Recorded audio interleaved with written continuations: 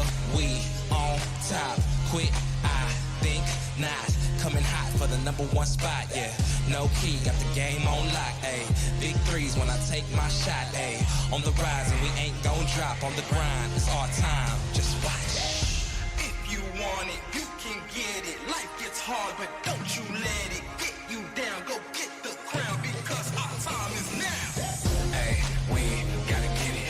Gotta get up, gotta go, we gotta get it. Ayy, they won't forget us. Made it happen and we all became legends. We gotta get it, gotta get it, gotta get it. We gotta get it, gotta get it, gotta get it. We gotta get it, gotta get it, gotta get it. We gotta get it. We can't be contained when we leave the game. My name will remain. We don't need the thing. You can keep this chain. We broke free, so things won't be the same. Nah, on the mission, gotta get it. Let's work. We were raised on the net. I'm raising my net worth, but it ain't about the money. Nah, it ain't about the cause. All that matters is the world knows who we are. Stars. If you want it, you can get it. Life gets hard, but don't you let it get you down. Go get the crown because our time is now. Hey, we gotta get it. Gotta get up, gotta go, we gotta get it. Hey, they won't forget us. Made it happen and we all became legends. We gotta get it, gotta get it, gotta get it. We gotta get it, gotta get it, gotta get it. We gotta get it, gotta get it, gotta get it. We gotta get it. Know that our time is now. Yes, life can get hard, but don't ever let it keep you down.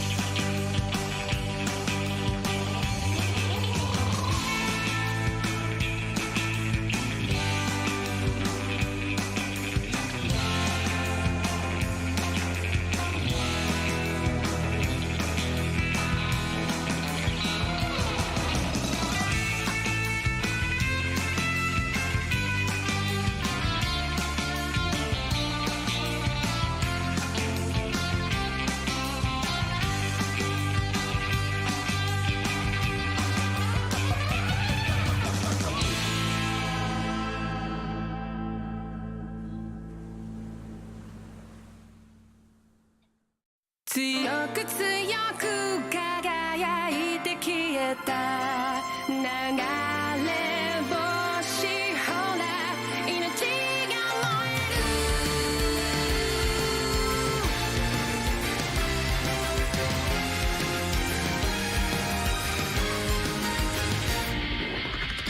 何かに怯え走り続けたその虚しさの静まに何を見て何を探してきた自分の声がただ響く幾千万の星の中で惹かれて出会った守り手たちよ回る回る時の輪の中で自分の弱さ強さの先に同じ空誰かが見上げてそう信じて消されない虹の奇跡が届けと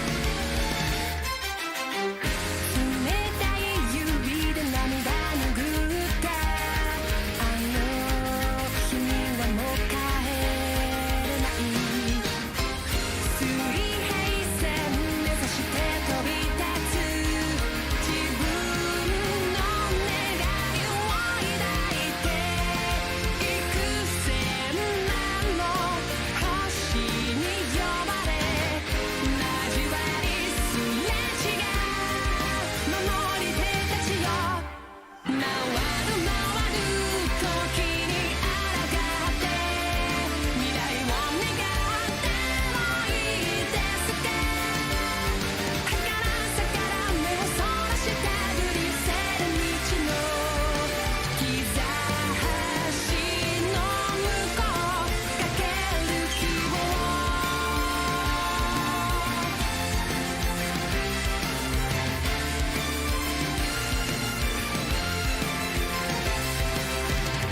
あなたの光あなたの命いたずらに知らさないようにそっとくれた記憶胸に熱く灯し約束の地へもう繰り返らずに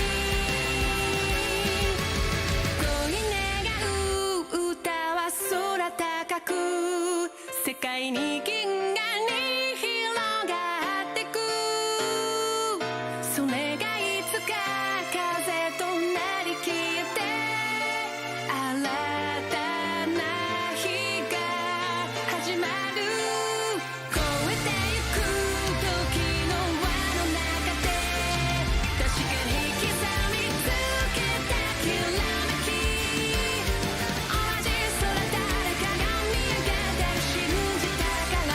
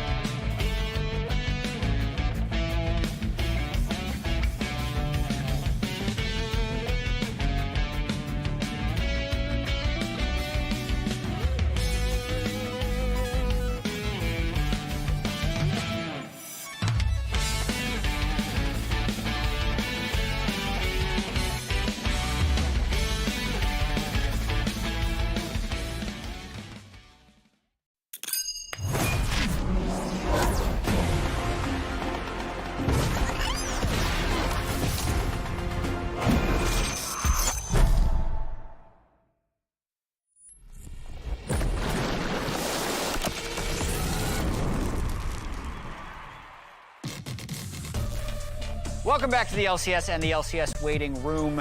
We have the same cast as last time, except Hai is joining us Heyo! for the first time this season on the waiting room. I'm here. With your sick shoes.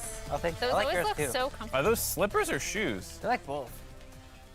They're They acceptable look because they're like closed comfortable. toe, you know? Yeah, But they're yeah. like super comfortable because they're kind of like Crocs, like the bottom of them. I don't know. Wow, look at this jib shot. Wait, Yeah, they're no, dirty. whoa. Don't show them. I'm embarrassed. I'm a little sad we're bringing attention to the shoes because my shoes are never good, and I just haven't gotten any reactions. My shoes I've been are wearing thick. these for like 8 years on the LCS ever since Honestly, I you joined. just got the dad shoes going on, Jad. It's okay. Yeah. Also, people have always been asking, what's in Emily's bag? What's in the bag? You're not supposed to ask that question. Oh, shit. I'm a thief. So, a very bad one. it's so heavy. Wow. It's actually so heavy. Yeah. I've actually never held the trophy. When This I is was like- trying to lift it to put it in the bag, I was just like, wow, I'm weak. So, anyone else want to feel it? Am I allowed to? I've never won Yeah. an LCS. I mean, Winner. I mean, I won a lock-in trophy, which was pretty big. Did you not win a? No, second place. Oh, Yeah. yeah. It's Give it to High. surprisingly heavy. Bro, I didn't have these when I won. I didn't even dude. make a finals. funny They this didn't year. make Story. trophies for you? They used to made be no smaller. trophies. Wow. And then the lock-in Yeah! trophy. Pat on the back. Fix that. Good job. I'm winning, guys. You did good. Let's have some when there was You the need to rebrand. fix that. Let's have some. I think they boiling, retroactively boiling gave crab it. is good. Like Yeah. 7 years later, they Good gave call. it.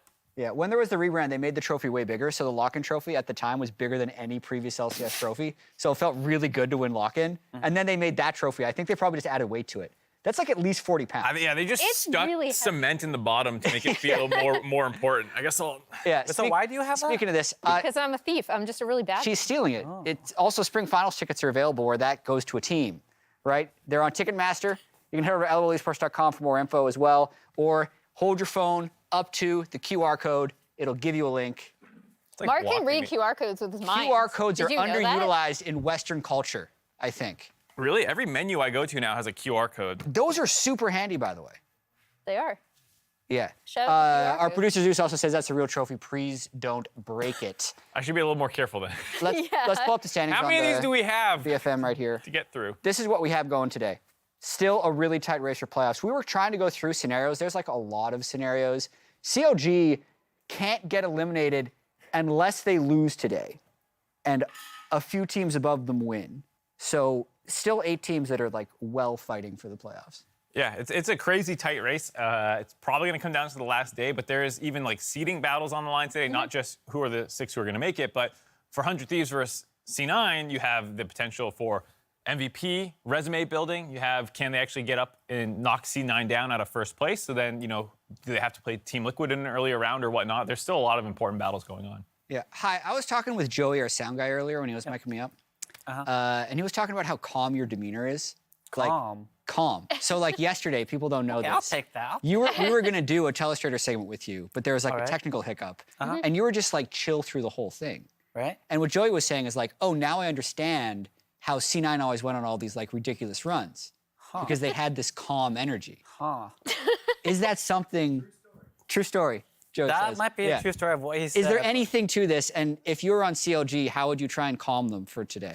I would be surprised if my teammates told me I was a calm one. You weren't calm. Well, not compared to them. Like, come on, the people on my team, you have Sneaky. He's Yeah. not calm now, but like back then he's pretty quiet, right? And then we have Balls. That guy talks like 2 words a game. We have Lemon, who's like 35 years old, so he doesn't talk much either. And then there's like Medos and me. Like, Yeah. So we talk a lot because we have to. So I'm definitely, I wouldn't say I'm calm, at least when I play the game. Outside of it, for sure. I Okay. take that. Thank you, Joey. I appreciate that. And then for CLG, I don't see why they would need calm energy per se. Like if you look at the last 5, they've done well, and I think they Yeah. usually play well. They're not like super far behind either way, and I'm actually pretty hyped about their team. Yeah, the lemon gift ready to go. Yeah, see, can you imagine that guy not being more calm than me? Look at that, So if I'm CLG, I'm feeling good. It's the best split they've had in like 2 years. Granted, that's not saying much because the bar is very low. Yeah. But those players aren't the ones that were at the bottom. They're doing much better than the previous years. I think they're chilling. I think they themselves have also said they have a pretty good like team environment, even when they have been losing, which is really good. Yeah, TSM's playoff streak was snapped yesterday, by the way. We wanted to talk about it on Waiting Room because it was a really, really long streak.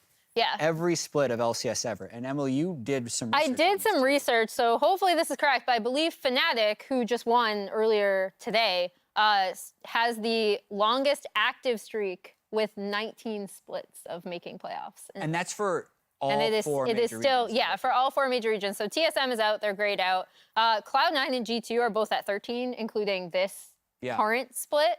And then I was looking at LPL teams like T1 would have, if it hadn't been for 2018 summer, I believe, was the split that they missed. And then EDG had their streak snapped in 2020. So I believe these are the longest major region active streaks. So shout out to Fnatic also for continuing. Like, that's super impressive. It feels like for a while, at least in North America, the road ran through TSM because it wasn't just for a while that they made playoffs every time. They made every finals for, I think, the first 4 Up until years. 2018. It was even longer than that. It was like 5 years. It was only when we did franchising and Clutch knocked them out. Yeah, it was insane how important they were to the early history of the LCS, not just winning a lot of titles, not just always making playoffs, but always being in contention. It was like if you wanted to win, you had to get through TSM at some point. Yeah.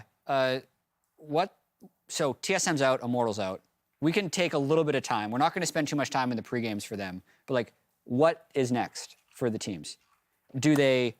It's always hard to make changes between spring and summer, obviously. But what do we think is going to happen? Well, Let's first speculate. and foremost, I would argue that they should allow their academy players to come play in LCS. There is a large difference between getting screen time for those players than it is for the ones there. For example, right? I think are they bringing Arrow back for the game today? Yeah, Arrow's coming back for Immortals. Are you thinking? You're saying like just for the next 2 games? Right, because these games no longer matter, right? So whether they win or lose, the players don't go anywhere from it. It's like, yes, the teams and organizations still want to win, but if you're trying to build up your amateur players or academy players, they need time in the LCS, right? Like, even if they get smashed, which they probably wouldn't, they maybe would, but I'm hopeful, you know? I think it's important to give these players the opportunities to play here, especially when the stakes are low, just to see how they, do, because there's no way you're going to know if an academy player would perform well on LCS until he actually does. So what better time to do it than for games that don't matter?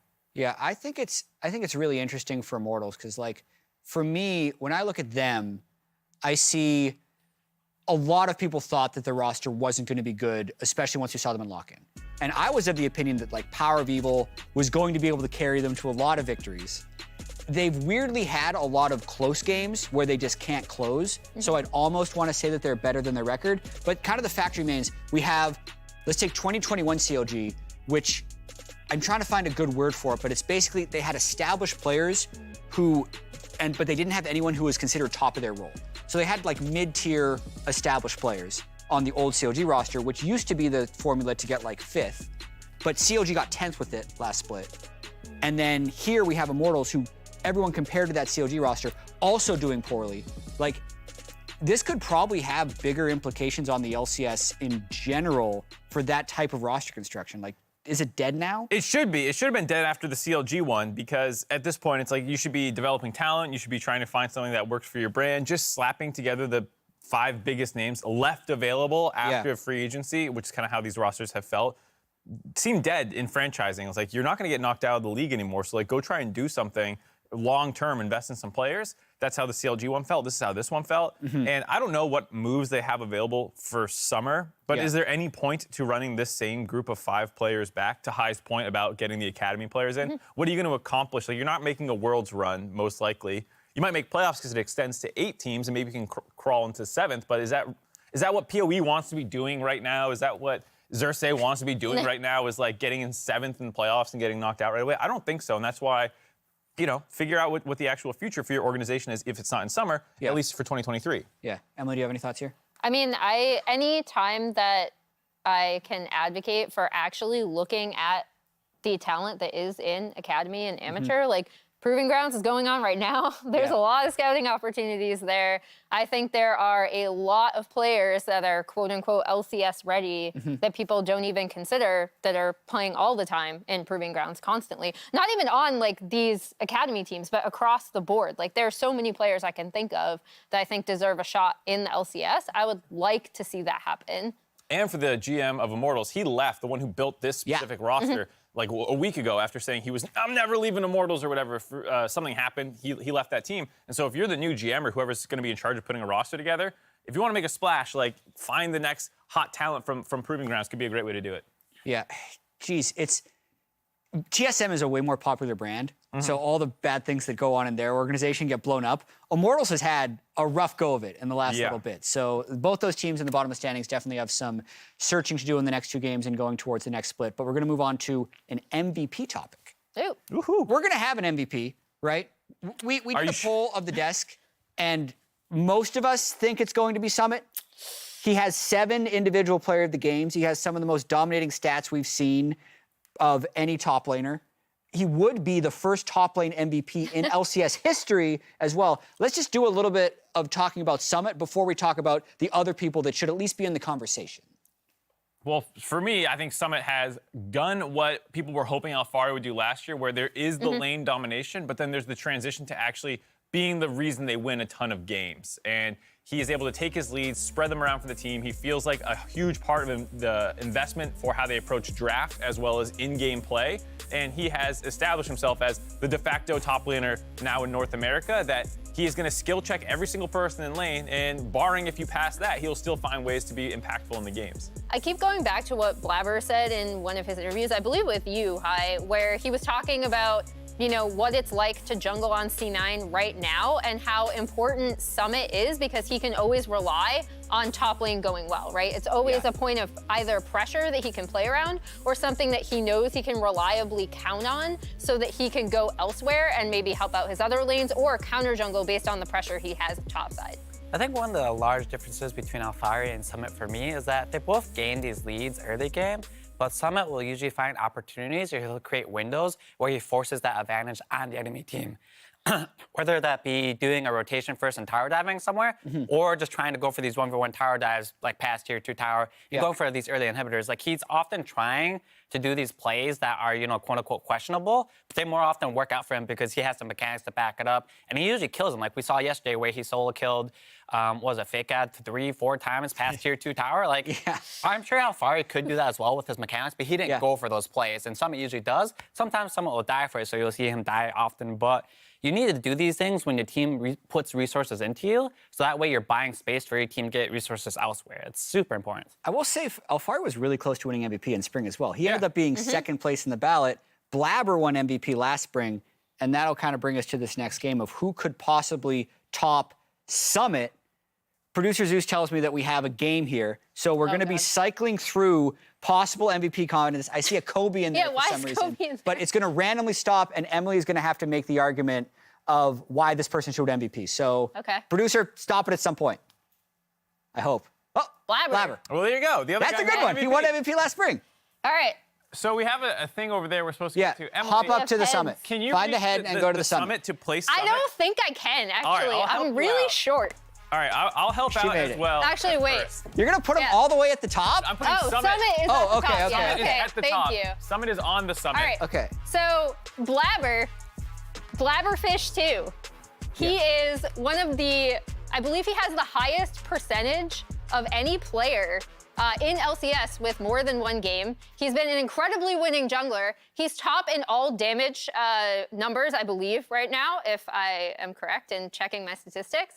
But more than statistics, I think Blabber can actually play multiple styles. Previously, we were worried about how he'd fit on the C9 team. Where would he fit? He's a carry jungler. He goes for some of these plays. Maybe it's not right. We've seen him play with his lanes. We've seen him play carry champions. He can do it all. I actually think, like, in all honesty, people see that MSI, like, scuttle crab thing, and I know they've turned to a meme. They still see it in their minds, and it's like, no, he's so much better than that. He's insane.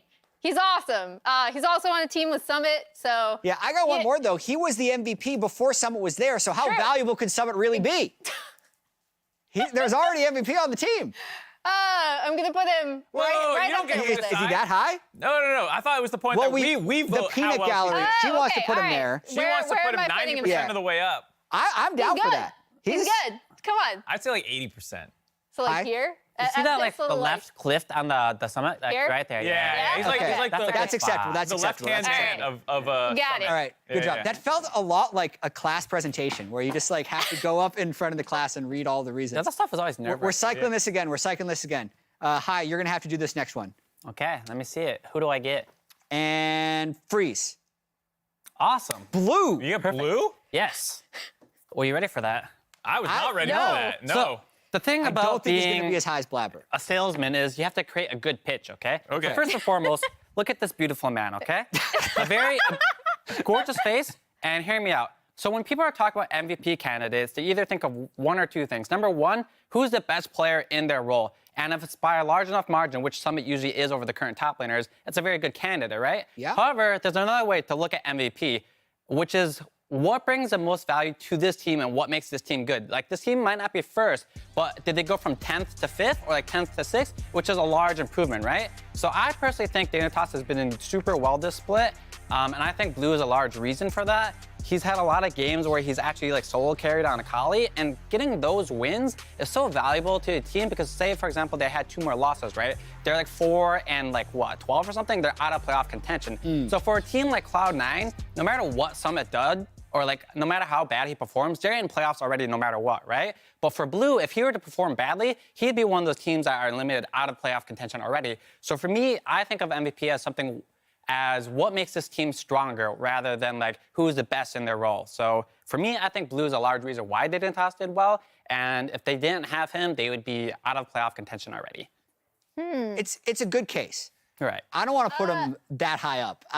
Well, you I'm can't just just saying- compare his skill. You can't do skill to my skill. counter to this point is River is on the same team. I know that. So I was gonna say, I think you did a great job given that you were handed Blue, but I'd still put him at base camp. What? He's not getting up the Base camp camp? at all. He can go like below the snow line. It's a snow line. Is there an Yeah. alpine tree that So you like can put him Where's on? that? where all You the see, like, Is this the snow where line? it Yeah, pretty starts much. turning Right, into you putting him down here? The camera can't even go that low. Yeah, well, a little above that. What? Just like middle bottom of the Camera the down? mountain. Can Yo, you guys are pan kind it? of I mean, put toxic. him where you Right want. here? Put him where you want. Put him where you want. Here? Yeah, that's a good spot. You guys are toxic. What the hell? I'm with Emily. If you did River, I'd put him like at least on the A little snow. high. That's some jungler bias right Yeah. there. It is. They've only Right. beaten TSM, Immortal, CLG, and 1 game against 100 Thieves. Everyone else they're 0-2 against. They've beaten one That's tough playoff MVP. team. Yeah, Mark, you're going to be up next. Let's roll the telestrator. Let's go. Okay.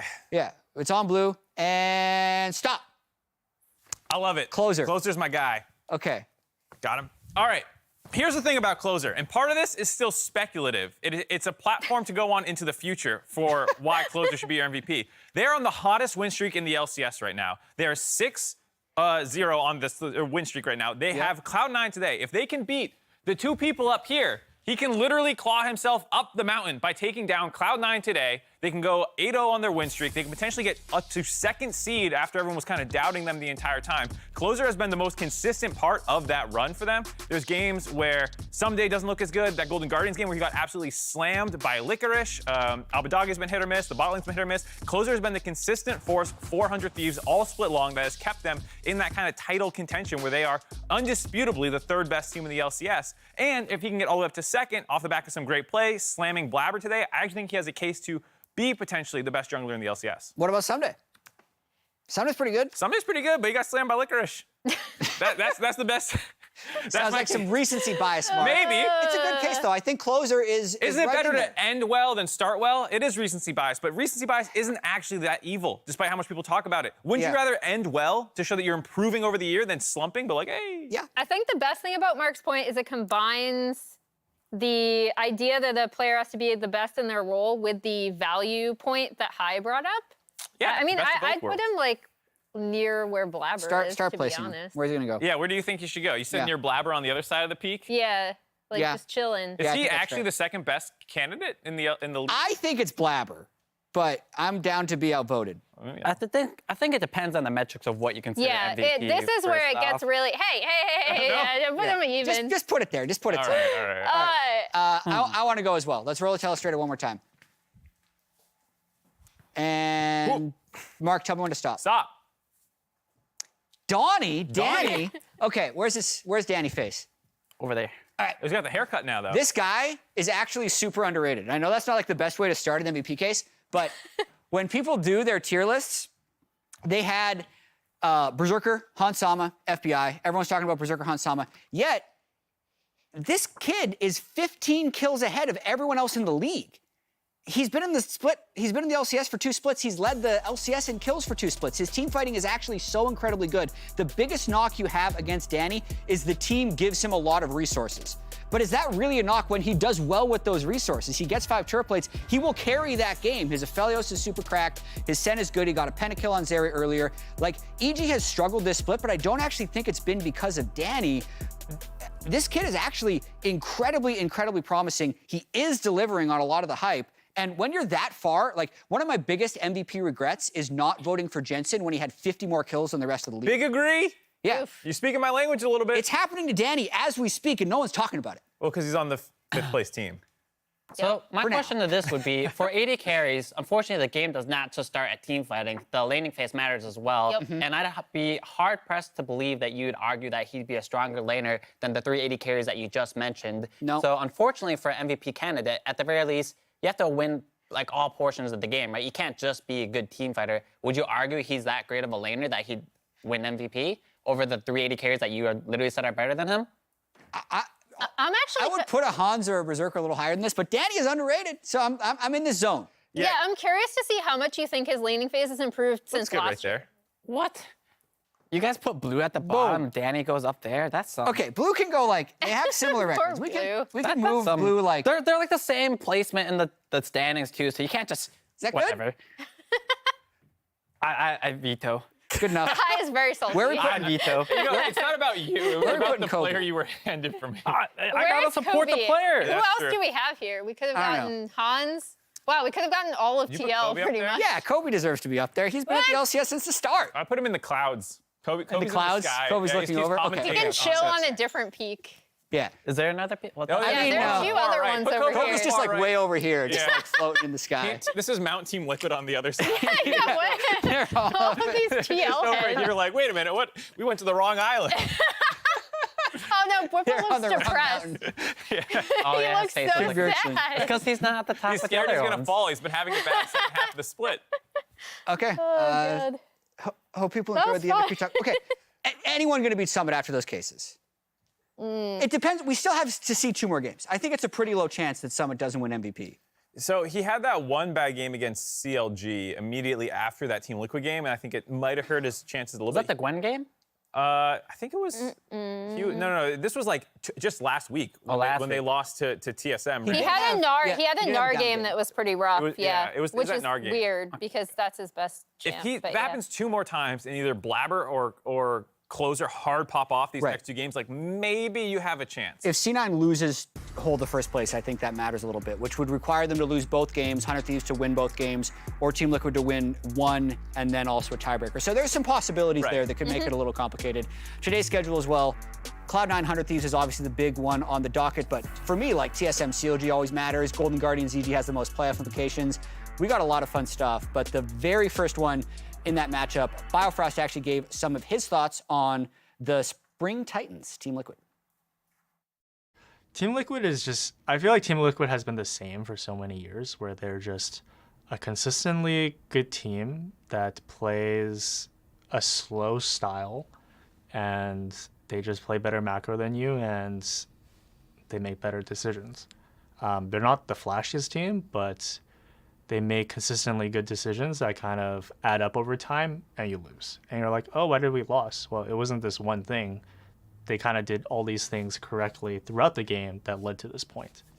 It's not like it's some chess thing. They're not like gods, but they have a lot of veteran talent, and that can help. I think it's really interesting that he brought that up because last week in their loss, one thing I did really appreciate was that TL looked like they were trying something else out. It didn't end up working for them, but it was like more of a hard, stomp top lane, stomp early. It was a little bit of a different look for them. And I actually liked that, even though they lost that game.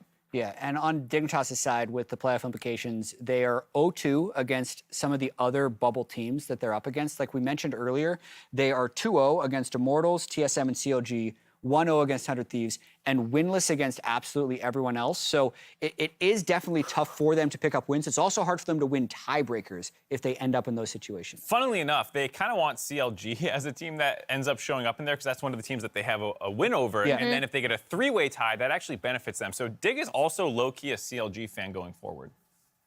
Also, the bot lane here, as we just talked about Biofrost, we have Hansama and CoreJJ. CoreJJ played over half of the split at this point. They have, I'd say they dominate lane early in their core roams, but Biofrost and Neo have definitely done a lot more 2v2 Caitlyn Lux this year. Yeah, I mean, I think when I'm looking at the way these two bot lanes match up, we know that Core is just going to leave lane as soon as possible. Jat, you yourself have talked about how, like, you really appreciate how once the lane is set, Core will roam, and that can be super early, especially with Hans and the way he looks at lane. Yeah. And then Dig really, really loved their 2v2. Yeah, I really like the way, I think sometimes Core gets misunderstood in how much he roams because he won't roam at good times, right? He doesn't roam because the lane is lost. He roams because the lane is fine or the lane is already won and he can go carry that advantage to the rest of the map. And I agree, that works super well with Hansama in his systematic way he plays the game.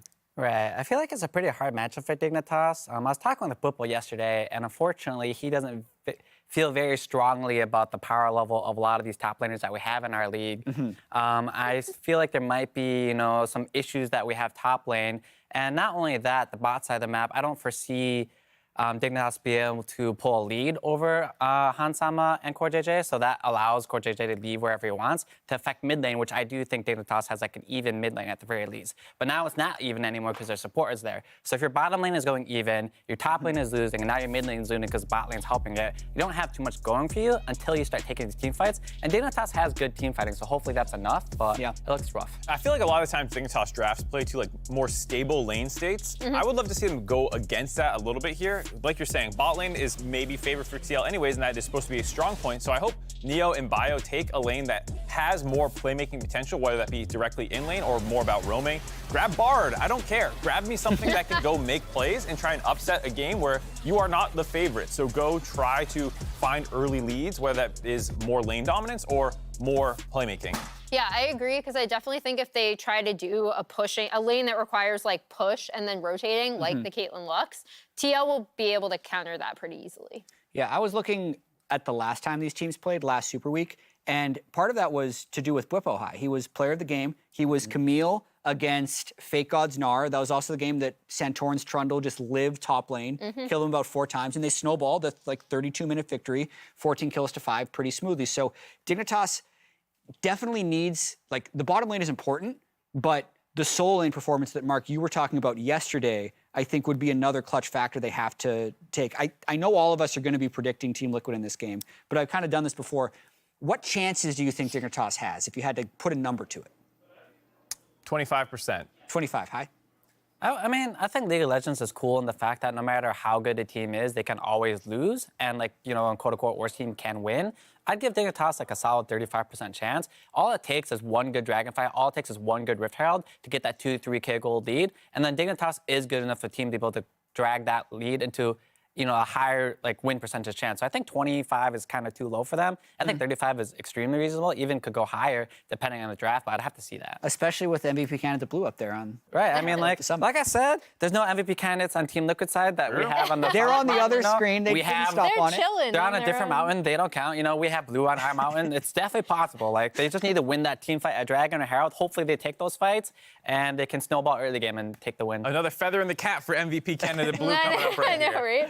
I mean, I'll say this. I think if it had been a week prior and not like with playoffs and seeding on the line, I would have given Dig a little bit more of a chance, actually because of some of the things I said, especially on draft. Like if TL, had a more early game focused draft again, where they're like obviously trying something out that's a little different. They feel like they can play through every lane. They've said that before. Maybe Dig have a better chance. I'm giving them like 20. I know I'm going, I think, lower than everyone. That's fine. But I just think it's kind of a mismatch given how well TL can play around their bot lane, and that's been Dignitas' strength. All right, sounds good. I'm going to go 30, and that's going to be up for us. So let's roll the show open, dive into Dignitas versus Team Liquid. Take it away.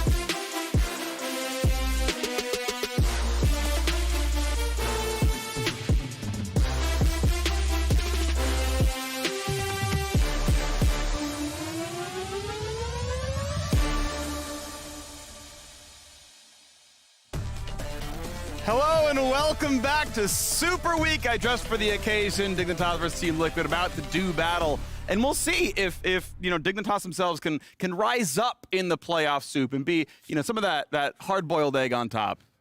Soft-boiled egg, I think, more accurately. Just keep going. No, it's enough for me. Nope. Just keep going. No, I'm waiting for you. I said a line. I let the open-ended so that my co-caster can talk. And you'd be like, oh, no, I don't want to say. Yes, and is the entire point, Azael. No, but. No, but. All right, Dignitas versus TL. You guys see what I'm working with up here? Man's wearing a bowl of soup. That's true. I'll take it off in between games. It's only on camera. It's a performance, It's not a way of life. Soup doesn't stay on during cast? Not usually. It's a little warm. I'm already on like 3 layers. Do you sleep in the soup? I do not. No? No, I do not sleep in the soup. I can kind of see you even using that as a shower thing, As much as the soup does need like a watery base, you need to keep the proportions in mind. If you water down the soup, the broth becomes less tasty. Okay. Yeah. All right, well, Dignitas looking for an upset here. 7-9, brutal strength schedule. They lost C9 yesterday. They have TL today. They have 100 Thieves tomorrow. They're going to need at least 1 win, I think, realistically, to try to make it into playoffs. TL, of course, trying to fight for that top of the table standings finish. Looking for first place if C9 could give them some help. Yep. Did check. They are 0-2 against Golden Guardians. So if CLG doesn't catch up and we sit through a Dig and Golden Guardians sitting at 7 wins, it's Golden Guardians spot and Dig are gone. So either CLG helps out in 3-way ties or Dig must win one of these games. Yeah, and it's going to be really tough. I mean, they haven't been able to reliably beat teams at the top of the table whatsoever. So I kind of agree with what the desk was talking about. Bring in some variance. Go for some high variance picks here. And Karma to me is not that. I would be more of a fan of hey, it's Blitzcrank. Hey, it's Bard. Hey, it's something crazy that if you get hot, you can really take over a game. But we'll see what Dignitas wants to bring out with the rest of their draft. Karma early always makes me think that it's just going to be like Karma Ezreal bot lane. We'll see if they're actually going to move towards that. Karma plus Viego, pretty strong combo. We did see Caps play Karma mid today, so there is a small consideration that it could be in a solo lane, but I'm going to be assuming that it will be bot and very likely paired with Ezreal. That's pretty much always what you see when Karma gets first pick. Ezreal's coming in thereafter. TL on the other side, grabbing the Ahri for Bjergsen, which after some really good games, did get banned out yesterday. It was last week he had 2 really strong Ahri games where I thought Bjergsen was the carry, he wasn't just along for the ride, wasn't just having a mistake-free performance. Right. He was the reason they were winning. So they get that back. They get Santorin on the Hecarim. So you've got some strong engage.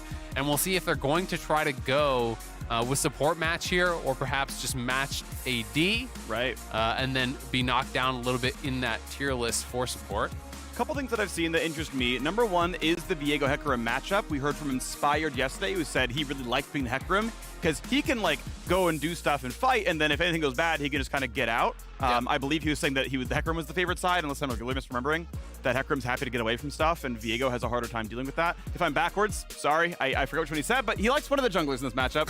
As I played over my head, I'm like, well, actually, Viego's not bad at, and now I don't know what I'm saying anymore. So, really strong point you have it's a there. really strong point. Two junglers will enter. One of them might be better than the other. Yeah. But you're not sure which. Inspired really was happy. Whatever. One of them is a horse. I can look at the match history for Inspired and be like, oh, he played this one. He liked it. It was a draft gap. So, anyway, we'll pick that one up a little bit later. Regardless, what I wanted to point out was the fact that Dignitas, the other part that I actually like more, was they kept hovering mid lane for the Viego pick. Yeah. I think trying to be like, oh, yeah, it's Karma support. Look at all these mid laners we could play against you. If they're trying to mind game and be like, but it's actually Karma mid. Yeah, it'll be interesting to see if that is the case. TL at least hasn't bought the bait. I think it is just going to be support, but we'll see if that does get changed around. The Silas ban here, I think, is smart. You already have 3 very powerful ultimates to steal on the TL side. You'd be happy to grab any of those, regardless of what else they do lock in. Whereas for Dignitas, banning out potentially that Lucian top from Whippo. He did play it once, and it wasn't a loss recently. He played it once earlier in the split and then won on it, but has been actually drawing a fair number of bans. I don't think this is a Hans pick unless he's been bringing it out in scrims because we haven't seen it from him on stage, but clearly people are giving respect over to that Lucian solo lane. Has become a lot more popular over these last couple weeks. The return of a lot of these double marksman comps has been there as a result of that Lucian coming back in, but Ryze banned out. Double AD top laners banned out there for Whippo, so expecting something of that variety from him. This makes me think that Fake God is just going Gnar. We do have the Ashe here from Hansama, so he brought this out already once. I do actually really like Ashe, and I think it makes a lot of sense to be mixing it back in. And again, TL is going very heavy on the hard engage. They did this yesterday, I believe, with it was like Ornn, Nautilus, and maybe Ashe as well, if I'm recalling correctly. It was Trundle and then Ashe on top of that. So they had very, very heavy hard engage. That game, it was like Bjergsen on Victor, I believe. So a little bit of a different kind of profile, but they've really been loving the hard engage. Dignitas go the Gnar as expected with those double AD bans top. That is kind of pretty obvious. They are moving towards this. Bwipo has not really been the Aurelia guy to try to punish in this matchup. Yesterday, he actually took Ornn in this matchup in this exact same situation with the same bans in round 2. So he could just go right back to what they did yesterday with the Ornn here. But of course, there is always that chance of going for one of the aggressive melee matchups. We just haven't seen any Aurelia really from Bwipo. So if he were to go something a bit more aggressive, I think it might be something along the lines of a Camille to be able to kind of have that gank assist. GP would make sense if you want to play just kind of to survive and play cross map, help set up those engages with the ulti. Yeah, and it's just finding more ways to say, yeah, we're going to help engage, and this allows him to be part of a dive composition while playing for split push. Keep in mind, right, Ahri starts fights out, Hecarim actually dives, Ahri actually dives, so adding an extra spell on top of, you know, backline access, definitely pretty valuable. I think it does fit what the TL comp is trying to do. Absolutely, and I think this is, again, a situation, kind of back-to-back days now, where TL is basically throwing down the gauntlet and saying, you got to beat us early, because I think that TL just pretty much auto-wins late with this kind of composition. I think that their 5v5 is incredibly powerful into what Dignitas has actually drafted, and TL has shown just yesterday against the Gnar that they will punish you if your Gnar bar is not ready. Ligorosh got punished constantly for that. Dignitas are going to have to turn in a strong early game here. We'll see if they can do it. Ezreal Karma in the bottom lane. They're going to push for the fences early on. Can they do it? Let's find out.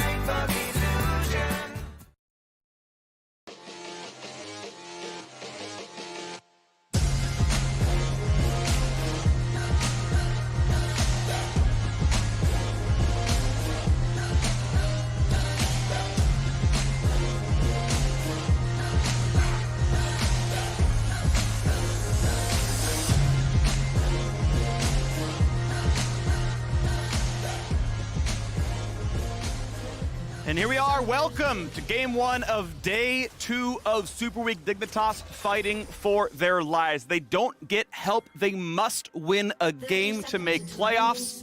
And it starts here with Team Liquid, the current second-seeded team. They could catch and surpass Cloud9 if the latter were to drop a game. Right now, Dignitas walking through a ward uninnovated into the bottom side. Like they actually are kind of down to scrap. They're moving Bwipo down. They're going to 5-man stack in this brush, expecting that Dignitas might wrap around. Okay, so this is smart. Yeah, so this is recall. Invades 102. Obviously, stick together, do the thing, put the ward down.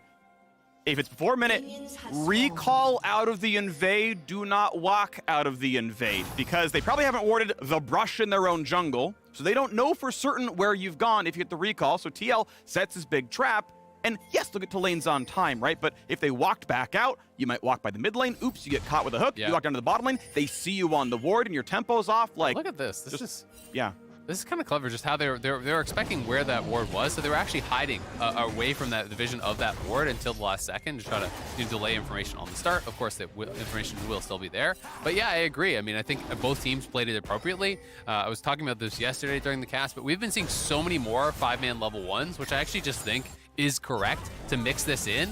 And hook does land. We'll see how much this trade is going to be on Bio. Pretty solid. Bio's out of potion already, and we'll see if he's got biscuits for more later on. But if he does have more sustain, then he can trade his health bar for someone else's. And you know, if Corjay's at half HP, it's a Glacial Nautilus. You can focus that champion. Yep. And River already 2 camps in, walking through the mid lane. I believe he's going to enemy red, I think. Spotted.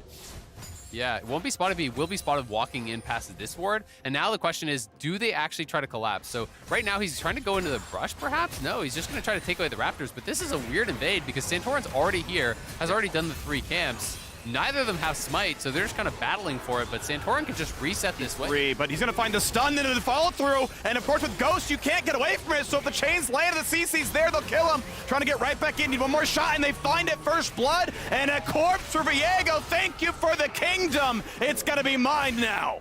Yeah, River's gonna be able to take away the camp and get the red buff. Blue gets the kill and a blue buff here. That is a massive start for Dignitas. Santorin just felt way overconfident. Bjergsen hadn't moved yet, and he was just taking the scrap. He was up a level, but it is a red buff Viego there, so you've got to be paying that respect over to the power of this champion, and Blue moved way faster, so it just felt like he was kind of underestimating the situation. You know, I didn't think it was going to work because I thought that TL would play it out a little bit more slowly. Bjergsen would move over, and they would kind of recapture their jungle, being up a level on the Hecarim, but instead, it felt like Santorin just went straight for it, thinking he would actually be able to win out on this fight. They spot him going in. He pushes him out immediately, but Bjergsen is at the tower, has already spent his charm here, and when Blue moves over, Bjergsen is not moving. He's not going to be able to actually get there, so you have got to be running immediately. But at this point, it feels like it's too late. As you said, he has no flash. He is on the Ghost. It seemed like he was kind of trying to sidestep a chain or something, but Blue actually didn't even have level 3, so it didn't even have chain available. Literally walk in a straight line and you're fine. Yeah, so I think a lot of misplays, honestly, from TL in that one. Santorin could have walked straight out. He was giving the respect that he had chains. I think that's why he's behind the Raptors, but just didn't realize that LeBlanc wasn't even level 3. Right, River already flash stun. He burned the Q. You know, Blue just has QW. That is basic LeBlanc, you know, skill orders right there.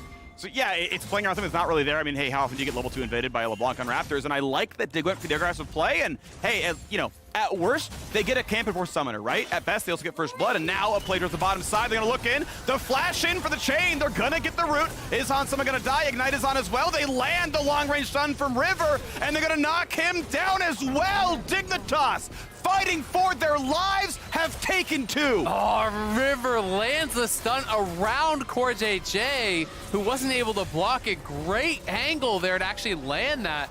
Bio with just a straight up flash in. TL had the wards, but Bio with the tether flashes to keep it leashed there. Dignitas aggressive start. And this is why you go for those aggressive plays here. You force your opponent to make the correct response. And there are times where it's not a situation that you're used to. That invade is a great example. As you said, how many times you get level 2 invaded by the LeBlanc, level 2 invaded by a Viego cross map in this situation. Wasn't responded to appropriately. All of a sudden, Dignitas 2 kills across the map, up 1,000 gold here early on. Things looking really good for them. I will say the first power spike does come through for Bwipo. Sheen plus a Cole, refill the potion. Happy to land on this for a while. He's trying to stack up Grasp, has actually CS pretty well. He'll be up against Fake God. The question is, will the farm matter or will the TP lead matter? Because Fake God, for now, still has control over the lane. Hecarim is topside going to his Krugs now for Santorin. Still only level 4. So a while till he can get that ulti to make the dives really look good. And we'll see this repeat play towards the bottom side. Blue tries to scrap with Bjergsen, does not land the chain. Yeah, nice little attempt. He got 6 first, so he was trying to look for that chain. If you do actually connect with the chain, then you can use the ulti there as well. And Fake God, I think he's just going to probably ult this wave even. You know, this is just one where you need to get it reset. You haven't actually TP'd back. Ult the wave. Now back it up. We'll see though. Bwipo hit 6, so he could potentially have gone for that. I think it would be a flash for flash in that scenario. I think that's probably the best you get. Yeah. Because if you drop the ulti and then you flash for a Q, that's going to be the most you get. But it looked like Fake God still had about 250, 300 health. I don't think it would be enough to kill him. Yeah, like it's a good play if your ult forces flash and your ult for flash and you got a 2-minute cooldown window to like go again later. And that's maybe worthwhile, but you know, is Nar's flash going to matter in the next 5 minutes? Maybe not. You're not really diving him. And when you're playing the GP side of this matchup and you have a call, like you're happy, right? You're kind of chilling. So I think he's happy to push him out of lane there. Of course, Fake God was going to get the reset, and he didn't know where Viego was either. That's the other aspect of it. So if you try to look for a flash follow and you die, then it ends up being pretty rough. Santorin, though, has wrapped behind. He is not level 6, but no flash on Biofrost. He should be dead. Ooh, flash Q. Here comes the horsey, and Biofrost doesn't have a way out. Hand the kill over. It goes to Hansama. Well done. Ignite does not steal the kill. And 300 now gold back on the 80 carry of Team Liquid. Really nice pathing from Santorin. You know, they should have had the idea that there was a ward in the Tri-Brush. He very clearly played around it. He never stepped in vision of that. just waits behind. They go for the easy target. They punish the missing summoner. This is really kind of just jungling 101 there. You know, when the summoners are down, attack those players, get the force in. Yep. And it's a really nice job from TL to also give that over to Hans because there's no escaping that from Karma. Yeah, okay, nice play right here. Charm is going to land. Blue does not quite get over Q2, though, from Bjergsen. Ults the W for damage, but doesn't quite get over the orb. Pretty heavy trade on both sides, going through potions now, corrupting on both players, so they'll get their health bars back up. But yeah, something that I think we can spend some time talking about is a lot of good play is aggressive play, right? It's failing to punish a cooldown or failing to go for a dive is a misplay. It doesn't look like a difference in the scoreboard. You don't suddenly have a solo death and it looks bad.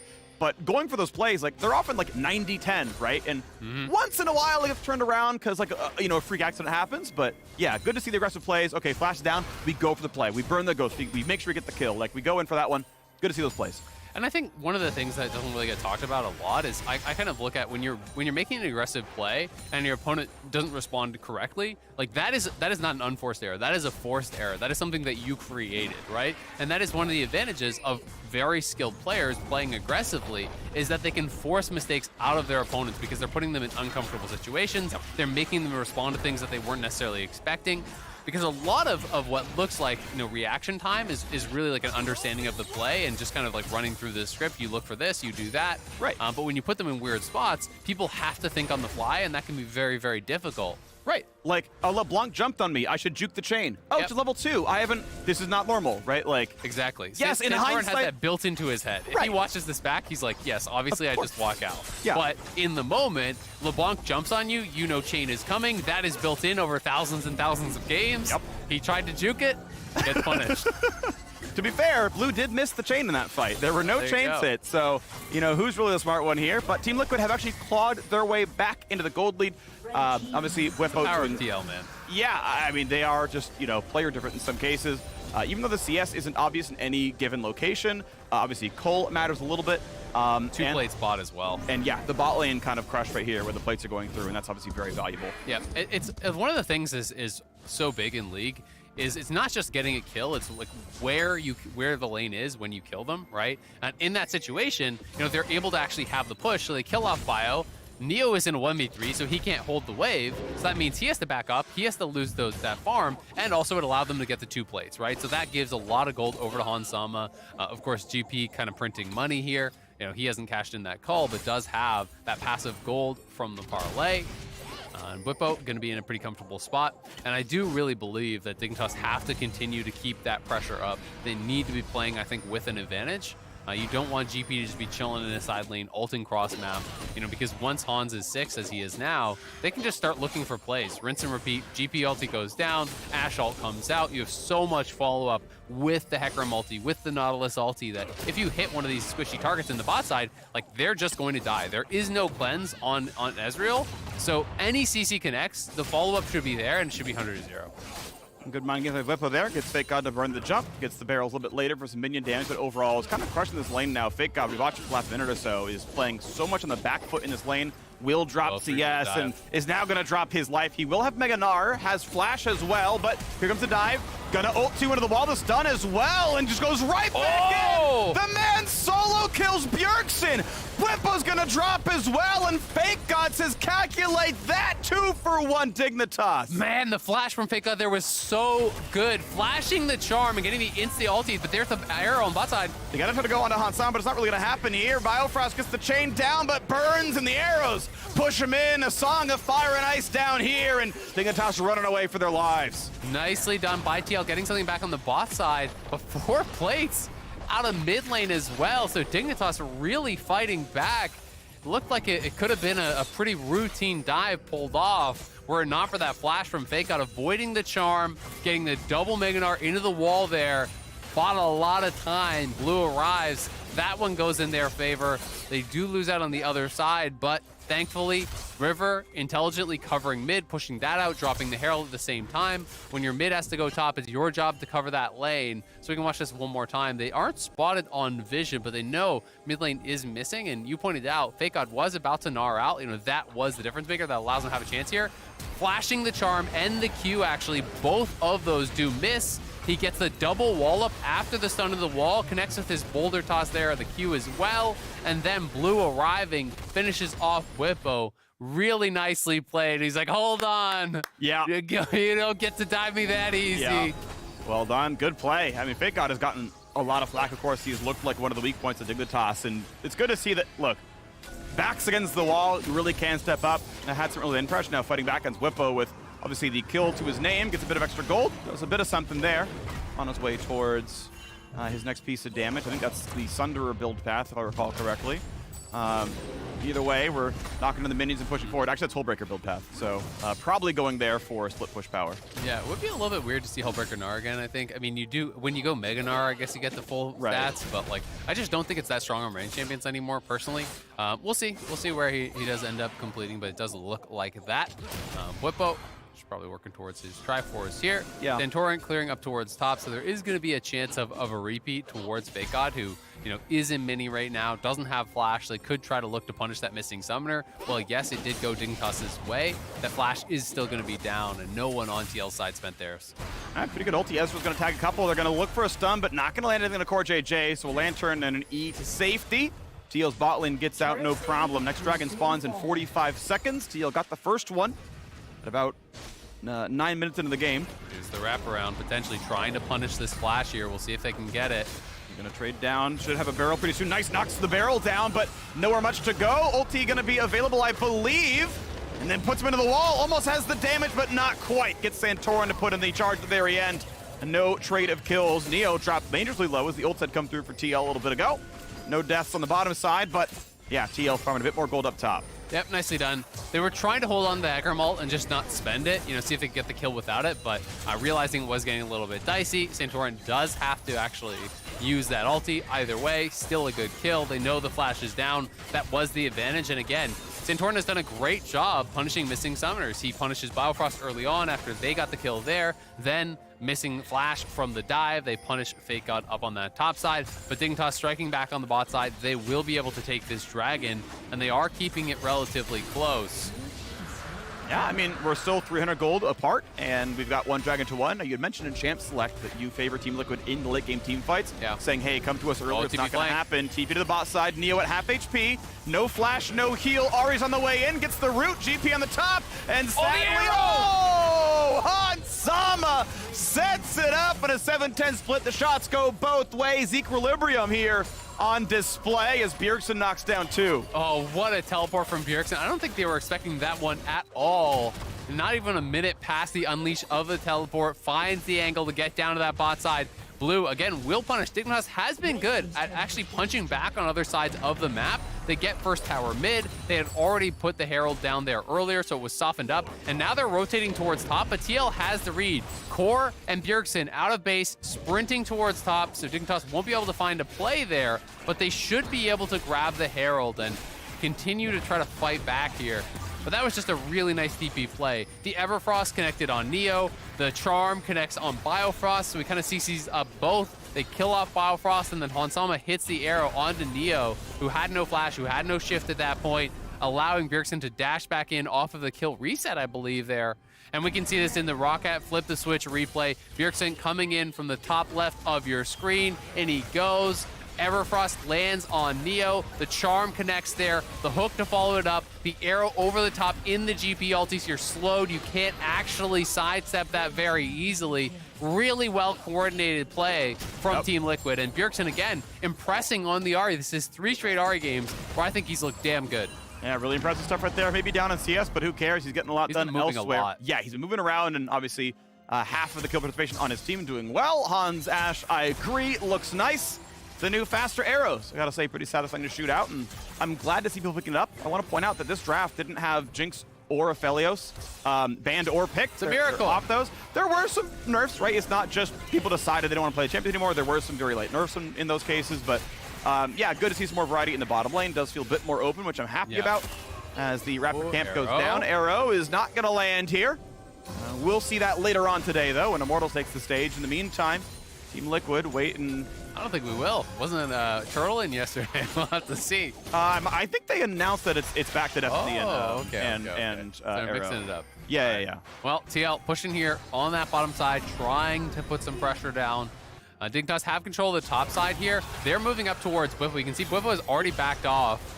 And TL are just trying to push them in here and just do the same thing that's happening to Bwipo to Blue. And that's going to be a bot lane turret going down. Yeah, Blue going to be on the backside here. Would have loved to steal around 70 gold with the distortion on that one, but can't land it. And it is going to be top lane turret dying, so Hullbreaker is going to get some value. And I will say, to my side, or sort of to defend Fake God's build, I think Gnar's one of the champions, range champions, who still does, I think, like Hullbreaker pretty well. Yeah. He doesn't have a lot of extra stat synergies. Like, if you're a Graves, right? Oh, getting crit matters, getting more lethality armor pen matters because, like, you are kind of a burst mage or a big marksman. Like, you want multipliers.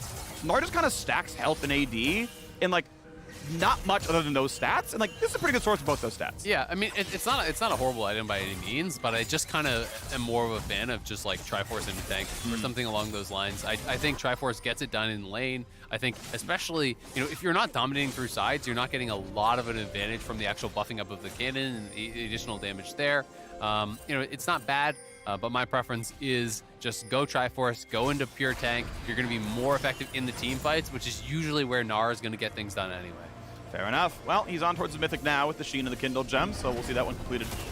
Before too long, good sidestep, just barely. That was, I believe, shot from Fog, because Core was already sweeping with a flash charm, comes over the wall, and there's no way out. Neo cannot dodge that bullet. The Hecarim over the top as well, wants a little bit more. Down goes Biofrost, and there's not much of a fight left. Fake God TP's in, but he's mini-Gnar. He's 3v5, but he's not getting anything done. Man, TL has just done such a good job at punishing this squishy bot lane. They don't have anyone to kind of face check safely. There is no real tank here on Dignitas besides Fake God, who is not with the squad, so they're trying to play for vision. Yes, the arrow does miss, but I believe it was Charm Flash there from Bjergsen right over the wall.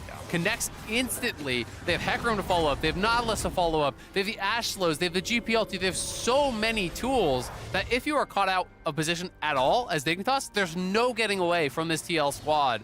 It is going to be really, really hard for them to actually play around that because TL has been very aggressive. And as Bjergsen picks up more and more of these picks, he is just going to be way ahead. So they miss the arrow, they retreat back. Bjergsen was spotted, but yeah, just Charm Flash. You can see Neo did get the E off in time, but the Charm had already connected, so it just kind of, he's charmed on the other side, pulled back in, which is even worse. The instant GP ulti on top, so you're slowed. There's no flash on him, so there's nowhere from him to go. Another Herald does get dropped, though, for Dig, so they're going to be able to grab the Dragon. They're going to be able to at least get a lot of damage down on this tower. They do have 2 dragons in their favor, so they're working towards that, but TL extending the gold lead, and we'll see if they can pull off this dive. There's no flash on, or rather no ulti. Okay, no wave, walks right in. This is going to be a lot of pain out of poor Bwipo there. Doesn't have a way out. The last bit of damage, flashes, wants the kill. Blue has to flash and drop turret dagger. That may have killed him. I don't think it would have been 600, but better safe than sorry in this case. Gets out as TL plays for the top set of the map. Knocked down a turret. Dignitas getting a lot done on the bottom. Yeah, they are, and it's been kind of just TL leaving Bwipo alone on the weak side of the map for a lot of this game. He's actually going to go Hullbreaker as well, so he wants to play heavily through the side lanes, and he, of course, is playing the full strength version, is not nerf for melee champions. But despite the pressure that has been on Bwipo for the last, I want to say 5-6 minutes, where it feels like he has been kind of weak side of the map, he's still nearly at 10 CS per minute. He has completed 2 items. He's cashed out his cull. The GP is not really being held down, but Dignitas have been scrappy about getting gold back. Anytime TL moves elsewhere, they're trying to punish, and I have liked their movements with that. In particular, Blue and River have been very good about trying to knock down these towers as quickly as possible if TL moves elsewhere for a play. For sure. Fan Reds are in on Ashe. Gotta say, move speed feels very good on that champion. You pretty much always run the approach velocity as well, and you're kind of zipping around, and yeah, feels really, really good. If you needed more tank busting, could have obviously gone for like a Kraken Slayer instead of the Gale Force, but don't dislike the mobility. Getting away from a Karma route or LeBlanc whatnot. Like, this is gonna have enough damage, so I actually like this build quite a bit. Towards I'm hoping Infinity Edge third. Yeah, and I think that it's not like there's no pure tank really on the side of Dignitas. So I don't think you need to absolutely maximize there. And these top level players just use Gale Force so effectively. I feel like it's basically another flash for them. So being able to really get a lot of value out on it. Blue laying in wait here, but as Bjergsen checks with Charm, he will have to retreat. Ow! Pad the stats. Neo adds a little bit more to his DPM as Bjergsen's health regen now's got to kick in. Worth pointing out, Blue did go a very aggressive option here. Shadowflame second, I love it. You know, he is the sole AP threat on his team, so there's no MR, really, on the other side whatsoever that I see. You know, yes, there is a little bit in the Aegis on TL for JJ, but that's it. Yep. And, you know, he has a lot of flat pen here. Has the Sorks, has the Shadowflame, early Ludens, has the potential to swing this game, right? You know, he's kind of the X factor now. He has 3 kills. If you can kill off Ashe or you can kill off, you know, the GP or someone like that really, really quickly, then there is an opportunity for you to win a team fight. But barring that, I just don't see them winning a scrap. Yeah, and I like Shadowflame for a couple of reasons. Obviously, it's a good flat pen item. He's just stacking flat magic pen to try to kill backline. Like, that is your goal as LeBlanc, right? A win condition is not, well, I worked through the Hecarim and Nautilus eventually. Like, that's not a good fight. It's like, well, I one-shot the Ashe. I'm stacking flat pen. But one thing I really like about Shadowflame is that it has 300 health on it. You're assassin versus assassin in the mid lane. Guess what? Ahri's damage matters, and having 20% more health means you have a 20% lower chance of dying. Fuzzy math, but like, you have a much lower chance of dying if she goes back on you. Yeah, absolutely. I mean, the health is for sure valuable, you know, and there's a lot of CC, so it's a scary game to be LeBlanc, right? It's not one of those games where you can kind of just like W in just for free, not even worried, right? Because if you W in for a trade, like if you go in for a WQR, which is that kind of common little poke combo, and you get Ashe ulted or charmed or anything, you are just dead. Moving forward to Bjergsen, the chase is through, they land everything, the burn is not going to be enough, eats a potion, just gets out the flash to safety, the slimmest of margins, the cosmic drive, health is enough. Man, Blue absolutely was lighting him up though. Bjergsen trying to play for the scuttle, didn't have vision around there, does get punished for it. Ulti and flash are going to have to be expended. Dignitas still pressing. They need to keep playing for vision denial. It's so important when you're playing around your fed LeBlanc. You must deny coverage. You must have LeBlanc playing in fog. Make TL scared to walk into these brushes. That's really where Blue will be able to excel. Knocks down the wards, and now the vision is gone around this Baron pit. Next Dragon spotting soon, it would be the 3rd for Dignitas, as they would work towards Mountain Soul. Last I looked at the stats, 2nd winningest Dragon Soul in the game, at least for solo queue. I have to double check, because I haven't looked since the nerfs to Hex Tech, but regardless, that would stymie a lot of Ahri and LeBlanc's game plans. Yeah, the flat pen really does kind of feel a lot worse when people get, you know, 2 or 3 of those Mountain Dragons in there, plus the Mountain Soul Shield. Blue, though, is in for the pretty tanky Hecarim. A little bit of a chunk goes right back out. Now 50 seconds to go. Doesn't burn many important cooldowns. Does have an ult right now actually down and will be gone for the start of the team fight if it happens right away. But a solid poke from the Ezreal, though. No good way to sustain it for now. It's all about the poke for Dignitas. They've got to soften them up. You have to have Blue as well as Neo constantly poking away at them, chipping away, because TL are just going to look for the hard engage. We'll see if they commit to it right now. Hey, Guts timed it well. He's got Mega now ready to go. LeBlanc over the wall looking for Santorin. Will not go in for the play. Soul point now. Now does Fake God go in? They're going to have River jump in. Ulti to the back line. Hecarim dives over 1 for 0 so far. TL just going to cut him to pieces. It's time to run away. And Dignitas it all away. Only one left alive. Neo's burning, and now a Baron is gonna be a freebie. Yeah, they're gonna go right over to Baron. Dig got the dragon, but they wanted more. They had Fake God in the Mega Gnar, but they get punished so hard for trying to go for it. TL has such a massive amount of CC that when they commit to that, they're just getting locked down, burst down. TL take the fight, they take the Baron, they take the mid lane tower. It's gonna be over 5,000 gold in the advantage now, and it's gonna be hard for Dignitas to ever make good on all those dragons that they've stacked up. Yeah, good luck sneaking the next one. This is definitely a Baron. It's gonna be picked up onto all 5. Gold lead grows to nearly 6,000. Watch this again. Yeah, it's really just all about the engage here. You know, Dignitas, really good job actually having Blue. He connects the chain, and he's kind of just zoning Santorin out.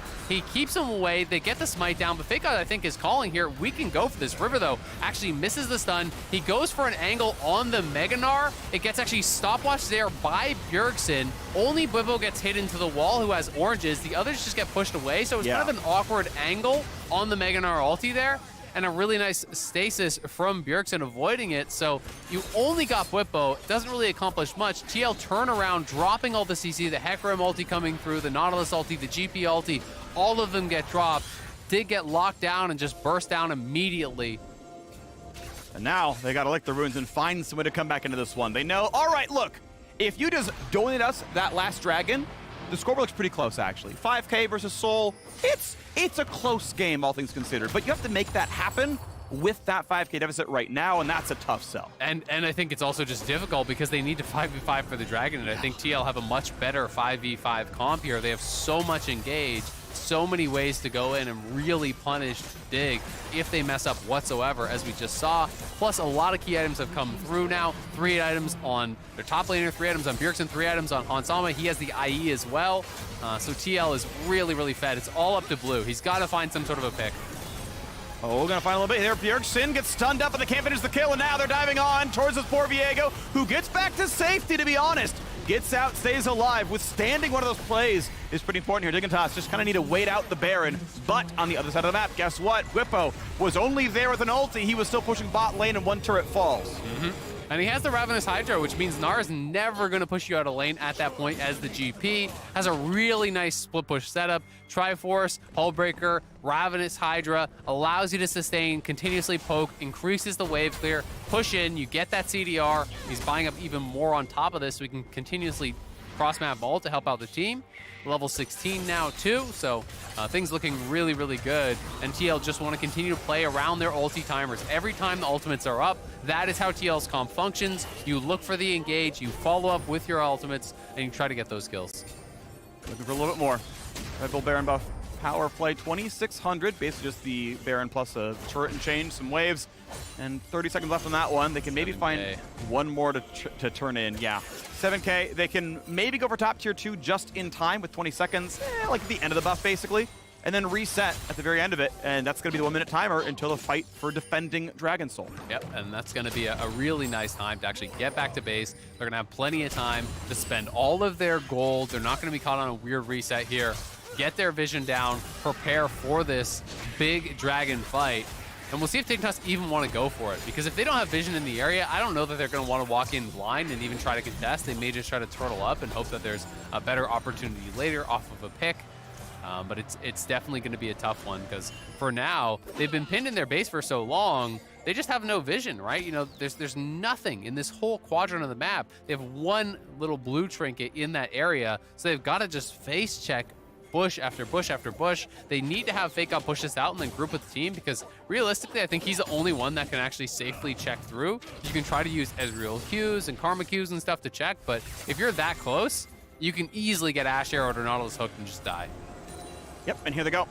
Bottom jungle belong to Team Liquid. Thank you for the vision toggle. Thank you. That is exactly what Dignitas sees, which is we're gonna wait a while. You know what? We'll try for the dragon in 5 minutes from here. This one's yours. There's no way you can really fight for that. You're not giving up much. You were gonna get the dragon anyway. So TL is incrementing their lead by 400 gold in stats realistically. Like not that much changes.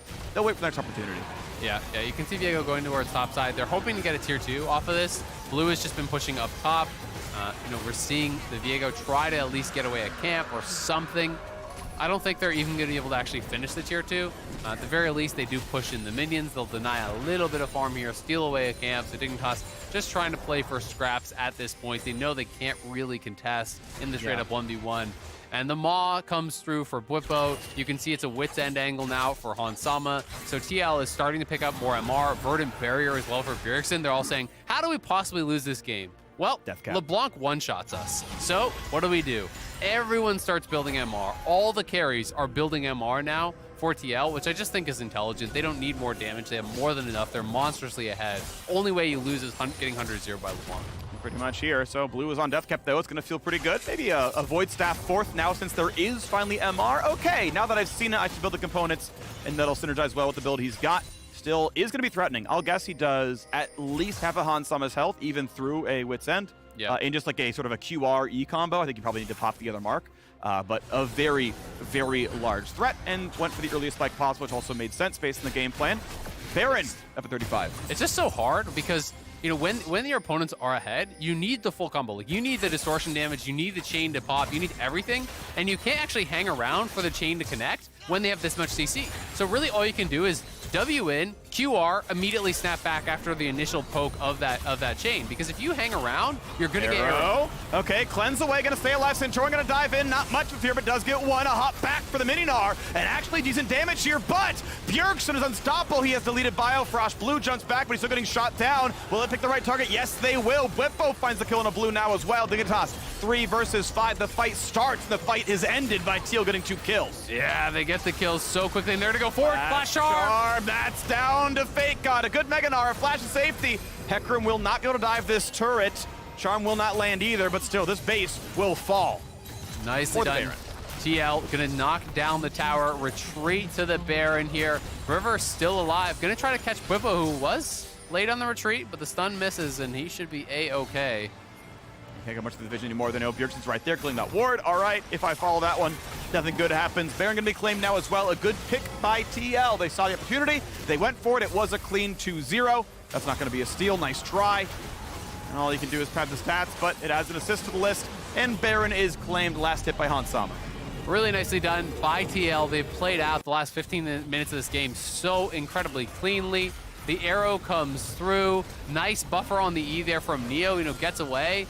But on the other side, it's Bjergsen. The Nautilus ult lands. He waits for the Nautilus ult to actually connect on the Karma, and then just full combo out of it. There's no outplaying that from Biofrost. It's the power of the CC. At the same time, Bwipo chasing down Blue. Him and Bjergsen pairing up to knock him down. The other 3 do escape from Dignitas, but with Biofrost down, with Blue down, there's no winning out in the fight. So again, TL on the push here with the Baron buff, 2.5 minutes of that Baron action. Gonna be shoving in on multiple sides. They're gonna play through 2 lanes here. Bwipo on one side pushing in, they have Bjergsen pushing in the other, and they have a 3-man squad with all their CC hanging out in the middle. Here's the push forward now yet again, over the wall. Blue looking for the poke. Yeah, you can always throw, E or Q, whatever, and then just W back before the lantern ever hits you or the hook ever hits you, and you're gonna be fine. No anchors to get that one, and they're still forced to run away as TL shoves the control wards forward. 3 different brush, looks like. It's going to be all warded up, one over the wall as well to make sure the base gate doesn't do anything special. The core knows they're not on any wards either. He wants the arrow from Fog. He's trying to find an angle here to hit someone. Yeah, it's a pretty squishy LeBlanc build. Has gone for the most damage possible, but a health, and that's it. Ezreal's going to land at a 2. Someone dropped a bit low, 1400. You'd love to get on that one. They don't have any good safety tools, right? There's no Locket, there's no Tom Kench, but you can't really reach as J would lock your LeBlanc down the whole time. Bit of poke can try, not gonna find the stun either for River. Gets away from the anchor. Split push shoves in the mid lane. That split push working very, very well. Poolbreaker still active. Bottom hitter drops as well. Dignitas gonna keep dropping bits of the base during the Baron buff. And wait and wait and wait and try to find that opening later. Yep, and TL again just gonna reset, be there on time for Dragon. They're not staying out on the map longer than they have to. They're just slowly grinding Dignitas out of this game, taking no chances, nearly a 10,000 gold lead at this point. Everyone resets, spends up that gold, gets out here, try to take another dragon, put themselves at soul point as well. While Bwipo is pushing out top, they're gonna again have their 3-4-man squad, pushing out mid lane here, just playing it very smart, very safe, and TL not leaving a lot of options here. We're gonna get some damage on a Bwipo there, and the flash over the wall might be safe for now. They get over in time. This should be a chase down as LeBlanc shows up for a bit more. Good damage comes across, won't find the barrel chain, will be rooted in finally. That will just be the kill. Shutdown comes through, but here's the push into the base. They got 8 seconds to get a lot done. This should be at least one Nexus turret. They'll focus the bottom one. They won't kill it, and they won't kill the top one either. So a shutdown comes across. They keep the base live for a moment. Now, will there be a play in the 5v4? Keep in mind, Dragon is alive when Bwipo is dead. Yeah, so TL actually went to try to potentially even end the game. They had J going over there trying to stop some bases. He was only actually able to stop Biofrost, though, but they will retreat back. It won't be Dignitas trying to stop this one. They know that all the ultimates are up for the other 4 TL members, so if you try to face check in, you're likely going to go down. TL moved to Soul Point, a good pick on Bwipo. It's all Dignitas can really do is just overload one side of the map and hope you get something out to buy yourself some time. Because as TL finishes out their item builds, you are going to slowly catch up, but it's a long ways off. Arrow lands, but I think it's going to be okay. Like, you landed a stun, but 0% of the time was that a kill and a Neo. Doesn't really matter. Like, you're between everything anyway. Maybe you bait a Mikhail's, but whatever. Yeah, I think it's one of those situations where, maybe if it was a different target they thought was really easy to kill, they flash in or they try to Hex Flash over the wall and follow up or something. But either way, not going to be too big of a deal. TL just continue the push here, escorting in these minions through mid. Bot naturally pushing with the supers. Whippo again up towards top, and TL just move around as this squad here, trying to make sure of this one. Feeling a little bit safer because Arrow is down. They have one fewer cooldown to worry about. Tag on a Core JJ, shields almost all of it. They find their way in yet again. Banshee's now picked off, actually, so a better stun target here for Bjergsen. He has a Zhonya's. Hansama, once again at 1,400, doesn't have any bonus health. It's not a Bloodthirster, it's not a Shield Bow, it's not a Maw. What you see is what you get. A stopwatch is relevant unless you stun him. Yep, has the stopwatch, has the wit's end, so has a little bit of safety from that, but definitely would be vulnerable. It's just so hard for them to get in to do that much damage when everyone has so much CC. You know, LeBlanc, if she can ever find the angle, can for sure 100-0 Ashe, but in the midst of Nautilus and Hecarim and Ahri, someone's going to CC you, and you're going to be the one that goes down. Yeah, that's how that works pretty much. So we are onto the Blighting Jewels now as the mages look to add a Void Staff later onto the build. Of course, for Bjergsen, it's item number 5. That's gone for a cheaper build, keep in mind. A cheaper Mythic, and Banshees and Zhonya's both are quite inexpensive compared to a Death Cap. So, though, yes, Blue's behind a whole item slot, and to be fair, he is behind in gold. He's down 2 Barons and 5 turrets. You know, not exactly down a full item in practice. Yep, he's down 800 gold individually, but Bjergsen is kind of more that supportive role, and they have Blue here on that side. Gonna find a slow, a nice juke back, but Blue certainly doesn't have any way of living through there. There it comes across, Santorin gets the kill, and Baron will spawn during his death. His TP will come up as he revives. May just be a push for the base. Fake God, Mininar way too far up in the mid lane. Arrows available. Could be a lot of danger. Where will the stun come from? Not gonna try just yet, as ult only hits Santorin for a bit of poke. And here goes the siege. 40 seconds on the block to end the game. And Mikhail's is now finally done, so Biofrost does have that available here. Charmed, gonna land, gets out. No, still gonna get a lot more done. And just a bounce house, poor Neo dies. Mikhail's about to come in late. He never got the flash away. This will be the end of the game, you gotta believe it. Meganar can try. He gets one back, actually. The minions aren't really here, so Santorin losing some health. Bjergsen the same. The last shot made 2 minis out of range. Ignite won't quite kill him. Dignitas barely stays alive. Biofrost burns down. Corjay gets that kill in River. Gonna lose his Guardian Angel. Wave in from the top side. Look at the time the cooldowns appropriately. Able to flash to stay alive. But the turrets are falling. Blue revives in 4 seconds. Has everything up when he does so. But they're going for the Nexus already. Fake God has no HP. Wants to bait him in. It's going to be the try to get that first kill as the Nexus falls. And Team Liquid win yet another. Well played game there by Team Liquid, looking really clean this Super Week. Really indexing heavily towards these hard engaged comps. They did it yesterday. They're doing it again today, and have been so good with their coordination in the 5v5s. All of these team fights showing up. They're always on the same page. The CC layering has been there from them. Dignitas had some bright moments early on. You know, they get the invade. They punish Santorin off a bit of misplay at his Raptors. They get a kill on bot side. You know, they had a good start, but TL were so stable, so strong throughout the next 20 minutes of the game. You know, they just kind of got into their comfort zone. And they're showing again, they're one of these teams that is rarely able to be challenged in this late game scenario. When they're playing for 5v5, when they're playing for Dragon setups, they're so damn good. It really is looking like the TL of old. Yeah. And they're peaking at kind of the right time. I think Bjergsen, to me, is the man of the match. I feel like he made so many of those picks work. And I don't want to sell everyone else short, but like, okay, the arrows came through and Neo would arcane shift in time. By the way, Neo's mechanics were cracked that game. Just like, sucks that, you know, they're on losing team, but every time he got arrowed or charmed from Fog of War, he at least got the arcane shift going to build distance. Like, I want to give him a lot of credit because he did play that really well in the Ezreal. You've got 7 points of engage, and you've arcane shifted every single one of them every single time. Like, that is impressive, but TL kept going, and Bjergsen landed so many of those engages.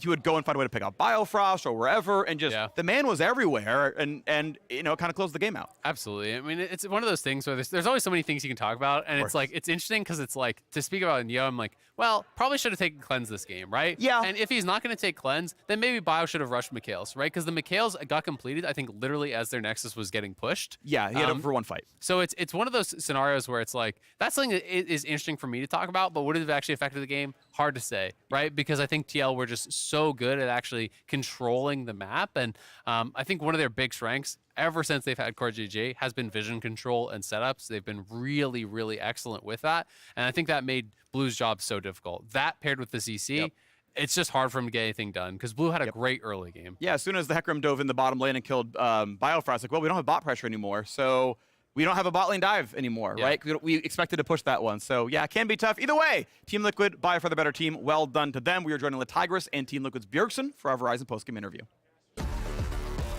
Thank you, Freak. Welcome, everyone, to the Verizon post-game interview. I've got Bjergsen here after yet another Team Liquid victory, second for the week. This is 3 out of 4 games that you have played the Ahri, though. I wanted to know, is that something that the team is going for, or a pick that you've specifically been wanting to work on?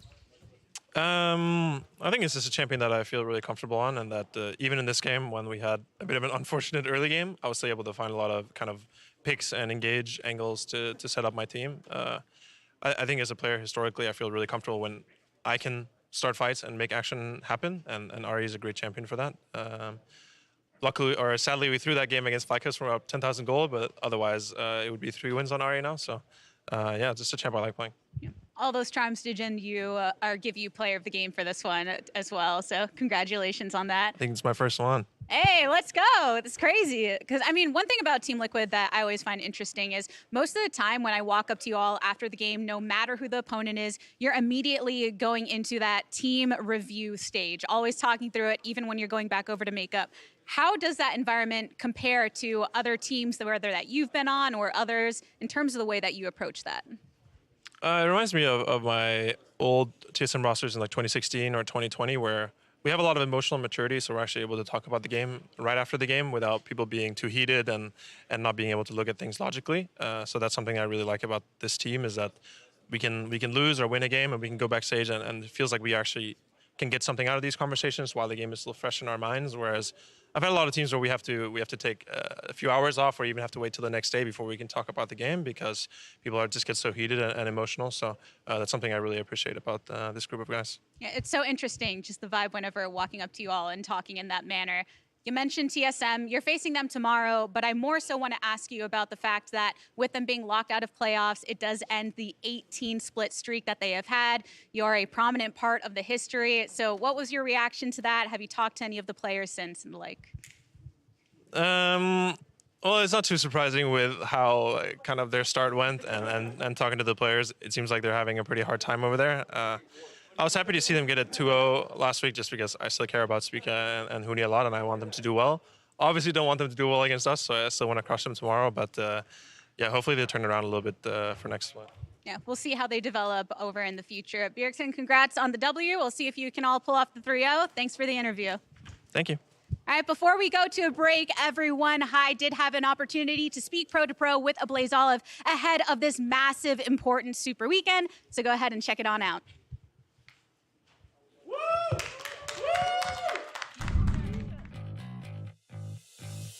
Hey everyone, this is Hai here. I have Olive with me today, and we're gonna go back all the way to week 2, where they had this hour-long game against TSM. It was actually like 45 minutes, but it was a massive throw back and forth. So I have 4 different clips here that I'm gonna show Olive, and he's gonna tell me if he thinks that there's a winnable situation from these fights or not. So this is gonna be the first clip. Yeah, I mean, I think this one's really obvious. I think they definitely could have ended here. Right. So then, if they can, how would they do it?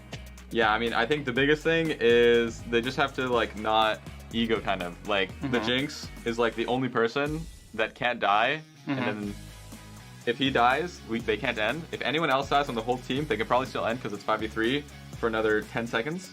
So if you're gonna call someone out on Team TSM, who do you think is at fault? Looking at all the ultimates, I mean, Shenyi has everything up, so he can probably do a better job at marking the Zed. He also has exhaust up, so I think if anyone can do something, it's gotta be him. It's super simple, the first clip. Shenyi, all he has to do is walk at Zed. If Zed uses WEQ on Shenyi, which he doesn't, then that means tactical is free to hit the tower. So we will go to the second clip now. And it's your point of view. I believe that there's a certain thing that could be done differently that can make it winnable. I want to see what you think about the play. I think it's actually pretty hard for TSM to defend the wave. If they can defend the wave, then they can for sure end because I'm dead. But I think similarly, I don't think Graves can end either, just because Vex can kill the whole wave really well, I feel. So basically, I don't think you need to show on the wave. If you do, that's fine. Hit the laser and run far back. But here you get caught out and you die for that. If you're just hidden and or not die, you have the ability to teleport into here to end as well. I think it's winnable from your guys' situation had you had just played that differently. I agree. I think you're right. I think we probably could have ended here. I think it's a very high percentage chance. Yeah, I agree. So watch this clip here. You tell me what goes wrong in this clip, if anything at all. Yeah, this is a fiesta. Both teams mess up here. TSM is forced to flip it. If there is a flip, then whoever gets Elder is almost always going to win. And TSM should have won because they engaged and killed their AD carry instantly. I'm pretty sure if Jinx is alive, they can just tank the towers and end the game. So this clip's actually longer than all of them, but this one's also much more obscure than the other ones. So I remember we had a lot of problems this game because we didn't have anyone that could deal with the Lulu Jinx moving at 600 move speed just running at us. And our only real engage is Leona. If we just wait to do the engage on the inhib tower and execute it slightly better, when she has no cleanse, we can probably end. So what I would have wanted to see is the Pride Stalker to actually continue pushing top, and you guys just kind of play safe mid bot until all 3 waves are sitting together, so you can put all 3 things together. Because the only person you guys are scared of on the enemy team is Jinx, right? I actually disagree, because I think if Zed is showing top here, what the enemy is going to do is just run 5 mid, and because Zed is showing top, we don't win the fight. They're just going to aggressively clear the mid wave and force Zed to respond. I'm curious to hear what everyone else thinks about that. Obviously, I'm not some kind of messiah of this game, either is Ala. Those are just our opinions. We'd love to hear what you guys think. So that's gonna do it for us today. Thank you everyone for watching, and catch you guys next time.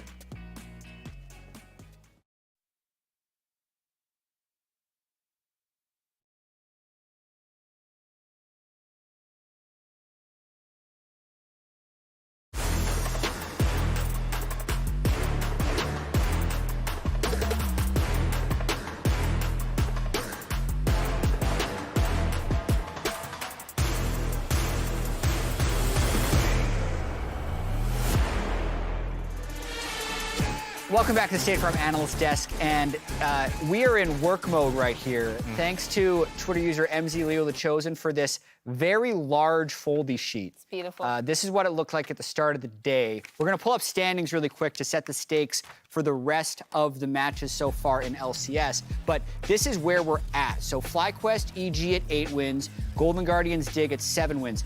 There's this thing that happens with standings here where we can make a magic number. If any team gets to 9 wins, they will be in playoffs. So the magic number right now is 9 for these teams. That's like the simplest we can make it. For a team like COG, they're not eliminated, they can't get to 9, so they would need help.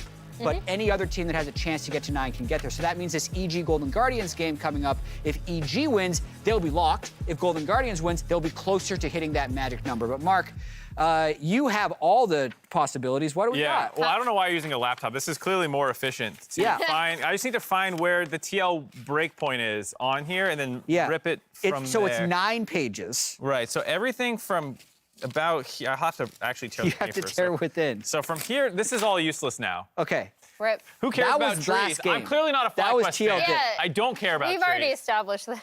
I mean, it'll be good in like a museum one day. I'm down to only 5 pages. Yeah, okay.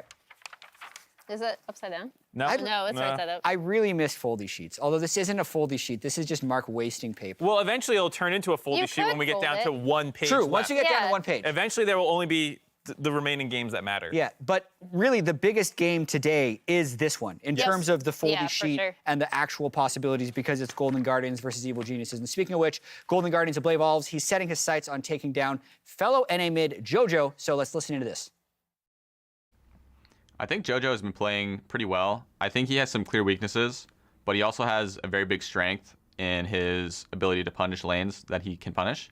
But he's very inconsistent in when he does it, so he can kind of throw his lead in ways that will really affect the game state. And I think that's something that we can look to punish. If we remember the last time they played, JoJo kind of punished Olive. Yeah. So I think another thing to point out is that in their, so here we go. I know Hai actually had a whole conversation with JoJo about this play and how it actually really affected the rest of the game. JoJo does always aim to, I think, destabilize his matchup, like Olive said. And then, speaking of destabilizing matchups, I think one thing that TL did really well yesterday against Golden Guardians was to take Olive out early. And the thing for JoJo's CSD and his kills and assists is like, that is a huge lead over second place. He plays the lane so much more volatilely than anyone else. And I think not only is that cool for this individual matchup as two of the brighter prospects in NA for their mid laners, but also for this playoff consideration. Like, this is one of the things that we're wondering about JoJo. Big moments. Will he step up? in the lock-in tournament, they struggled then in the finals. Here, soon, fans will be back in the arena again. Yeah. Like, you want to head in, you heard Vulcan talk about it yesterday, with momentum, and I think for younger players like him, like Danny, that could be a big deal. And I really like this Olive versus JoJo matchup for like a number of different reasons. One, it's interesting because we've seen from multiple players' perspectives, like JoJo doing a little bit of the trash talk on Olive when he smashed him with high, and then Olive also willing to clap back, like even if it's in a Mimi fashion, no matter what. But like thinking back to lock-in for JoJo, when he first started popping off in lock-in, like all the people that followed him in Academy were like, oh, told you, you know, he didn't need to have more time. He's going to be one of the greats. And it's been actually very silent for pretty much the entirety of this split with his performance, but he's only 2 months in, right? So I still think he still has a lot of like growth and settling in to do. Maybe with fans coming in, it's going to be bigger. And I think clinching a playoff berth here with a big pop-up performance could be a huge step for him. The flip side for his Blaze Olive, he's been now a pro for a long time. A lot of that was in the Academy or Challenger systems, but now that he's been a pro for over a year, he has stepped up a lot during that time, but you don't want to get your shine taken by the new toy that everyone's excited about in JoJo. I think for Blaze Olive, after how last matchup went, he actually wants to answer this quite a bit. Yeah, for sure. And I think I'm glad you brought that up because the way that these two teams play around their mid laners is also different. EG, especially when they were successful in lock-in, were constantly looking for set plays around JoJo's volatility or around him roaming. Whereas I think Olive naturally has a better understanding of when to go to side lanes on his own. So he's the one making those calls, I think, more often. And he leads the league in solo kills, actually, for mid laners. So for Speaking of volatility. for Blaze Olive, he dies a lot, he gets a lot of kills. And I think with the meta seeming to trend a little bit more towards skill matchups, like we just saw LeBlanc versus Ari. We hadn't seen that like all split long. Like this is starting to lend a little bit more to JoJo's playstyle, but I want to see a Blaze Olive actually skill check him. Rise Syndra from the last time, that was decent, but like I really want to see Assassin on Assassin. I also want to pay attention to the bottom of the map here. I was looking through stats earlier and I saw how far ahead Danny is of any other player in the LCS in kills. And yeah, look at this. 79, Hans Sama. So this was at the start of the day. Hans Sama got kills in that last game, which aren't reflected in this chart. It was like because equal 5 number or of games. something. Yeah, no one's catching Danny. And this will be 2 for 2 splits that Danny's played in LCS and splits that Danny has led the LCS in kills. So he's really like continuing to prove himself, I feel like, on the LCS stage. His laning phase is still somewhat average, but his team fighting is immaculate. Yeah, and I think it's funny because checking in on his sophomore year, I feel like we do this thing where we kind of abandon the older, he was like almost overhyped. older players, for like the newness in JoJo. I actually think his laning phase has improved a bit. It's still not where you'd want him to be for, I think, MVP conversation, but it has improved, and they play around him really well to get him early plates in gold. I feel like also just being a late game insurance policy is something that EG can use, and they need to actually make a run in these playoffs. It's something that Golden Guardians on the flip side is looking for. We're talking about a Blaze Olive. Who's the one who's going to step up consistently around him? Is it, is it Licorice in the top lane? Is it going to be Lost? Is it going to be Pride Stalker on the Nocturne? Like they've struggled in late game, I think, because they don't have someone like a Danny who they can rely on to find all these kills in late game team fights. Yeah, the team has had a few struggles, actually. Like, I've managed to catch up with their coaches on occasion, and one of the things is like taking too many bad fights, right? So that's why Emily and I actually got into a disagreement, which we're still not going to have time to hash out because the game is starting in about 45 seconds. But I think they have success when they play more reserved, and Emily still wants to see them play a lot more aggressively and force kills. I would still like them to play a lot more. I'm Camp Emily. I haven't heard the whole arguments, but that sounds really good to me. You need to It's take more good nuanced fights than that. aggressively. Yeah, it's more nuanced than that, but yeah. But as we toss to the casters, important things to remember here. Both these teams control their own destiny in playoffs. If EG wins this one, they're in. If Golden Guardians wins the next 2, they're going to be in. They're actually 7-9 right now, not 7-10. We're not telling the future coming into this game, but that's going to do it from us. Let's send it to freaking Azale. Chat, get it right. This is the Doug duo. I know you spent a lot of time prepping. We no longer are freaking Azale. We're one entity. You're one entity called the Doug duo. Last time I was Soup, and that made it a little different, you know. It did, yeah. You know, you could be the chopsticks to my ramen any day. Okay. But the Doug duo is here, and as part of your prep chat, just for the next game, just letting you know, bud. This is gonna be new fun to one. hosting. He's new to hosting, right? I understand not getting it right. It's okay. We all make our rookie mistakes. Speaking of rookies, of course, Jojo Pyun is here. Journeyman Licorice on your screen right now. And as Jat said, these are teams fighting for playoffs. Neither team is locked in or out just yet. EG, the magic number is 9 wins. For them, if they beat Golden Guardians can't catch them. Diggin House can't catch them. Congratulations, you are at least 5th place. Yeah, that's a huge game for EG. Yeah. I mean, also just think, EG missing playoffs would be massive, like for the expectations of the organization, especially when you contextualize that with how good they looked in lock-in. Everyone's like, sky's the limit. They're the second best team now, and they have all these young players. Yeah. They're gonna be the best, So people started getting really excited for them. So if they were to miss out on playoffs, I think it's a huge deal, even just for the missed experience, right? Like we were just talking about this. Jojo Pyun only spent 10 months of professional play in academy. He has now amassed 4 months of being on an LCS team. Like this guy has like a year of competitive play, point blank period. Like there's nothing before that, right? Yeah. So, he is very, very green to League of Legends as a pro. And I think, getting the playoffs experience, getting to play in front of a crowd, that is another step that people have to really come to terms with and get comfortable doing because there is additional pressure with fans in the stands as they're going to be next week. So EG definitely wants to make sure they are there. Yeah. And what's amazing to me, I want to talk about EG a little bit longer as well, is I know we talk a lot about JoJo and Danny, the sort of wonder kids, I think, as I see them called. NA talent, baby. Yeah, and they're wonderful. And I don't want to betray that in any way. But also, look at the rest of the lineup. Right? Impact, multiple titles. Inspired, the reigning MVP of the 3rd best league in the world, the LEC, and Vulcan, who I'm looking to my left. Oh, there's an LCS champion right there holding a thumbs up on a Cloud9 team, like Exo Westerice. Like, this team was built to win. Stacked. The team was built to win, right? Yeah, they are one of the teams that spent big. And, 100 Thieves, I think, has been, a team that was receiving a lot of criticism, but of course they're on a massive win streak now, so they are kind of like being absolved of some of that. EG is still in that boat where people are like, hey guys, time to step up, right? You are a team that is right around Golden Guardians in the standings. If Golden Guardians beats you, you're tied with Golden Guardians, and you're putting in a massive amount more as far as the investment is with these players. They bought some really big players. They wanted to have that success immediately. We'll see if they can get things going here, though. It's crunch time now. Kaisa Nautilus. It's the throwback. This used to be the every single game bot lane like 2 years ago. Yeah. You have the engage, you have the follow-up, you dive in there, kill off the backline. Jinx as well as Victor, really susceptible to that hard engage. Low mobility, don't have dashes or as much self-heal. Of course, there's the gravity field, there's the chompers, there is some.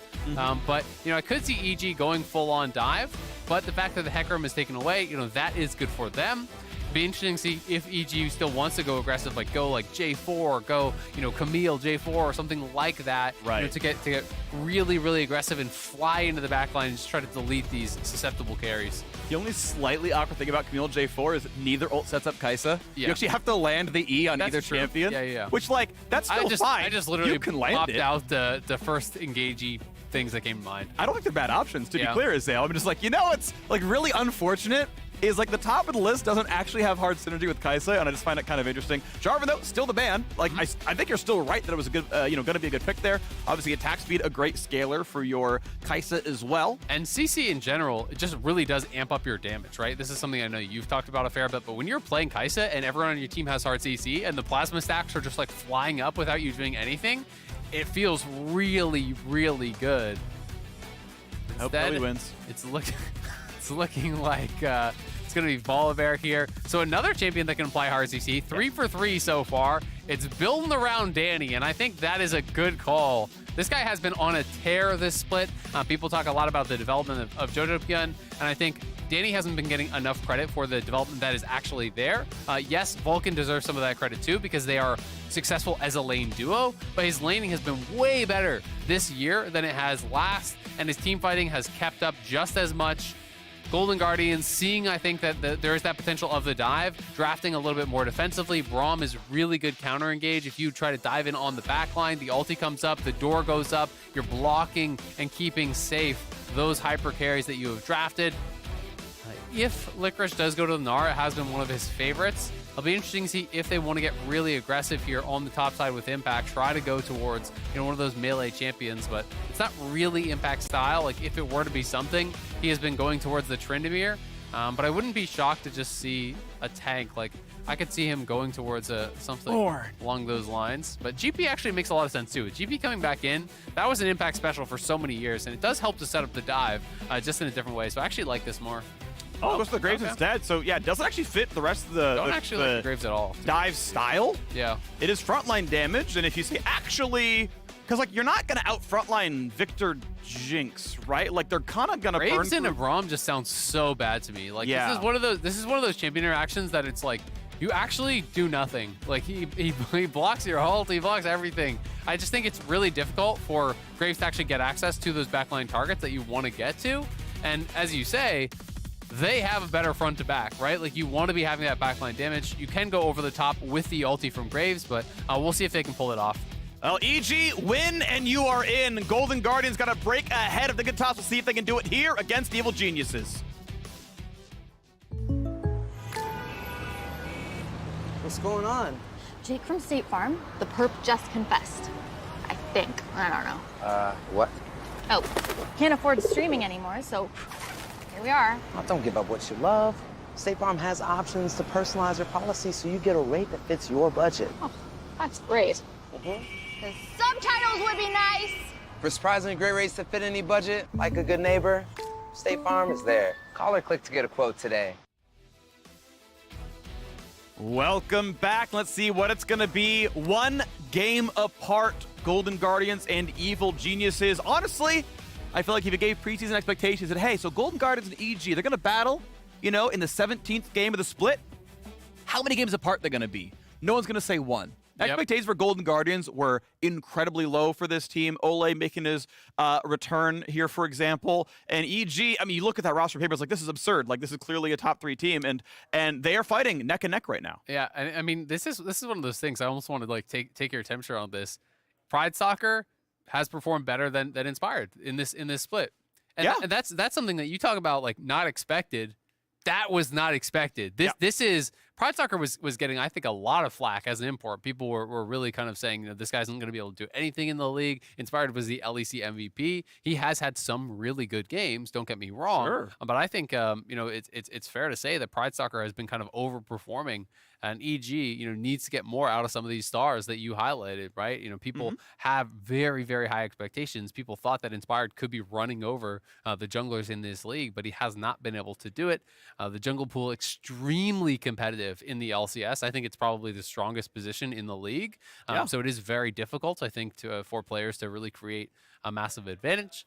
We are in a pause. Looks like it was just a disconnect, reconnect. So people may be experiencing a little bit of lag or something, reloading the game. So there is a Rise plus Water Walking bug that is a disallowed combination, because you just walk in the river back and forth, you just gain mana. You just I've seen that, yeah. Because you get bonus AP, which turns into bonus mana, which then goes back at a 1-to-1 ratio. It is a disallowed combination. Sadly, I was told a player, but let's be clear, it's Jojo Pyun. He's the only Rise player in this game. Jojo Pyun could have been Licorice. Jojo Pyun picked a banned rune combination, which is ironic considering Rise is the rune mage. It's just too much of synergy. You're just not allowed to go that deep onto it. Okay. We'll see. We'll see exactly. You're just so pleased with yourself every time. It's only because you're laughing. Yeah. Like, you're actually just like, oh, that was actually pretty decent. And so you're laughing. You're like trying to get back into the game, typing in the password. You just like giggling to yourself. And I'm like, oh, okay. I like that one. It feels really good when you laugh at my jokes. Thanks. That's all I really want to say. Like, that's what brought me joy. That's good. It was your joy. Well, there you go. Yeah. I relate, but I feel like that with my dog, Yeah? Because when I see my dog happy, I'm just like, yeah, everything's good. I feel the same way. When I see you happy, I'm happy. We're just going to go back and forth. Okay. Who's pet, or are we just identical? I don't know. I like my dog a lot. Yeah. I don't know if you want to compete with this. I like my dogs more than I like you, I'm pretty sure. Yeah, I like my dog more than I like pretty much everyone. Yeah, that's fair. It's tough. It's tough to compete. It's very cute. loyal. They give me kisses and whatnot. Yeah, you know. exactly. Very few people are allowed to give me kisses, by the way. Dogs are on that list, though. Dogs are on the list. Actually, pretty sure other people's dogs are also on that list. Same. Yeah. Actually, yeah. Most dogs. Kind of it's a universal allowance. Right. Most people, no. No. Most dogs, yeah. Pretty much everyone, no. Pretty much any dog, yes. Interesting how that works. But the players are getting back into the lobby. We'll get this launched up here pretty soon. Hopefully, no further issues. Just be changing up the runes there. I don't know if there's any sort of like penalty applied or anything. I assume not. But hopefully we can get this going here pretty quick. I'm excited for this matchup, definitely. But I do have concerns about the Graves and how it kind of fits into the comp, and we'll see, if that's going to be an issue or not. I will give the caveat that as much as a Graves hater as I kind of am, I do think that it's going to give them prio early on top side, and being able to play around Graves volley as a lane is a lot of priority. That is a lot of power because Hecarim is not going to want to scrap with the volley bear whatsoever. Yep. And I think when you pull down the Graves, you can try to play heavily through objectives. You can even try to get in the face of the Hecarim. And that's something that we'll see if they're going to do, because Inspired, to me, when he's at his best, he's playing in the enemy jungle. And that's how I think he did a lot of really amazing things in the LEC, was his ability to get in the face of enemy junglers, constantly take away camps, take over that third quadrant, and kind of dictate the pace of the game. And I think he can do that in this matchup. Yeah, I want to spend some time actually talking about then, through that lens, like the theory of the Graves pick, because my view on champ select and really any decision in League of Legends is, which decisions optimize or maximize your chances of winning. Because, to your point, there's a better team fighter than Graves out there, right? Yeah. And if you need to up your chance at winning team fights, then like Graves is the wrong pick here. You're like, actually, we have a really strong win condition through invading topside, and our team fights are worse by, call it 10%, whatever, make up a number, but our invades are so much better that like we actually win more games by crushing, the top quadrant. And like we're ahead too much for the comps to matter. Yep, and I think that can be true. What I will say is that in a lot of scenarios where those are the kind of the arguments, like such as that's often the argument as well for compositions where people don't draft engage, right? They say, yeah, but if we play it perfect, we are getting way ahead, and we show up to the dragon first, and they have to come into us, and then they can't do anything because we're stronger, right? And that can very much be true, but it's much more narrow win conditions. I think it's much easier to kind of have that fall apart. Whereas if you just draft a strong 5v5 with solid pushing lanes and stuff, it's kind of like, well, even if you mess up, you can still come back. Like you always have that in your back pocket. Whereas if your win condition is, we're going to invade and take over the top quadrant of the map, and that's how we're going to do it because we're going to get way ahead in gold and the Hecarim's going to be held down. Yeah. If you do that one invade and someone gets picked off, or you're not able to find the angle, or like you go for the invade and they're going cross map and taking away your quadrant too, then it's like, oh, well, what do we do from here, Yep. So I think it's interesting, right? Because everyone has their different kind of opinions on how to focus in the game and where you should really kind of put those priorities. So we'll get to see that played out here a little bit. And I'll say I'm on your side. Like, I like your explanation. I agree with everything you said, that I am generally a fan of much more generic compositions. Yeah. Where it's like, well, it turns out that it's really hard to know how all your game is going to go, right? Because, well, sometimes you had a really aggressive bot lane 2v2 and they won. And so guess what? Leona got Moby's first back, and guess what? Leona's now stopping your invades. Oh, well, there goes our game plan. What now? Right? And like, that's not every game, but that's some of games. And then, sometimes like, well, we went for the level 8 Rift Herald play, and well, Ezreal got there in time. And so we didn't win that top side, and so they got Herald, and so they got gold on the top laner. And so, oops, Graves isn't winning lane anymore.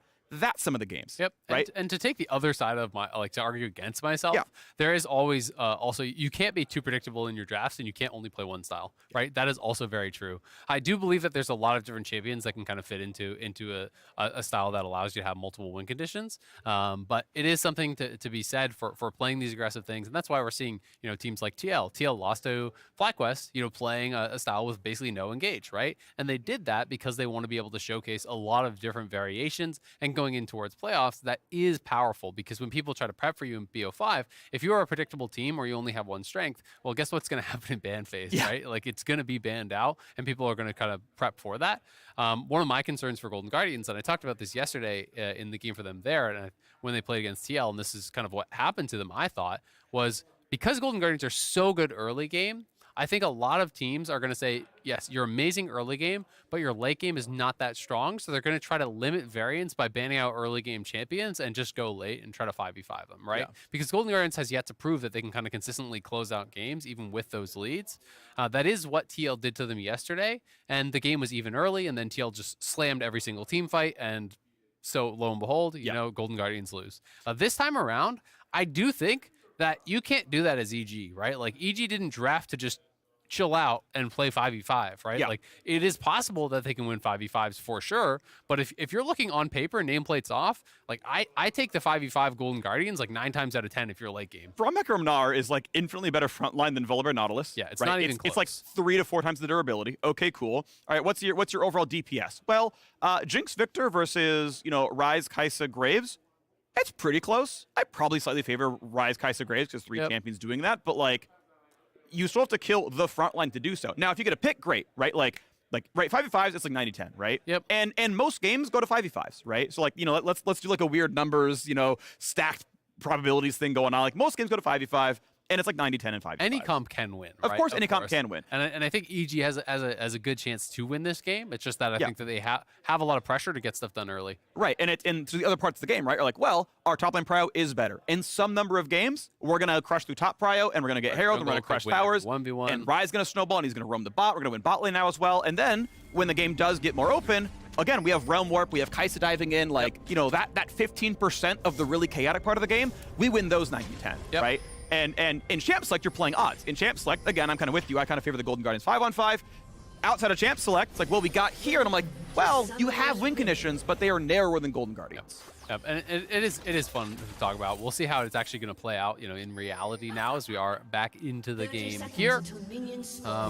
You know, and there's always pivots you can make, right? Like I think that largely could have had a lot of advantages, you know, in some of those same places that we were talking about, while still kind of having a more cohesive 5v5 with a change up on the Graves. But Impact may very well prove us wrong. Sure.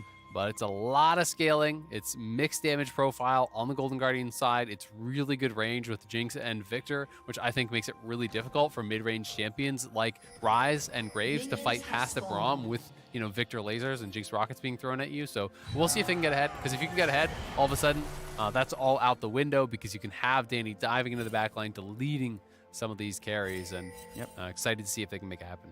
I don't believe a Blaze Olive. Actually, no, I saw an extra ping. I believe he did ping and saw the trinket ward put down. He almost didn't spot it, but I believe he saw it. Obviously, he was trying to dance around the possibilities of a Nautilus hook. Impact going to trade heavily into Licorice here. He's not allowed to go back over the wall, but is equal to come back in time to jump that and then go back for the wave? Yeah, I kind of like that. You know, just a little bit aggressive move, gets a bit of a trade in there. Got Fleet, so he's got more sustain. Exactly, that's what I was going to say. You know, you're playing Doran's Blade, you're playing Fleet, so you're going to be able to kind of sustain up here, and he's trying to just position those autos to hit both the Gnar as well as the minions. Impact just wants to shove. That's generally what Graves does. It's not that Graves like wins every 1v1. It's kind of more that Graves just pushes faster than you. Yeah. And Graves kind of just negates your ability to take 1v1s in a lot of matchups by saying, well, you have to fight the minions, because that's all I'm going to do. I'm going to push in the minions. I'm going to harass you under tower. I'm going to try to, you know, get pressure through that and allow your jungler to really have his ability to kind of dictate what he wants to do on the map, because that top laner is locked, and that is kind of becoming that static position.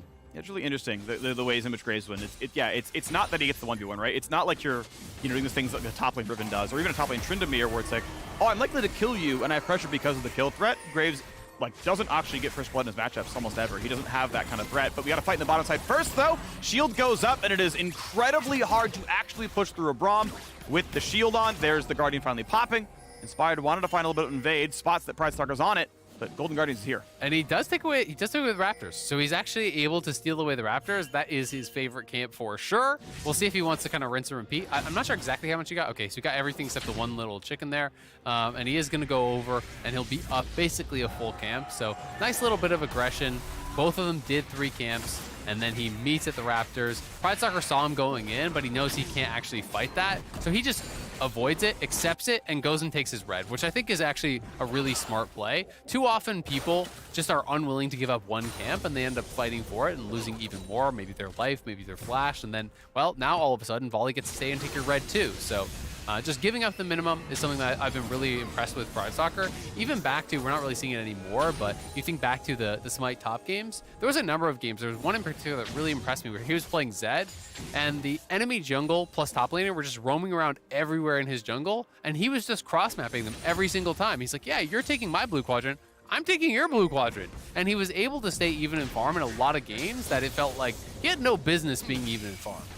Yeah, impressive stuff. I mean, he was also the guy, I believe, who like Spidey sensed the invade last week and was like, I'm getting around all this. Well, we got to fight now. Good damage on a Vulcan who anchors right back out. Typical gameplay of pop the sweeper, go through the brush. The new gameplay is you play at the very back of the brush. By the time they can find you with sweeper, they're out of their own. You can take the fight.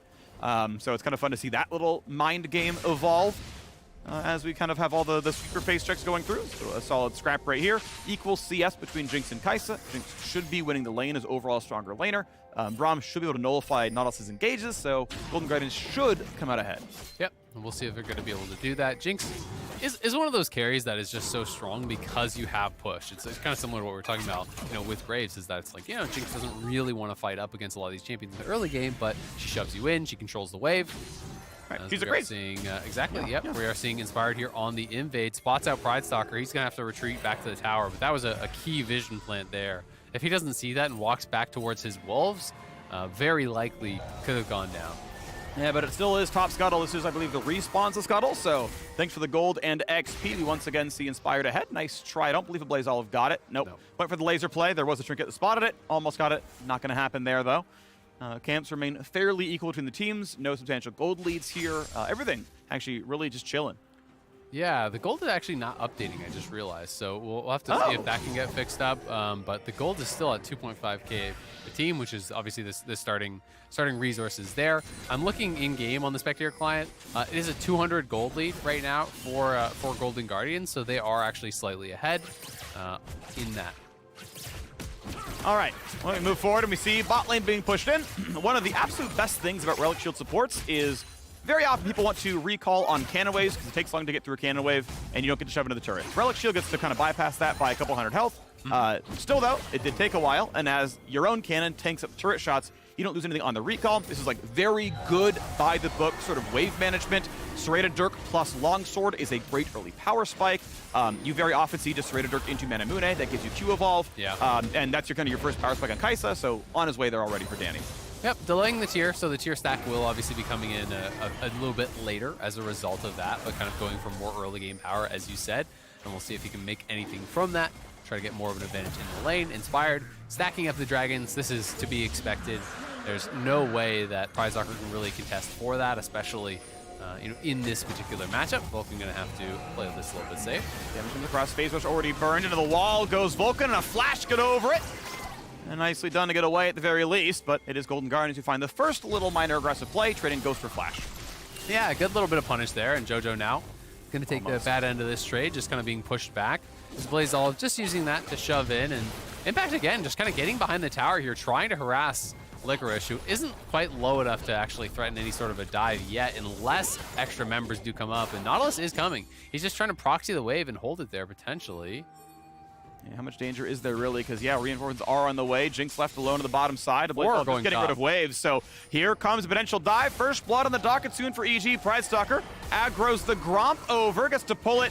It does actually leash regardless. Doesn't yet know. There's Impact. There's a flash forward. No easy way out. He's not 6. Smites for health, and he's got to run for his life. But right into a waiting anchor means he can maybe trade back with Impact. One hit away from dead. Can't get the kill. Graves walks out. 400 gold richer. Nice invade there from EG. We talked about this in champs. Like, this is what they would have to do. Try to use that Graves prio. Invade on that side of the map. You have the push. Impact just harassing him in that tri-brush, threatening even this kind of little proxy play. They move 4 men top. They do kill off Pride Stalker. They take away another camp as well.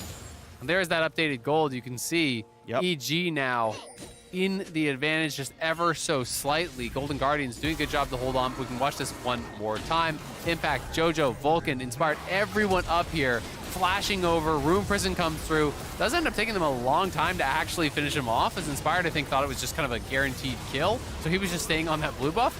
Got a little bit dicey there for Impact, but is able to dash out of the way of that Q from Olay.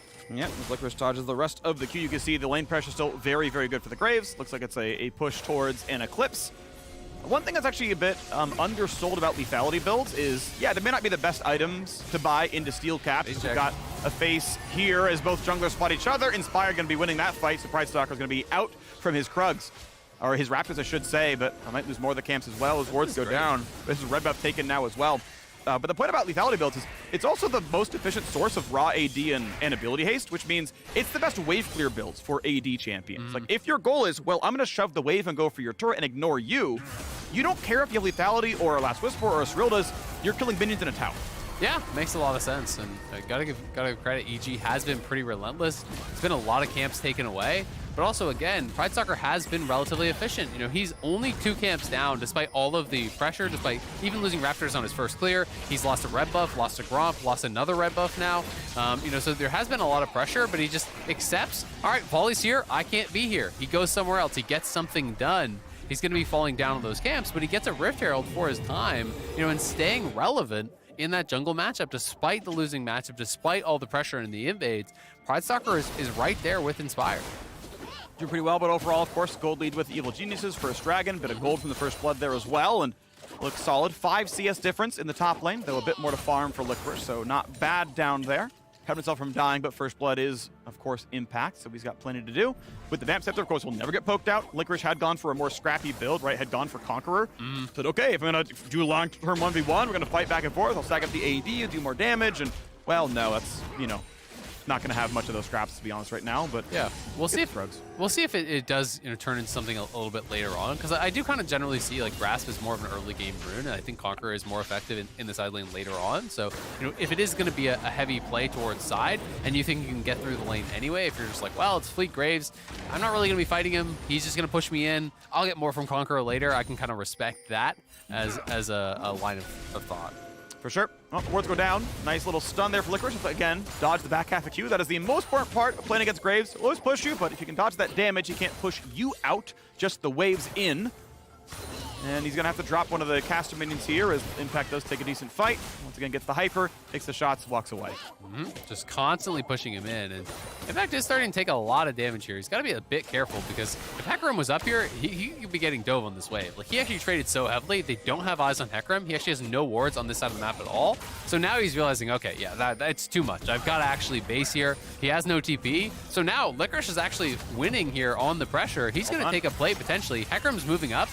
If Impact stays, he should die. Like, this should just be a kill and potentially a full tower. Ult for the wave, but it's not going to get the whole thing down. So does Hecarim get there in time? Ghost pop, there's no way out. You're going to die. Here we go. There's the smite put in for good measure. Show up. Can you get the assist handed off? Maybe. Yes, he does. Mega ulti actually a fairly short cooldown. Burns that to guarantee he's part of the kill. Cross map, though, for Evil Geniuses. Dragon number 2 on the plate. Yeah, nicely done. They're going to be able to at least get something back on the other side, but it's a big play for Golden Guardians up on the top side, and credit to Licorice. Impact was going aggressive for all these trades. Licorice was consistently dodging the back half of that queue and winning out. You know, he had the early executioners to cut the healing. He had the tabbies for the move speed to be able to stay up on top of him, and he was constantly proccing the hyper, whittling him down. And I think they could potentially take the full tower because they had the Herald. So yeah, full tower down off of that. Well done. The Graves did result in some small little bits of pressure and some invades early on, but like, Nar's ahead of you now. Yeah, well done, right? Just really, really good job, all things considered. Bot lane will take some damage. Vulcan shares in the first plate. Then he'll try for another and has some time to do so. Has gone towards Noonquiver, so it is going to be a more Kraken Slayer style build. Again, you're against triple front line, so if you're saying, well, actually, we're not going to assassinate. I want to try to get through early as fast as possible. Kraken can do that. And as a result, you know, it's not going to be the kind of like W poke Kaisa, you know, into that AP build. He doesn't even have a tier, so I have to imagine he's just not going Muramana at all at this point. It's just going to be full-on crit build, you know, PD, Kraken Slayer, etc., like that type of a build. Yeah. We'll see if he is going to go that. Of course, it would be Collector, excuse me, not actually PD, but sure. We'll see. We'll see what he wants to do. The weird thing is, like, if you're gonna do a Kraken Slayer build, just buy 2 longswords and go Phantom Dancer. Like that's just a better version of that build than I think than Kraken Slayer Collector. Yeah, because then you're not really looking to dive anyway, which is kind of why you go Collector almost to try to burst the backline. Right. You can like kind of hedge your bets. Again, I don't think I really like it where it's like, well, I have the Kraken Slayer solo DPS, but I can also like go for the Collector play. Yeah, I just don't buy it personally. Either way, building up components has under the longsword picked up afterwards. That's gonna go into whatever's next. It's not a Collector build path, actually, because Collector doesn't have any more longswords in this rated Dirk, so who knows what that's turning into, but otherwise he's got the Kraken Slayer or Gale Force pieces with the pickaxe. Got the garage sale. Yeah, he's got a garage sale. You know, he's just adding, you know, a little bit more of the power spikes. Yep, and we'll see where exactly he does end up wanting to go here. Mythic's starting to be completed for a lot of different players, so we have chem tanks on both the junglers. Leandri's here for Blaze Olive. So he is going to be hitting, a lot of frontline likely. You're not really a diver, so just poking away there. Licorice has pressure, though. He's actually going in, about to proc Mega. I think it's going to be enough that, he won't get one shot on the way over. Sidesteps fast to flash the ulti. He thought actually maybe was a bit too low. Misjudged it. A misplay from Licorice, too aggressive. And now we look towards the mid lane. The tower will not save you. Easy stun, a turn off on the tower, and nothing else to do. A Blaze Olive found the wrong play for safety. Inspired has a stopwatch, crucial. The knockups come through, and it will not be prized by getting anything else done. But with a flash in for Braum, another stopwatch force. Licorice is here. Only minion R, but will it be enough? Vulcan does have a flash as Jinx solo kills Kai'Sa on the bottom side. Golden Guardians win on that side. Yeah, that was crazy around mid lane. Golden Guardians heavily commit to trying to punish that dive onto a Blaze Olive, but they can't really get anything back. Meganar expired from Licorice as he arrives. Olay flashes in. His AD gets a solo kill on bottom lane, kind of bailing them out of what was a little rough set of plays. We can watch this one more time as Danny goes back and actually completes the Gale Force, so not going to be Kraken. So we'll be more towards that dive, and let's watch this again. Miss. I can't believe he actually went for that. After the miss on the W, goes in, takes the tower shot. Just well played there from Lost.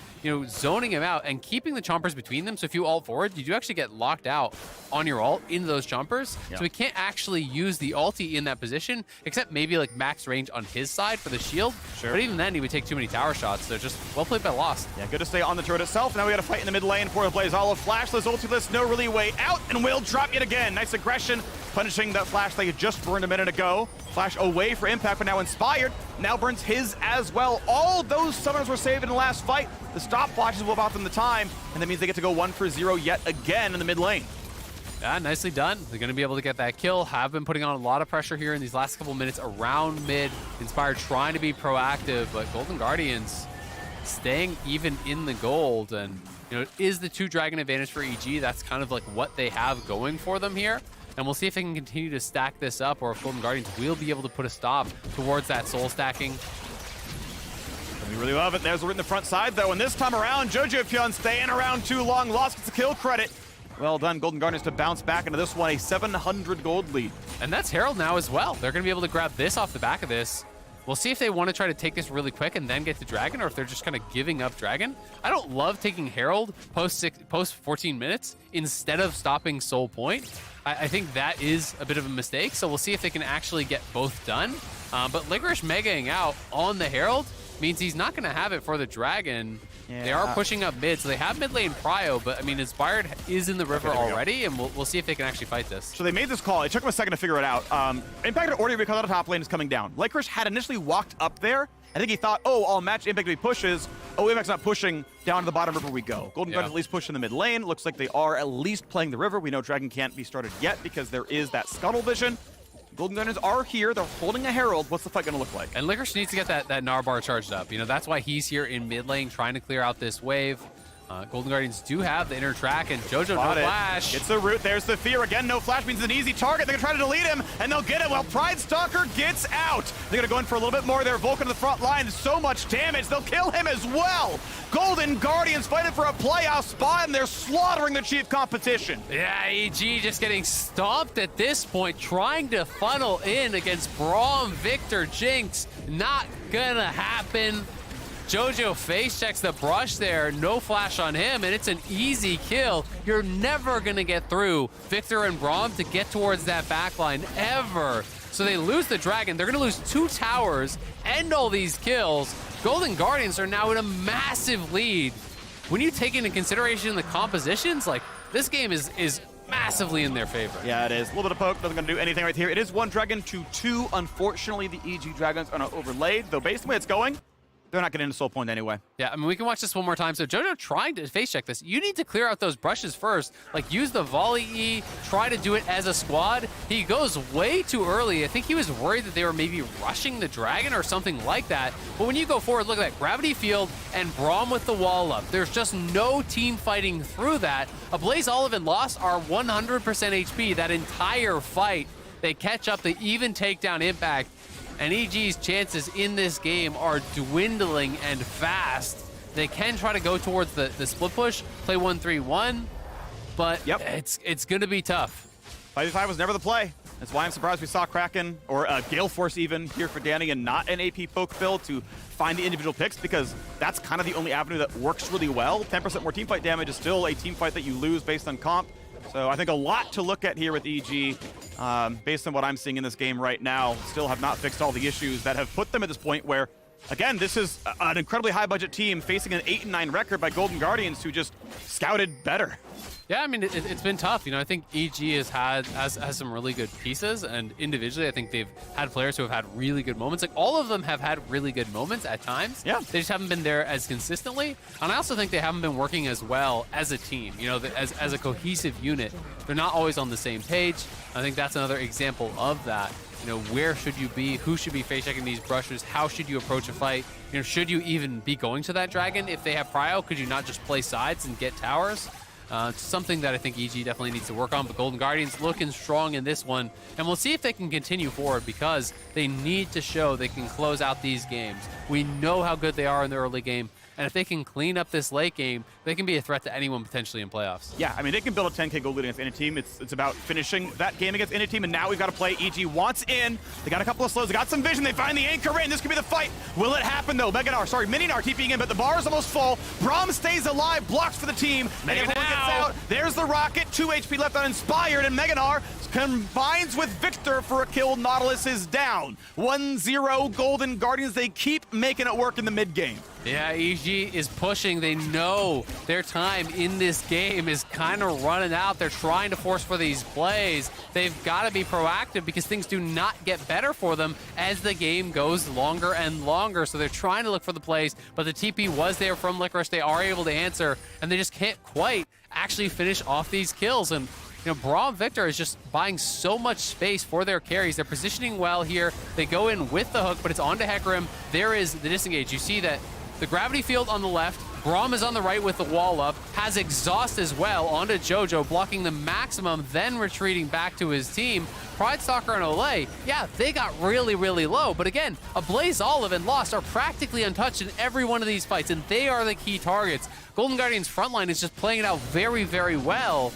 They went for the late game setup, they went for the late game summoners, they went for the late game team comp, and they're approaching late game here. Second item is coming through for a lot of these guys. Danny gets the turret at least, though. On the board, Evil Geniuses, 300 gold to the AD carry. Pretty meaningful here. He is on the way to Phantom Dancer. That Serrated Dirk power spike indeed was there. So, yeah, still trying to go for team fight damage best he can. We'll see what that ends up looking like as Lickers walks forward. Has Flash and ulti in a second, so could have been a real threat if Impact didn't back off. Gonna be fine overall, though. Next Dragon. Oh, they're wrapping around on top. 3 on top side. This has got to look pretty good for them. Blaze almost be careful. Gets jumped on. Stopwatch will buy 2 seconds. Double will TP, it be enough? It's a question. TP's across. Rocket's going to land. Here comes the first dunk across. The Blaze all gets shut down by the Graves. And this could be the fight that sinks Golden Guardians' ship. Just one down. A slow for Inspired. And EG don't get any farther. So a good reaction in time. 1 for 0. Yeah, really good double TP there from EG. Stops that play, because if they all die there, they lose Baron. So critical that they were able to respond to that. They get a kill onto a Blaze Olive. But a Blaze Olive, I think he just played his hand a little bit too fast. He was overplaying it there, went too early. As a result, his team didn't have time to actually get in and collapse. I mean, Licorice doesn't have his TP. That wasn't available. It was used on the previous play, so you got to buy a bit more time, play it more slowly, let them wrap around. There's no tier 1 tower for them to retreat to, so was concerned, I think, that EG would maybe recall or kind of get out of there, so wanted to stop that. As a result, though, it is just the 1 kill, and you gotta say, 1 kill for double TP, it's really not bad for Golden Guardians at all. You know, they now are gonna be able to have the run of the map. Blaze Olives can easily answer, you know, bot lane, push that out, and still group up with the team. EG has to play through sides, so missing the teleports for them is actually a pretty big deal. The one thing is Olive is without his own flash. He had burned that in that play. Has replaced the stopwatch with a full Zonia, so that cooldown's not missing by any means. And looks like, yep, bottom dragon going to be earned by the superior team fighting. The draft and the way the game is played out, Golden Guardians going to have it uncontested. The dragon count will tie. Second Cloud Drake now in the list, and they can move on to the next thing. Top lane was shoved in. Again, the TP-less Rive, you mentioned the teleports being down, kind of prevents that contest from happening. Some gold is denied, a very little bit of tower damage is chipped away, but not a lot happens for Rive shoving in that wave. Yeah, not too much. I mean, they couldn't contest with the dragon, so you get what you can, right? You take something elsewhere. It is going to be one of these games where it just feels like, yeah, all Graves and and Kaisa and this comp can really do is hit frontline, and they're kind of just not really set up to do it. You know, they decided to go for the Graves instead of kind of over-indexing on the dive and trying to be able to threaten these carries. So that's the situation they're in. You can see the Last Whisper picked up now for Impact, but it's a lot of armor being grabbed up here. The Randuin's is complete, Dabby's there, Frozen Heart plus the Chem Tank already done there for Pride Stalker. Locket, I really like the build for Olay, and the fact that he would exhaust and Lost Point Cleanse, to me that is, again, more the late game setup. You get a lot of value in those, and they are going to start up this Baron. They saw Impact bot side, so they're going to try to threaten here. I don't know that you really want to 50-50 it, but maybe you want to turn. Spider has ult and flash, makes it tough to get away from, and they're just going to keep there going with the wards. 4K helped up from the Baron, bottling turtle died of minions, and pretty soon he can ult into this pit, so when's the fight going to start? 3K, they hold it now, but it's going to be a flip. They're going to burn it down. Meganar flashes and stuns, and that's going to set it up. Well done. Absolutely no way to stop that one. A good play. Beautiful. Licorice just crunches over the wall. Summoner's not needed. Just guarantees Inspired cannot get in. Well coordinated at the right time. Flash to safety, doesn't want to get caught up by Jojo Pyun. Realm Warp, but nice. he's got the hop, so nothing's going to happen. But now they're separated. Is there a dive? Pride Stalker could have maybe ulted Inspired, but could always ult to safety, so not going to be a play there. And they just need to spend their gold. Golden Guardians, you don't need to overplay it. Calm down. You just got so much gold in your pockets. There's 2K on your Jinx. You do not need to overforce here. You outscale, you got Baron, reset, play the map, and that's what you're really looking for. Even the overstay there from Licorice did make things a little bit dicey. And these are these situations that sometimes Golden Guardians get themselves in trouble with, where they get a little bit hyphy, they want to try to go for more, but there's no real need to. You just continue playing towards those win conditions. You see now Lost has the BF plus the pickaxe picked up. He has a stopwatch on top, so it is going to be very safe. No summoners were used by him. You know, he is in a really, really great spot, and Golden Guardians are cruising in this one. Even with a potential Soul win condition as well, Cloud Soul is incredible on Hecarim. It is. Gonna be a good look. Running around, extra AD. It's double duty. Feels pretty good on that one as they roam through the top side. I don't believe there's enough Golden Guardian members to be a big risk, but they're gonna dive in, gonna find that first fear, and actually take it back to stopwatch for Inspired. Has an ulti, might try to burn it, and not able to do so. This Chomper is guaranteed nothing happens. A slow and a Vulcan, that could be a kill now as well. Anchor's not gonna matter, and it's gonna be a 2-0. Can't quite find Danny, but certainly it is nothing doing for Evil Geniuses. Yeah, and JoJo's just got to run now. He has his flash, he has his TP, but you're just going to get chased down at this point. No ulti to get out of there. Just got to wrap him up. Licorice is running around. His phase rush expires. There's no getting out. No, he's got some tank stats. He's got Impact nearby. Actually, gets damage with Pride Stalker, but again, you're not going to kill a 1,500 health Hecarim at that point in time. So number 3 comes across. Golden Guardians remaining in control in the mid to late game. They are growing a gold lead instead of losing it in the right time, late in the season. Golden Guardians playing well in the end game. Absolutely. Lost pushing in that top lane, takes down the tier 2. They chase down the kill around mid at the same time. Going to be about a 6,000 gold lead at this point, 130 until Soul Point for them. And again, they don't need to rush. All the pressure is on EG to make things happen. They are scaling. IE is now complete, so Jinx really is online at this point. And a Blaze Olive, he's going to be closing in on his third item here too. Has about 1,200 gold in pocket, so you know, working towards a Blighted Jewel, I would assume. Here we go. Licorice on the way down. Where's he going to find a 2v1 up against Impact? Now Pride Stalker can take some decent damage, goes down to 1K, but all 5. It is actually a 5 versus 1. There is no cross map available. It doesn't matter that you sent 5 people. Only 2 got the assist, but a mid lane at equilibrium, a top lane that's actually on their side. Maybe you trade out mid tower. But Danny 2 gunshot to fight it with no one 2 screens away. Yeah, it is scary though, you know, knowing that Hecarim could be coming. They didn't commit ultis, so there is the TP potential as well from Licorice. I do think it is a little bit dicey to stay around and try to push for that tower, but maybe you need to take that risk at this point because they are falling further and further behind. Yeah. Either way though, GG will be able to grab the tier 2 here, push in bot, and potentially retreat back towards this next dragon if they can't take down this tower. That's in some of the damage. Gravity Well comes down, keeps Jojo Pyun out of range for the most part. Even the ulti comes down to zone them, and that's going to probably guarantee it. They can tank the turret shots. Olay does so. Thank you. Get excited on to Lost. And yes, the split push keeps happening. 1-4. It's the general thing you're looking for. As bottom inhibitor should fall as well. Lost good set up that one. Can run away pretty quickly. And a rocket form from max range. Out he goes. And we'll see when the next one's going to fall. Third dragon for Golden Guardians has now just spawned. They can claim that one no problem as well. Yep, going to be able to retreat back, clear out the jungle, take away all the resources that you can get. Lost is having a great game, is so rich in this one. Another dragon will go their way. It's 3 straight after EG got the early 2. It's not showing on the score screen, but it is there. They have a mountain, they have an ocean dragon to their name, but obviously very far away from Seoul, have completely lost control of this game. 7,000 plus is the advantage for Golden Guardians. Void Staff comes through, Force of Nature comes through, so everyone hitting 3 items now on the Golden Guardian side. Well, it's a long way to go for most of these carries on EG to catch up.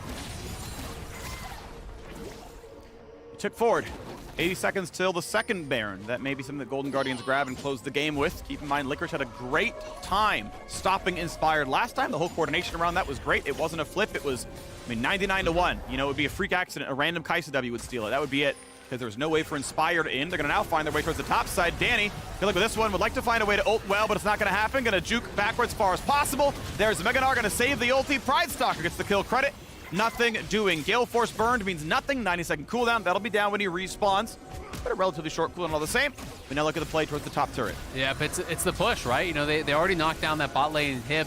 Impact did push it out, but they die on top side. They're going to go forward here. They're going to threaten the dive. They didn't commit anything to getting that kill on Danny besides the ghost from Hecarim. So it might just be the march forward here. Try to look for the end, and I think they have the tools to do it. Would have been insane. Looking at 8-9, tying Evil Geniuses in the scoreboard. They'd be a game ahead of Dignitas, 1.5 ahead of CLG with, 1 to play for them today. Golden Guardians looking to be one of those teams into playoffs. Tying both EG and FlyQuest in wins. And that's good company to keep in the top 5. At that point in time, Licorice going to hop away, and, well, they might reset yet again, but Baron is spawning shortly. A Realm Warp to spot just some movements.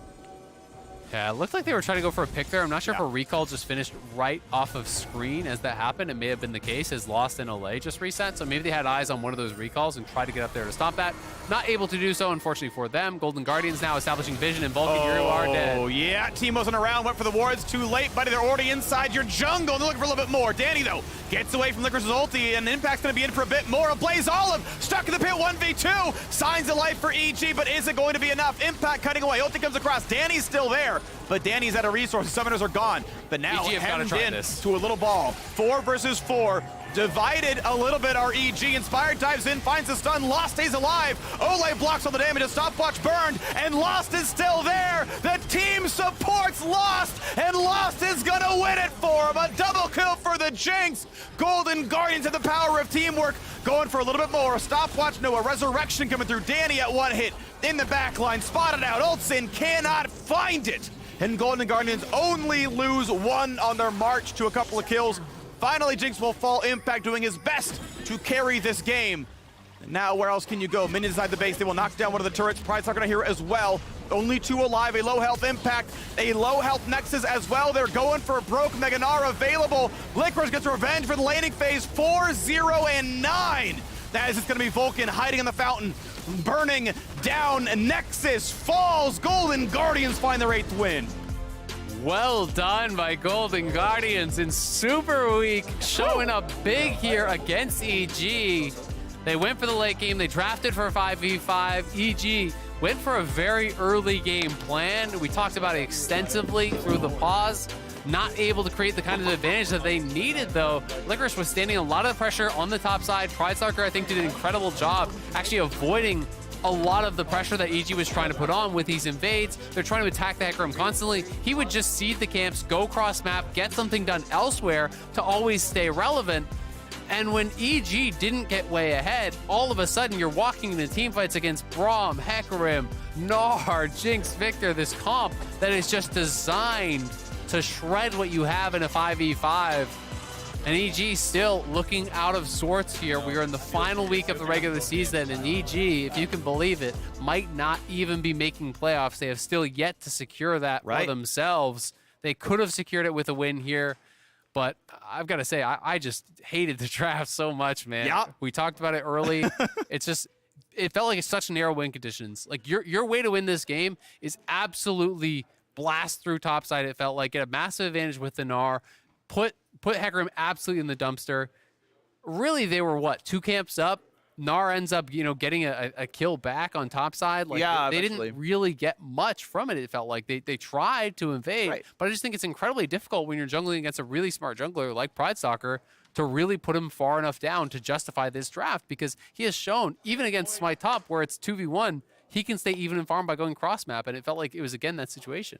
Yeah, really impressive stuff by Golden Guardians. It is nice to see them kind of keep it going, because I feel like you can erase a couple of the games where it's like, yo, that was a huge throw. Like, you were 95-5. Like, this was your game. And it's like, oh, this is actually like a 10-6 team. Like, that's almost where they are if they just finish closing out those games. Like, it's narrowly that quality of team. And it's like, hey, if you play games out like this, you're a 10-6 team, 11, 12, something around there, right? Like, you're a real threat in playoffs. And look, 4th seed is up for grabs, right? They can reach as far as that, play an upper bracket match, go face Cloud9 in game 1. Like, that could be exciting. Of course, a well-done win to them, EG, stuff to clean up. Now, with Golden Guardians that much closer to playoffs, we're joined on the Tigers and Lost for our Verizon postgame interview.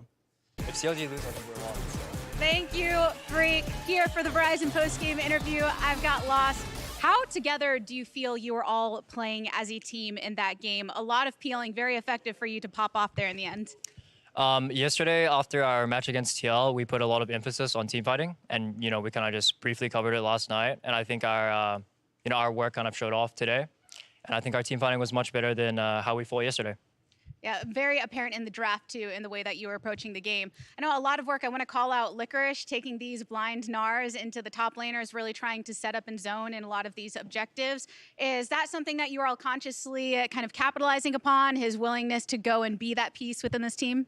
Absolutely. I think Eric's been doing really, really well the past 2 weeks, and he's kind of been the rock for us as our team. So we definitely are capitalizing on that, and thank God we have Licorice, right? Yeah, and I know it's just been a yo-yo a bit in general for Golden Guardians, but it's not just him. You are all playing very consistently throughout this week thus far. How are you handling trying to make sure you're staying on the same page when the pressure is so strong with playoffs around the corner? Our practice hasn't been great so far. So I think for the most part, we've been going into game days just having more energy and having positive vibes in the green room, before we play our match. And that's kind of been like overpowering, the bad week of practice. And I think it's been good for us. We've been doing pretty decently on stage. I think yesterday was a somewhat competitive match. A lot of the fights you could say were more winnable. So I think for the most part, we've been doing decently, just good vibes all around for the team. Anything specifically that you are all going to do going into your last match of the regular season to make that stand and that final push? No, I don't think so. We'll just be doing us. Doing you the right way with Golden Guardians. Thank you for the interview, Les. Thank you. All right, Golden Guardians fans, keep the vibes going. A W achieved here on the day. We're kicking it to a break, but on the other side, we've got more LCS for you. We'll see you there.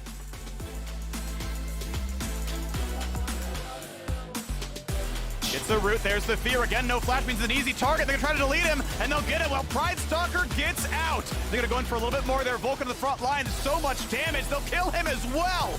Golden Guardians fighting for a playoff spot, and they're slaughtering the chief competition. 4 divided a little bit. Our EG Inspired dives in, finds the stun. Lost stays alive. Ole blocks all the damage. A stopwatch burned, and Lost is still there. The team supports Lost, and Lost is going to win it for him. A double kill for the Jinx. Golden Guardians have the power of teamwork.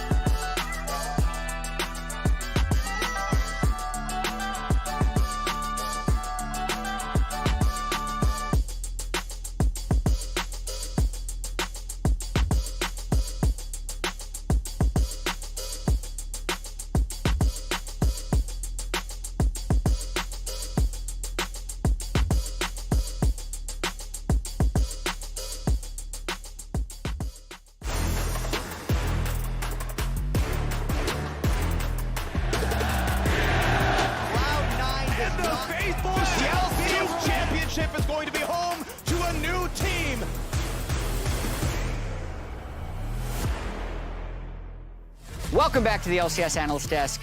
Mark has an increasingly folded sheet of paper. It's like 4 thick now. Have you correctly folded this after this last Actually, you've been the one win? folding it. You haven't even folded the last game. I don't fold my own folded sheet. No, so- it's folded the folded. last Oh, you game. folded the last Yeah. game? Someone. This is all. Okay, that's these it. are the My folding is remaining- assisted. Yeah, these are the remaining possibilities. Yeah. We've been hard at work trying to read the foldy sheet percentages and go through the page, and we have some stuff. So, hugely important win for Golden Guardians. Yes. This Yeah. basically guarantees that they'll at least get to play a tiebreaker game to get into playoffs.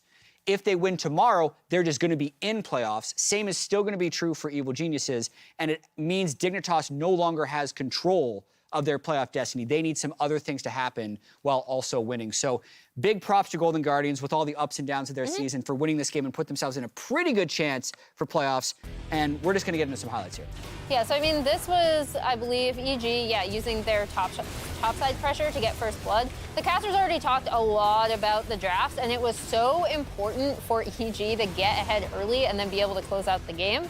So this play was pretty good from them. It looked like a good start with Inspire kind of doing his EU-inspired thing, cycling camps, getting a lead, pressuring with his team.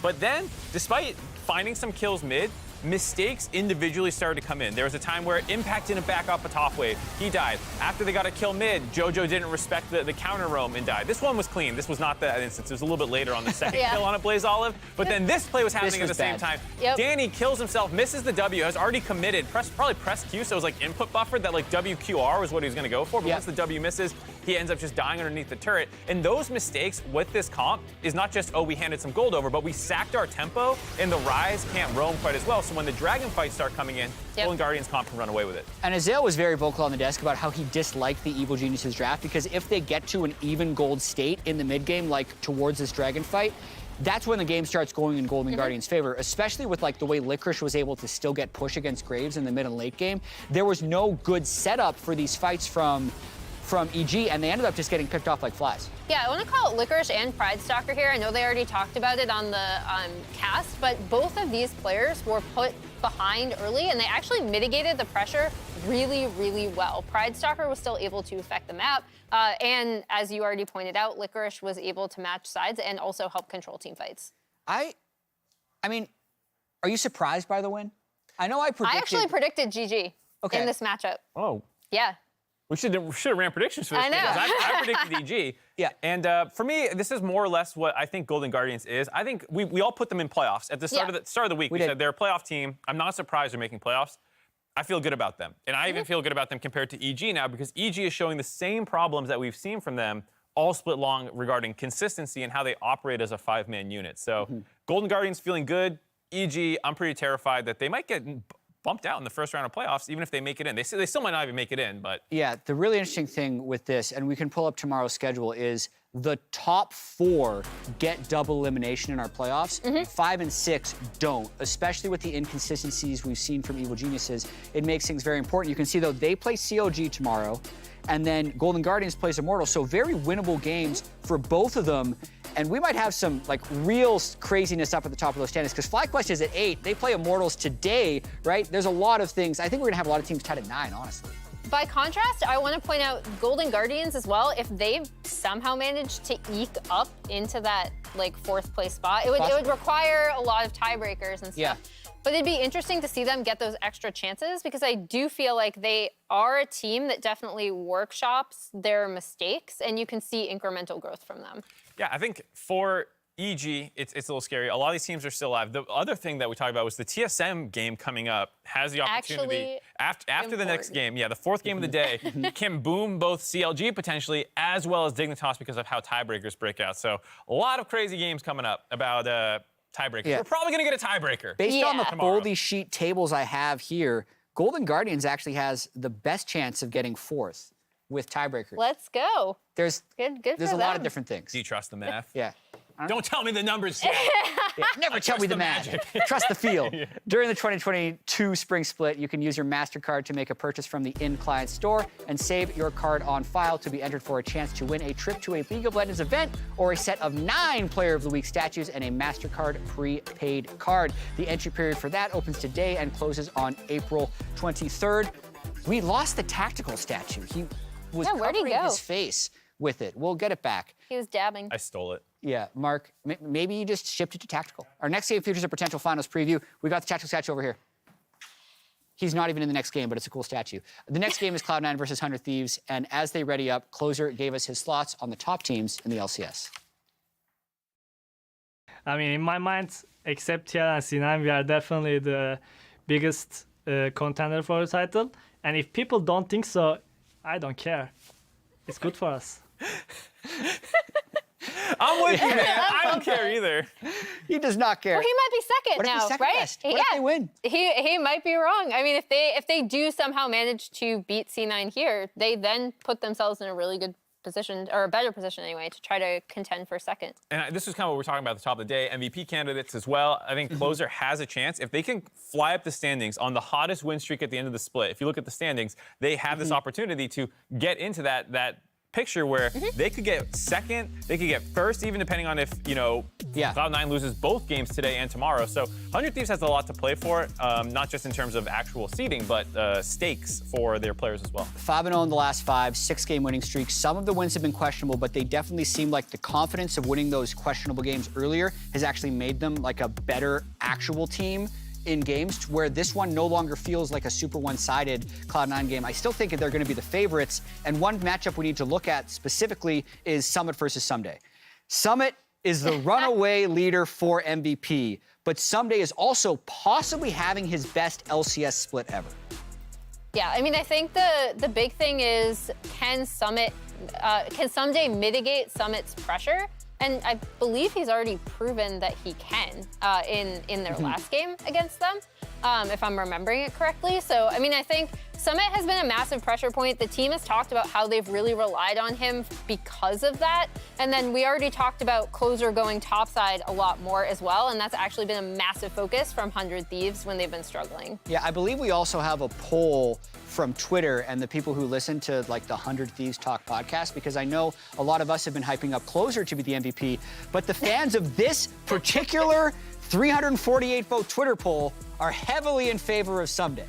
It's surprising to me. I think Someday, as I said before, the 88% was surprising to me. I could see like 60 if or it's 70, close, but it was like unanimous almost. I think Someday's having his best split, potentially under 100 Thieves banner, of his career. And so I understand why people feel like that is a massive part of their wins and why he is the MVP. I understand that argument. I do think Closer is more in that debate than that podcast fan base is giving it credit for. But it is interesting to see how the top side of the map for 100 Thieves has stepped up this split, when historically we think about FBI and their bot lane. And even when they had Aframu, it was still a more bot lane centric team. Yeah, tier lists as well is something I wanted to touch back on. We did these last week on the waiting room, and then Doublelift also did his on stream, which referenced ours, and we'll have those up here as well. I actually, thinking back, I wish I had put Berserker first, only so we had someone who had Berserker first. Coward. Well, no, because, so here's actually the way that I look at the Hans Sama Berserker thing, and the fact that FBI is third in a lot of these as well is almost a little surprising, but I think a lot of people who've played against Berserker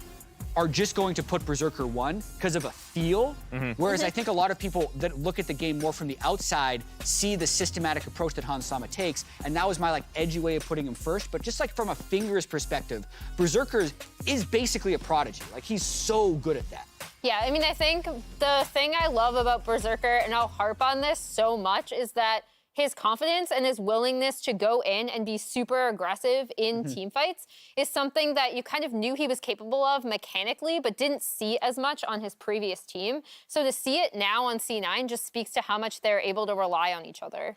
He's been incredible, and I think to the point about FBI being less of a focus from the fans' minds and stuff, him getting supplanted by two people who weren't in the league before, you could say, like, oh, they were just such monsters that they came in and he's now, oh, he just got usurped, whatever. But I think his slight downturn this split contributed to that, because he was unanimously the best North American AD carry, and now he's unanimously third. And to have that happen, I feel like he has been a participant in that, not just like, oh my God, the two best AD carries ever joined our league, but he needs to step up to put himself back in that conversation. Well, it's kind of a microcosm of 100 Thieves as a whole, right? Because like they're the top team coming in. They got bombed out of lock-in. They were surpassed by both TL and C9, the two AD carries that were above him on the list. And so, I mean, I do think FBI and Huhi have talked about the fact that they do feel more comfortable now, but that they were struggling.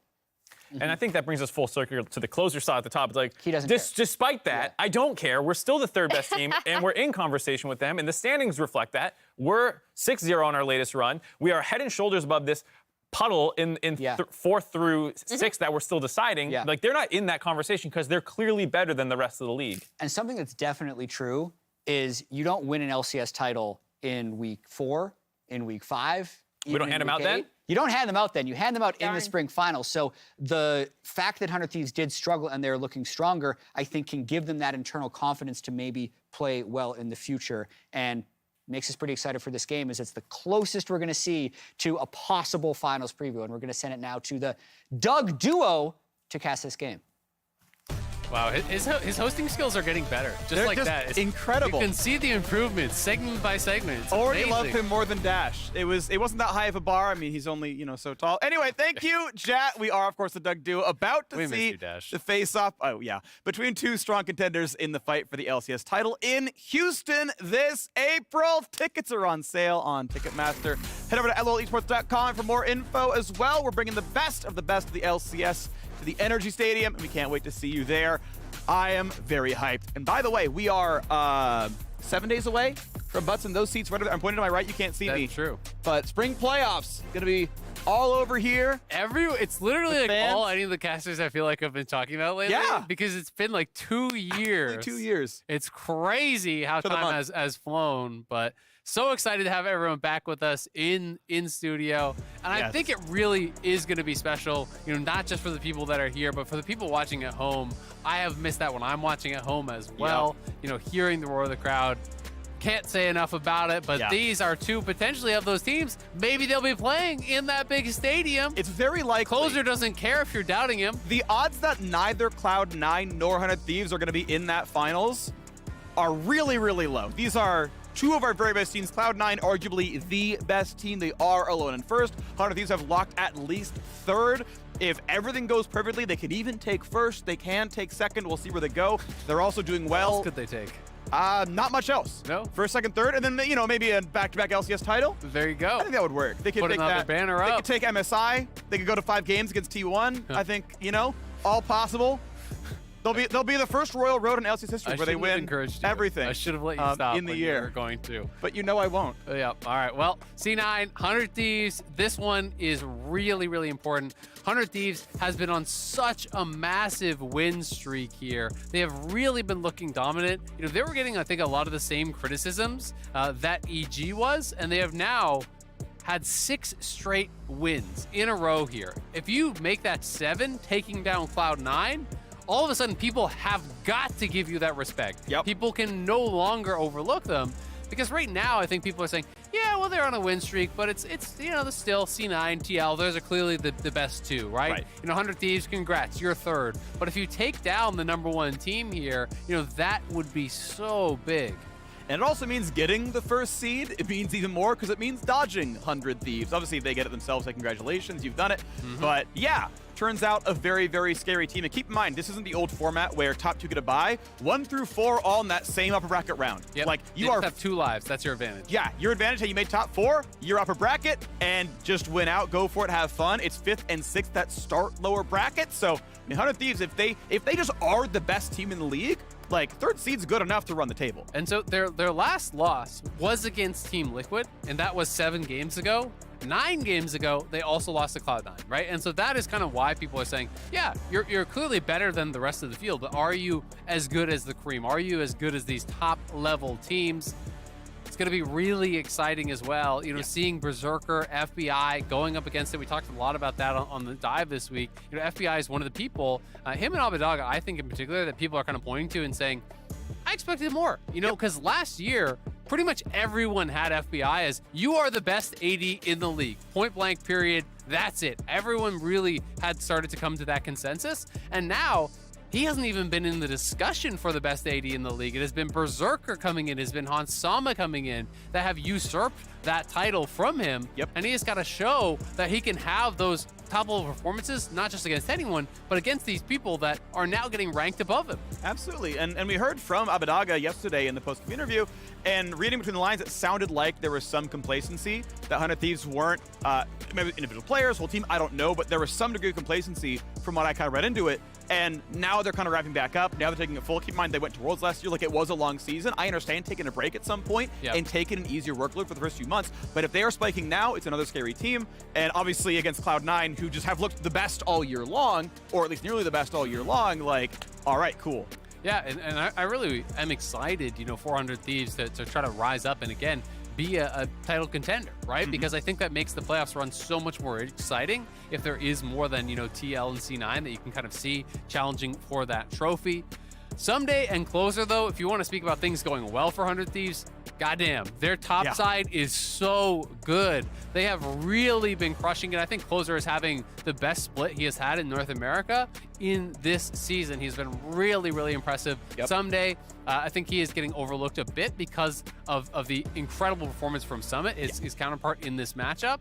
But he is, again, you know, Mark was saying, hey, maybe the best season that he has had under 100 Thieves. All right. A fifth pick Malphite. I love that into the very AD heavy team here from Cloud9. It is only Fudge with the magic damage. Ari does not want to be focusing this Malphite.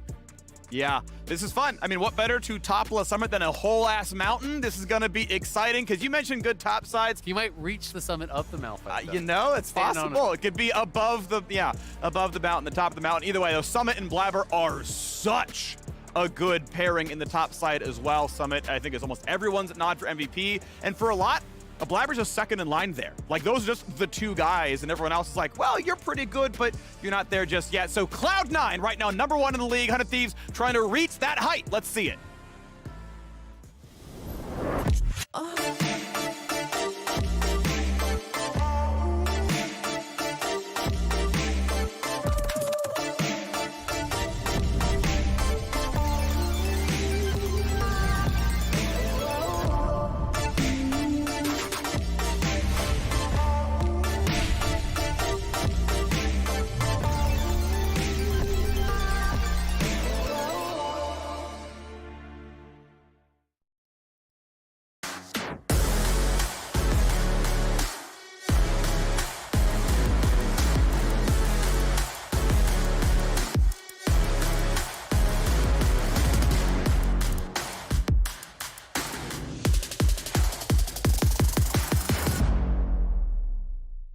Welcome to the biggest match of the show, brought to you by the Doug Duo, 100 Thieves and Cloud9, about to do battle on. Paying for this to be sponsored. We're bringing this. Yeah, this is ours. Just on you though, right? No. I'm not contributing. You contribute. You are at least 50% of the Doug Duo. I would say 60. I just mean financially. I'm not contributing to sponsoring this segment. Oh, no, I just said the words out loud. It's fine. Have you seen the dive? We just like choose sponsors. It's great. That's true. Yeah. No one can stop us. Well, actually, they can. There's probably quite a few people at Riot that could stop us. Yeah, no matter how hard you try. Actually, you can stop us now. Sorry, Zach De La Roca. But this is going to be get fired at any moment. Could be, you know? Yeah. That's a worry, because I like my job a lot. So thanks, Riot Games. Pick it up. Thanks, esports. Thanks, LCS fans. Y'all are truly wonderful.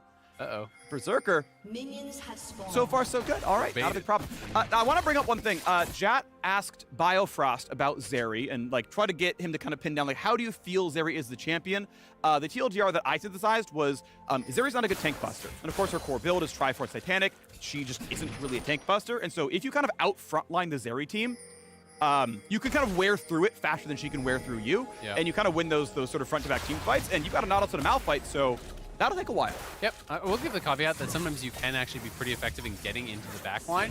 You know, if you can kind of circumvent that. Cloud9, though, they have a really powerful level 1. They're getting aggressive here. Damage and gold card lands, though. Summit, though, pretty tanky. And Closer has 1 HP left. The potions were chugged in time, but he's recalling away from his first camp. The Cloud9 invade is so dominant. Yeah, I love this. Viego plus Graves is really strong level 1 there. Fudge moves as well.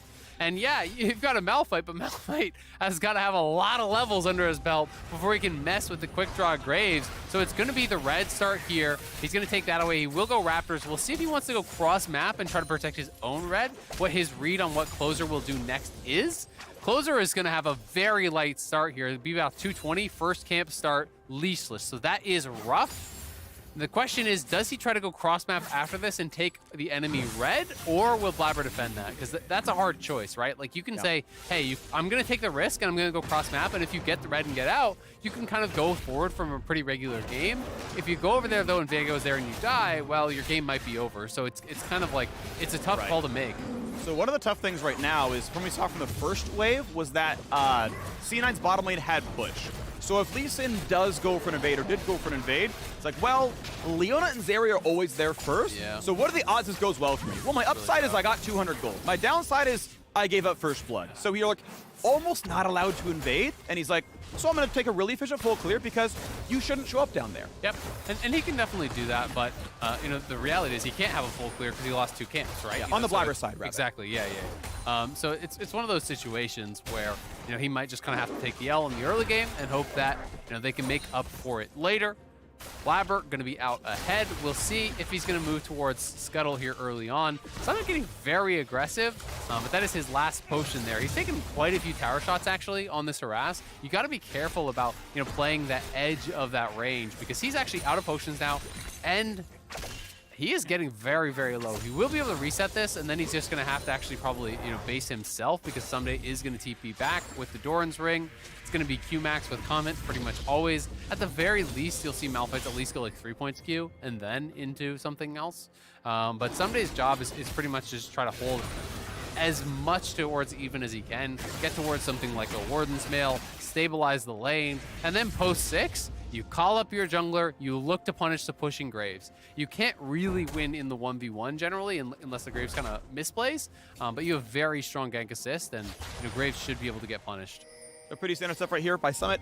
It's almost impossible to dodge the Comet when you're slow by the Malphite Q, but he's holding Quick Draw every time to say, okay, hit me, Comet's moving, Quick Draw out of range, like wait long enough that it's actually, you know, shot the Comet out, and then you're gonna be okay. That's obviously got a cooldown, Quick Draw the same, actually able to fight in between the Comet cooldowns and goes for the trade, has the Vamp Scepter, so trading aggressively, as long as it's not too aggressively, you can sustain back up. Yep, and with Fleet plus Vamp, you're hoping that you're gonna be able to sustain through a lot of this and kind of, you know, stabilize that early matchup, but Someday, getting pretty aggressive. You know, he's trying to keep whittling him down, using that Q on cooldown every single time, but you know, it does have a decent amount of mana here with the Doran's Ring plus the Corrupting Potion, so we'll be able to be pretty effective. You know, generally, especially if you're not going to index heavily towards mana as far as your itemization, you want to wait for the mana flow ban procs to actually be ready to spend your Q on those, so you're always getting some mana back with that. To be able to make sure you don't just fully run out of mana. Because often Malphite in a lot of these matchups, it's actually your mana versus their health rather than your health versus their health. Yeah. Because it becomes really difficult to actually fight back at all. And you're kind of just like a pincushion once you're Like once you're standing in a tower, you're trying to farm these range minions, you just get punished on every single one. Now, bot lane being held right in front of the tower. You can see 39, but, you know, waiting to be in the 40s, to be honest, with the wave size right there. So bot lane very close in farm right now. We do have our first power spike for Zeri. Getting Sheen is incredibly valuable. Sheen's both longswords in the list. She did a longsword opener, so got her Sheen recall. FBI and who he pushing in still. Leona, though, able to mark well enough that not much is happening. It is another double cleanse AD carry situation. And now with the Malphite coming in with the ulti, this could be enough to kill Summit. Flash into the brush. Will he get away? Flash to follow, and Someday solo kills Summit. Not to be messed with. Someday with the solo kill there. Was playing it so aggressively with the Q spam and got him low enough. As soon as he hits 6, he just goes for it straight up. Summit even expending the flash goes down regardless. First blood to Someday is not something I expected to see in this matchup in a 1v1. I would have been shocked if Closer was up there, but we can watch this one more time. Just constantly whittling him down, has the Q-Max, gets a surprise 6, and he's really close to him, just turns around as he goes in to try to pick up that cannon. He hits the Q, the Comet lands, ults in, full combo there with the auto, W reset, the E to follow. And Summit trying to flash away to safety, hoping he can make something happen, does end up going down regardless. Yeah. A rare mechanical stick by Summit. That is the most flashable Malphite ulti. He dings 6 in front of you, you're at 300 health, and you're like, oh, you knocked me up, weird. Like, that was just, I don't see that mistake from Summit very often. That is just like a unforced error, right? I will say, I feel like Summit always has one bad play a game. Like, there's one obvious play, like in pretty much every single game where you're like, Never thought that would have been Summit, right? But he does it consistently. He always has one really bad play a game, and then he has about 50 amazing ones, right? And that's the thing, is that it's like, okay, yeah, you can ding him for like his Camille teleport down the bot lane in the 1v4 where he dies when he could have just cross-mapped. You can ding him for not flashing that, even though it's more minor. But you know, he generally really comes back strong, and he makes incredible play after incredible play. But being flashless against Malphite, you cannot quick draw that. Like, you're not gonna be able to E-dash that. It's too small as long as somebody doesn't misplay. So now you're scared, because if Closer comes up there, it's pretty easy to 100 to 0 you. You got no defensive stats whatsoever. Vamp Scepter is not saving you from this dive. You don't poke him anymore. The Ward's Mail's in, so you're not dealing meaningful damage. Q hits for a couple of bit. Not gonna mean too much though, as Summit will push the wave across. Closer not 6. If he leads this whole wave, I think he'll get there. And the wave's beating at equilibrium, so I don't think it'll hard push either way. Someone wants to know what the ward situation is. It's a control ward. Rip. Well, at least it's not in that brush, but otherwise I don't really know. Yeah, trying to stay it safe. Closer, though, I think they're going to go here. They're going to go. Yep. There you go. Malphite ulti. Hey, Lee Sin's here, buddy! And, I mean, he was putting the wave. To be honest, he was hitting the wave. Summit could have waited. Malphite was hitting the wave. Yeah, yeah. Like, just wait. He could. It's definitely tough. But here's the thing. Here's the counterpoint, is that you have no vision on top side except Scuttle, and you're scared of getting dove, right? So he might think that Lee Sin's behind him, and you have to make the call. If Lee Sin is behind you, you have to actually contest the wave. If Lee Sin is in front of you, you actually have to back off the tower. And you don't know. You actually have no idea as a top laner in that scenario, because he has no wards. His only ward is turned off by the pink ward. So I think it's pretty defensible to step forward there, because if Lee Sin's in try behind you, that's actually the correct play. And fair enough. Well, that is going to be Herald going down, though. Cloud9 still with some pressure on the top side. Though Summit doesn't have control of the lane. Sure, he is up CS, but 2 kills on a Malphite feels pretty good against a comp that is, you know, pretty largely AD. That's going to feel nice in the team fights. And I think 100 Thieves have a really strong scaling composition here. They can play heavily through sides. They have pretty good 5v5. You're utilizing the Aphelios. We'll see if Cloud9 can kind of outplay that. You know, and there's always the X factor of champions like the Viego who can start to get resets and really, you know, upset a team fight. But 100 Thieves, strong early start here. Malphite, you know, can get to a point where you stabilize, but you don't expect it to be this early, and you don't expect it to be multiple kills on the Summit of all people, you know, this early on in the game. I'm sure the Cloud9 League account is cheering on 100 Thieves. Strange choice, but, you know, I trust you in your judgment, Cloud9. Cloud9 League account? Yeah, that was at C9LOL. By the way, Cloud9 has started a new League of Legends only Twitter account at C9LOL, so if you want to watch their takes on cheering on their opponents, follow them. Maybe they've been hacked. You know, that's possible. Two-factor. Stole the Twitter account. But Cloud9 invading here on the bot side. Looks like there's a pretty good defense from 100 Thieves. I'm not sure that they can continue on this. There's away. Double knockup coming in. This could be really good on a Winston. Going to find the stun towards Hui, flashing back. The charm already lands, though, but huge damage out of Aphelios. And FBI, I heard you said he was only 3rd best. Found one for that one. Blabber on the ult out. Abadaga can't quite get the rest of it. Not enough move speed, but that invade went nowhere but south for Cloud9. Yeah, great collapse from 100 Thieves. They move up the bot lane, and yes, Fudge has the first roam, but TF has his ultimate. He's going to be there for the play. Great kick from Closer, knocking one through another. Gets that 2-man kick. The Infernum ulti came across a lot of damage from 100 Thieves, able to clean that one up and defend on that bottom side. And now pressing here. They've already gotten 2 plates through this bot lane. We'll see if they can take away a dragon even to try to eliminate any sort of stacking potential there. He's almost killable. Yeah. Burns the ulti, but like next time the cooldowns are up, someday actually one-shots him with ulti. When you get too far behind in this kind of matchup, you actually can't really lane anymore, because Malphite can just basically walk at you over and over, and he doesn't actually allow you to get access to sustain up. It gets really, really bad when your damage gets heavily outpaced as a ranged champion into a melee matchup, especially in one like this. Yeah. So call up the Lee Sin at this point. That's all I'm doing. If I'm Someday, bring up the Lee Sin. Yeah. If Lee Sin shows and you ult, the best that Someday can have, or rather Summit can have, is flashing and living. Like that's all you can do. It's the slow walk up. Autos, thank you very much. The E as well gonna look pretty good. Now Summit only has flash for it. He has to go through 2 more rotations. I think he needs another Q before he can go for the ult play. But next time Summit's in lane, somebody lands the Q, walks up, mind games the ult, and he's dead. Yep, and that's his TP already down, right? He just came back and he's already down to potentially lethal range, so he has to be really scared. He has no idea where Lee Sin is, right? Again, they've not been able to maintain any sort of vision in this area, so Closer is sneaking around now, and he does have the ulti back, so if he shows up behind him, could just be dead, but Closer thinks he may have been spotted, I think. He's kind of giving that respect, so Closer is bailing out of the play. But Sunday's still, showing that, hey, like, jungler could be here. Yep, but Blabber's doing smart things, right? Blabber went down to the bottom side again. Cloud9 playing across the map, 900 gold difference. Herald to be summoned. This is going to look really good. Hui going to find a little bit of time, but he's still going to be locked up in place. FBI fires back on a 3, and Hui's got a stopwatch. They're going to get a 2-for-1. Look at that. Outnumbered, you need more than 400 Thieves outnumber you 25-1. Nicely done. Avidaga on the TP there to try to defend the play. Did that Herald bug out? How is that so late on the charge? That got stuck on a minion?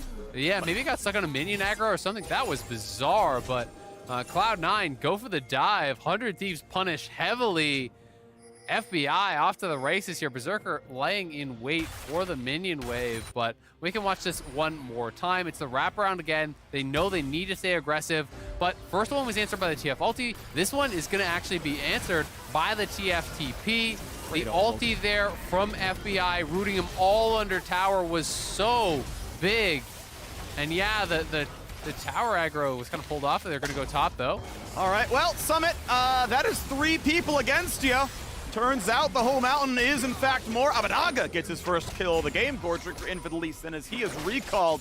And this Graves blind pick has not worked out. No, not at all. I mean, he's still up a good amount of farm. That's something. But he has been getting picked on for sure.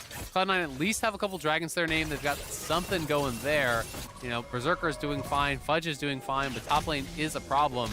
And Summit dying again without Malphite even having to expend the ultimate hurts, because now there's still that opportunity for a repeat immediately. They do spend the TF ult. So we'll see if Fudge wants to make another side lane play. He has been very proactive moving towards the sides. Hasn't really worked out for them because it's been getting answered by Avidaga every single time with the ulti or the TP. But now they do have a window where there is neither of those available for a bit. So if Cloud9 were to get aggressive again towards that bottom side, hey, maybe it could work out.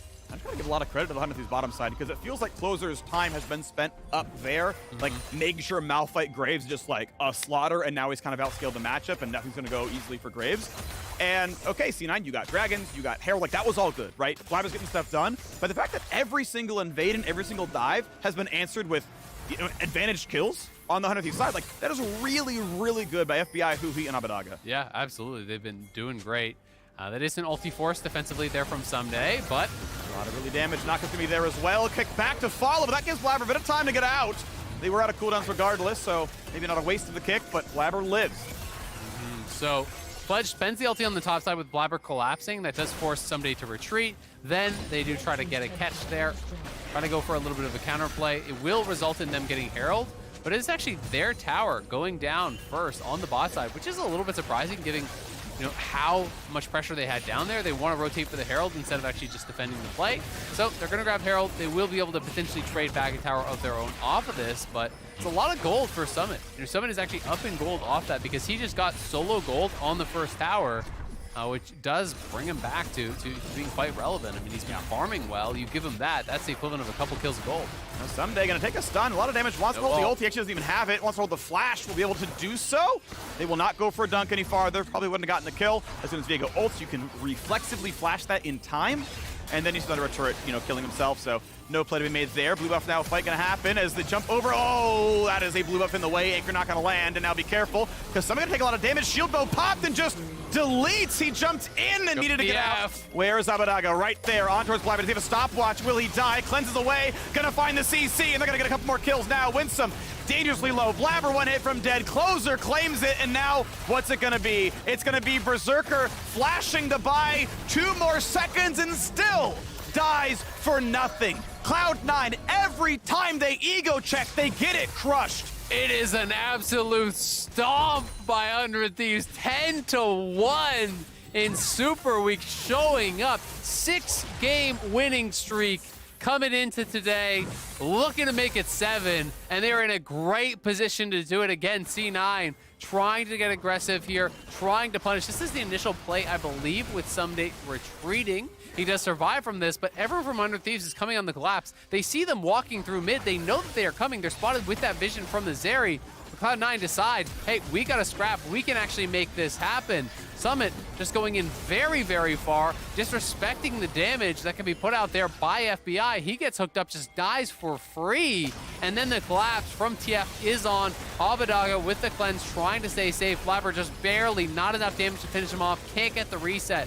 Or potentially the fight could have looked different. Then Berserker, it's him against the world. Forcing the flash out of FBI is nice, but there's no outplaying that situation. 100 Thieves looking amazing, and FBI 4-0-3. Looking hungry, and that's going to get them closer and closer to a chance at a top seed if they want one. As they get to find wins here. Winsome knocked into the air. Who taking the front line? Charm definitely got to be careful. Hard to kill Leona, but they're still going to have Closer go in. Finds a stun, still wants it. Kicks in, and that's going to be Fudge forced to flash to safety. Malphite hits one. Own the Grave Zone. Grave's going to stay alive. Finally, Leona drops. 1 for 0 so far. 100 Thieves want a little bit more. Charm just really sides up by FBI. That might have been a follow-through, as Blabber could have kind of fired in onto the Aphelios, but it's not going to happen here. Dragon is alive. 100 Thieves first of the game. Jat loves to put a win rate about 100 Thieves with first Dragon. This one may be bucking the trend, though, as someday crush top lane. And now they look to get this one. 5 versus 4. Winsome respawning in 5, but from the other side of the map.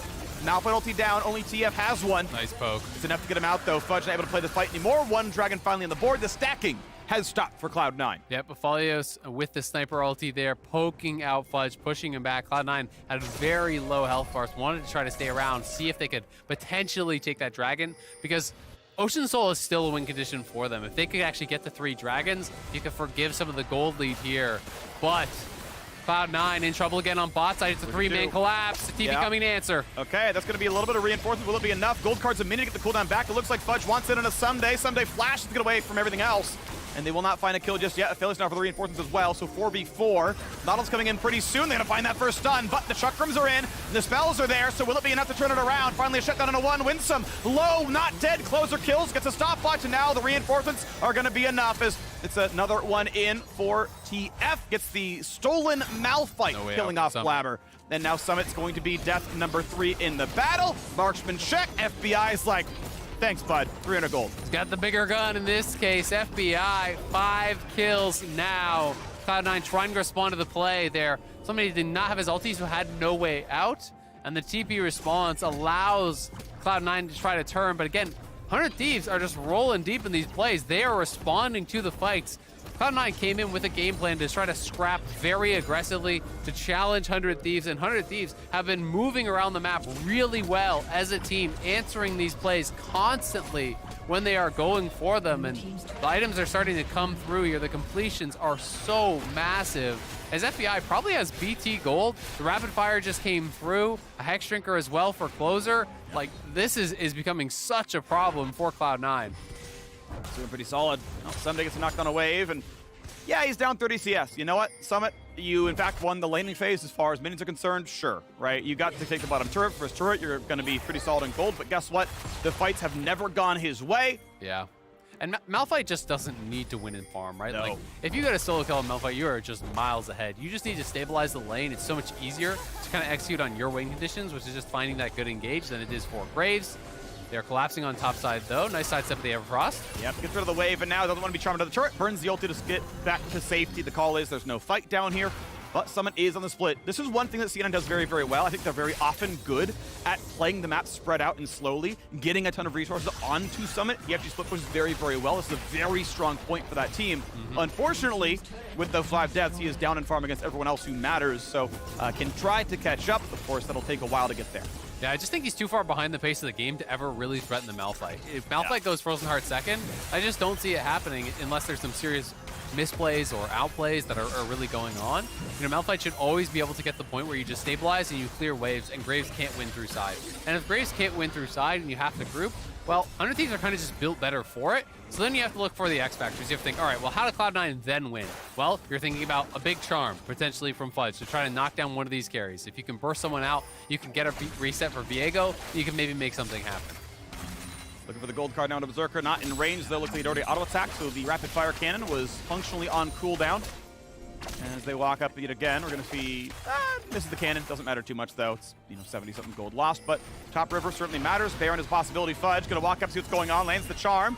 Try to get away. TF far behind, though. It's going to be a gold card for sure, landing everything else. And not an easy way out. Ult's back, kicks in, and they're going to get just one. They trade it back, though, and this could be enough. TP coming in now for the Malphite. Will it happen? Ulti on the 2. FBI would still like to fight. Flash Anchor gonna come in and find that first target. Malphite hits 2. Pretty good setup there. Summit can't get anything done. Puts the ulti across. Barely even scratches anybody. As now Zeri and Leona both drop. And Someday can just tank the tower. Anchor's gonna land dangerously low. They will trade one back. Viego's reset is in. But can they even kill him? Abadaga taking a lot of turret shots. Will Zone use it at the end? And that is gonna be the ace. That is 100 Thieves just consistently, completely crushing Cloud9. FBI goes legendary, 8-0-7, and they are heading to the Baron here. Will they actually want to start this up? Closer is back on the map, so I think they potentially could go for it. It looks like they're going to here. They have the Chakrams available. No, they're split call, so they are going to pull back, and I think this is a smarter call. You're up 5K. There's no need to go for anything too crazy. Just continue playing this one out. They do get the TP, though, from Fudge, who's going to come and see, hey, nothing there to worry about. But Cloud9 losing control of this game very, very quickly. We can see it again here. The Bud Light Ace coming through. It's the pick onto Fudge to start things off. The gold card, Everfrost Root, kick follows it through. They do get the shutdown on Closer, but unfortunately all the gold goes over to Winsome here, and FBI just has a really good positioning again. Then the collapse from multiple sides. Hui flashed over the wall on one side. Someday comes on the TP flank from the other. The pincer move there, buying space for FBI. And at this point, that's all you need to do if you're 100 Thieves. Make space for your carry. He's going to clean it up, and he does just that. Goodbye, Abadaga at the end to kind of hold the aggro as long as possible, stop punch at the end and switch it back over. Dragon going to be claimed. 100 Thieves will tie the Dragon count. Yeah, 4,000 damage out of Aphelios. Went for the BT to make sure he's not going to get one shot by an Ahri. Make sure he's always full health. It's a shield in between that one. As the turret goes down, 100 Thieves grow the gold lead 4,500. There's no Dragon lead. Their team fight looks a whole lot better, to be honest. There is not an axis through which I can see Cloud9 are advantage. Now, a great charm by Fudge. A stopwatch immunes a lot, though, as they turn back in with the Malphite. Fudge still going to open up for a pretty good amount of damage. Abadaga could be running low, but Close is here for the reinforcements. The rest of the teammates are coming, though, and Abadaga, one hit from dead. That's going to be Closer opening up for, Blabber opening up for one. Going to try to stay safe for now, but Aphelios has opened as well, as 2 more have happened. And Summit going to jump a wall, going to be stunned, and he will be safe. And even in the best pause situations where it's 5 versus 2, it's still 100 Thieves getting one more kill. At least it is a shutdown. That's something for them. But with Blabber dead and Closer on the map, they can threaten Baron here. They don't have their tools to turn, so I think they are going to have to peel off here. There's no ulti on Malphite or anything. You don't want to get too risky because Berserker, this could be a moment where he can make something happen. Gonna try, right? 4 versus 3, no smite though. It's gonna be so tough to make it work. Closer is losing health slowly but surely. Will they find that one? Yes, they will. It's Summit, of course it's Summit. The man dodges nothing all game. His flash is up. He dies again. And now it's time to run away from Baron. And FBI going to be able to melt this one very easily. 100 Thieves cruising. The hopes for Cloud9 in this game dwindling very, very fast. Even able to get that for all 5 members. Zabadog is back on the map here. They get out. No problems whatsoever. And they're going to have so much gold in their pockets. Wouldn't be surprised to see a full IE completion now for FBI. Cloud9 trying to find something here, trying to find a lazy recall that they can punish, but all they're going to get here is the red buff. 22 kills for 100 Thieves in 25 minutes. Woo. It's been an absolute bloodbath. A 0-7 game here for Summit, not what you would have expected. Seeing him come into this one has been the candidate everyone is talking about as the runaway favorite for the MVP discussion. Yep. Someday trying to make his case, though.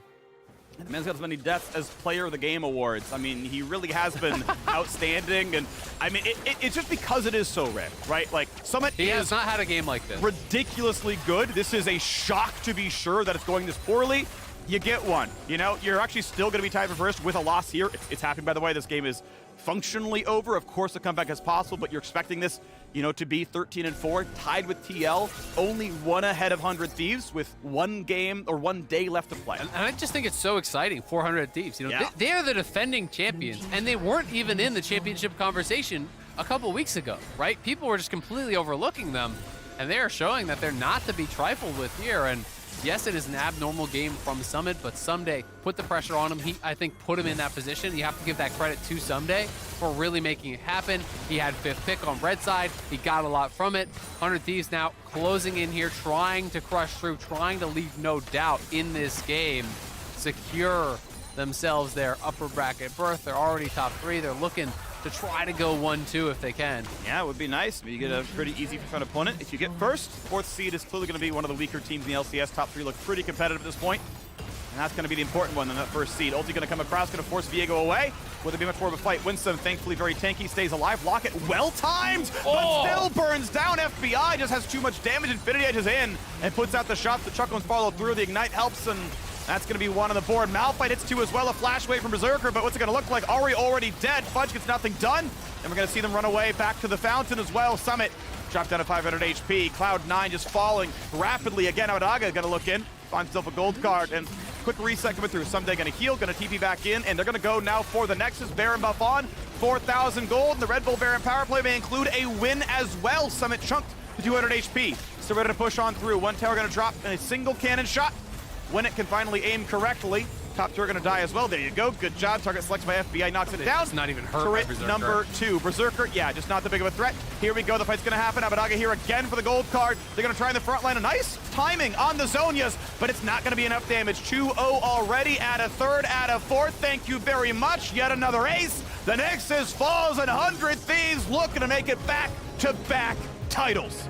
Not a bad Baron power play. 5,000 gold and the Nexus to boot. 100 Thieves crush Cloud9. 28 kills in 28 minutes against the #1 team in the league. That was a statement game from the Thieves. What a performance here. 12, 0, and 11 for FBI. If you got them on your fantasy team, you're winning this week, I think. That's going to look really good for you. I mean, the whole squad, though, very heavily involved. Solo kill by Someday in the matchup that he got to pick. Really, really strong on the Malphite. Closer was cruising in this one. The team moved around the map very well. It really was truly a team effort. Cloud9 tried to be proactive, very aggressive looks, from the level 1 invade to the constant attempts at tower dives on bot side, but Abadaga was able to actually answer those roams. Fudge got priority, laned very well, was up in farm. He gets the push, he moves, but Abadaga is there with the TP. He's there with the TF ultimate, always able to answer on these plays. 100 Thieves, this is the best game I feel like we've seen from them all split long. Yes. It's 7 straight wins. It's taking down the #1 team emphatically. What a way to enter playoffs. Yeah, it looks really good. And I got to give credit everywhere. I think Huhi played the bot dive so well. If it wasn't for Summit, great, man. Just completely top diffing. Huhi was huge as well. Our defending champions have turned up the heat for Super Week, which is good. The soup is boiling. So now we're joining with Tigress Someone fire him. on stage with Someday. More heat for our Verizon postgame interview. Thank you, Freak. 100 Thieves on fire in this game, and the streak continues, taking down Cloud9. I am joined by Someday. Can you tell me about that early game? A solo kill to start it off, and then a lot of focus from the team. Early game kinda rough because they let invade top side and our jungle is getting behind. But as long as we don't dive until our win condition, it was fine to me. Now, Summit has spoken in the past about looking up to you, coming here, working on your communication, making a name for yourself in the LCS. Have you talked to him much or have a relationship with him thus far this season? Before he came NA, we knew each other and we're kind of friends. And he's right now in NA, he's smashing every NA top laner. So it's always fun to play against him. And I kind of remind that when I first came NA. Yeah, a lot of similarities for sure. I know that Closer was saying before, everyone feels like there's similar competition with C9 at the top. You just took them down. Streak very strong for 100 Thieves. How do you feel your form is right now when thinking back to the finals where you achieved the championship? Personally, I think I'm kind of doing pretty well. Doesn't get credit that much, but it is what it is. And as long as we're winning, I'm happy. I take a lot more people giving you credit lately, though. Lots of pop-off plays. You're going for close it. Let's go Someday. 100 Thieves going for the #1 spot before playoffs. I hope so. All right, we'll see. We'll find out, everybody. More LCS to come. Time to go to a break. Thank you, Someday, for the interview. And we'll catch you on the other side for more LCS.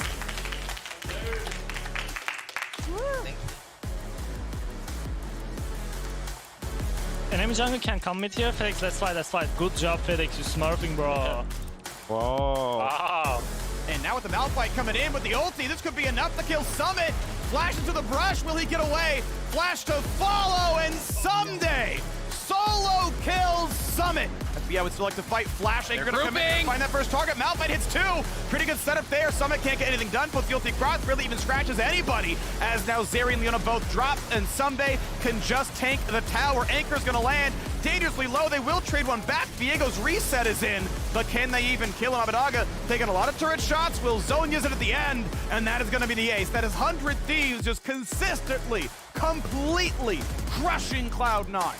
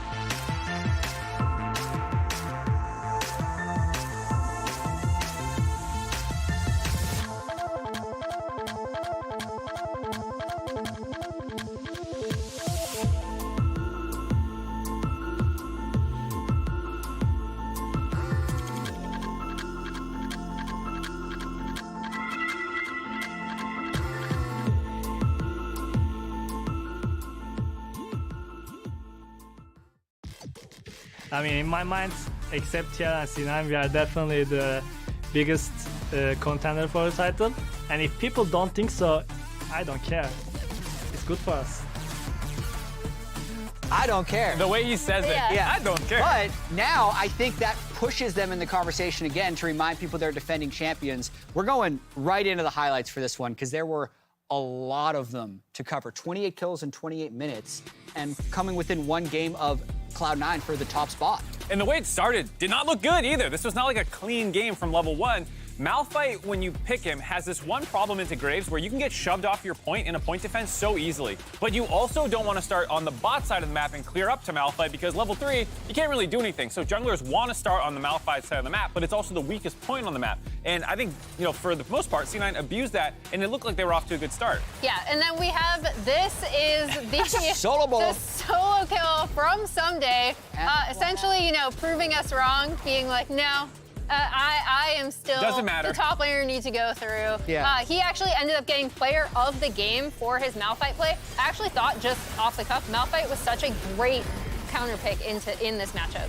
Yeah, you can see the dive here as well. Didn't work out for C9. Gets FBI really far ahead. So they have Someday just being a monster on Malphite. They have FBI on the other side of the map on Aphelios really taking over. And I also kind of want to call back to the interview that Someday gave after the game where he's like, not really getting that much credit, but it is what it is. Yeah. I think he's actually going to get a little bit of credit here because Summit, who was the lane opponent that he killed multiple times, died 8 times that game, many times to the hands of Someday's Malphite.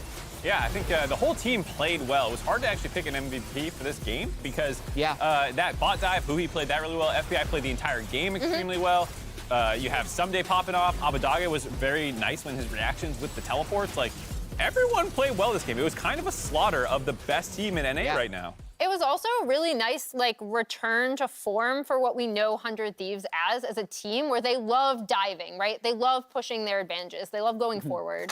So, during waiting room, we did Mount Summit because he was far and away the leader in the MVP conversation. He still probably is, but we have to touch in on it. Yeah, we have to. Mount Summit. Again. He was at the top. Yeah. Is he still that was a really poor game. It was a big game for Someday. Emily drew Someday for us, by the way. It's pretty bad. Yeah. I'm sorry. So that's way better than We I have could to do. make some adjustments. One, this is not a bad drawing for 2 minutes done. Yeah. With a Sharpie. This is incredible. Summit has to come down, right? He's not on the peak after that game. He's probably still the highest. I definitely think he's still the highest. Yeah. He's still MVP favorite, for Okay. sure.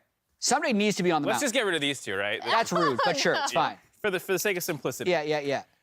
Closer? He's still there. He did fine. But Someday's got to be at least parallel, I think. He recovered really well, actually, I will say. Closer did. Is this the MVP race now? Something like that? Yeah.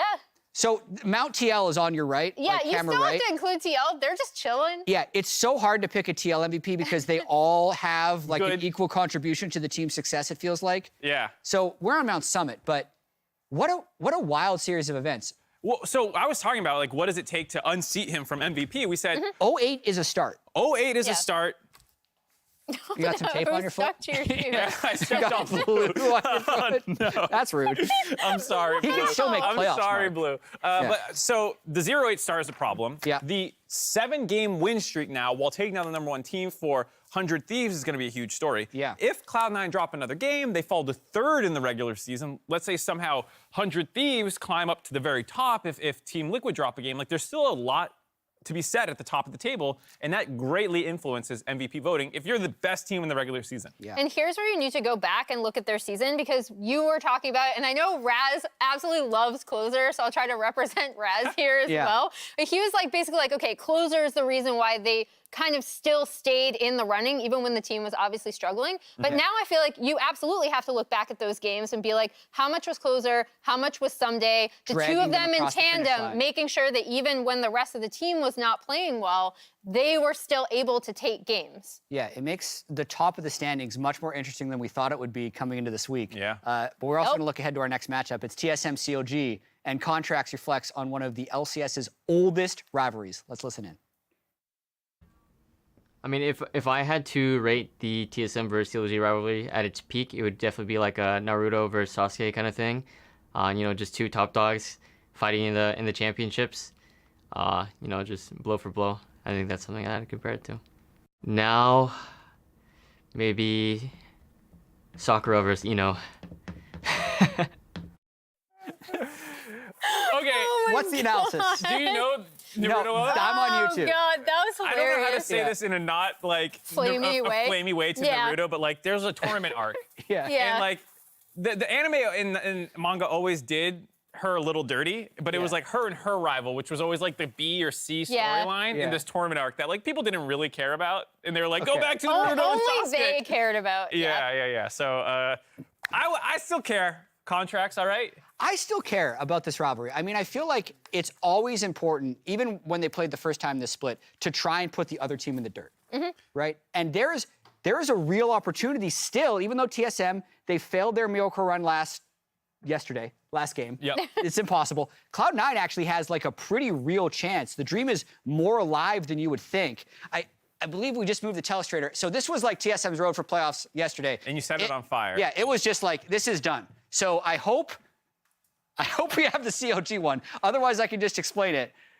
Yeah, I gotta select the new clip. Uh-oh, Mark.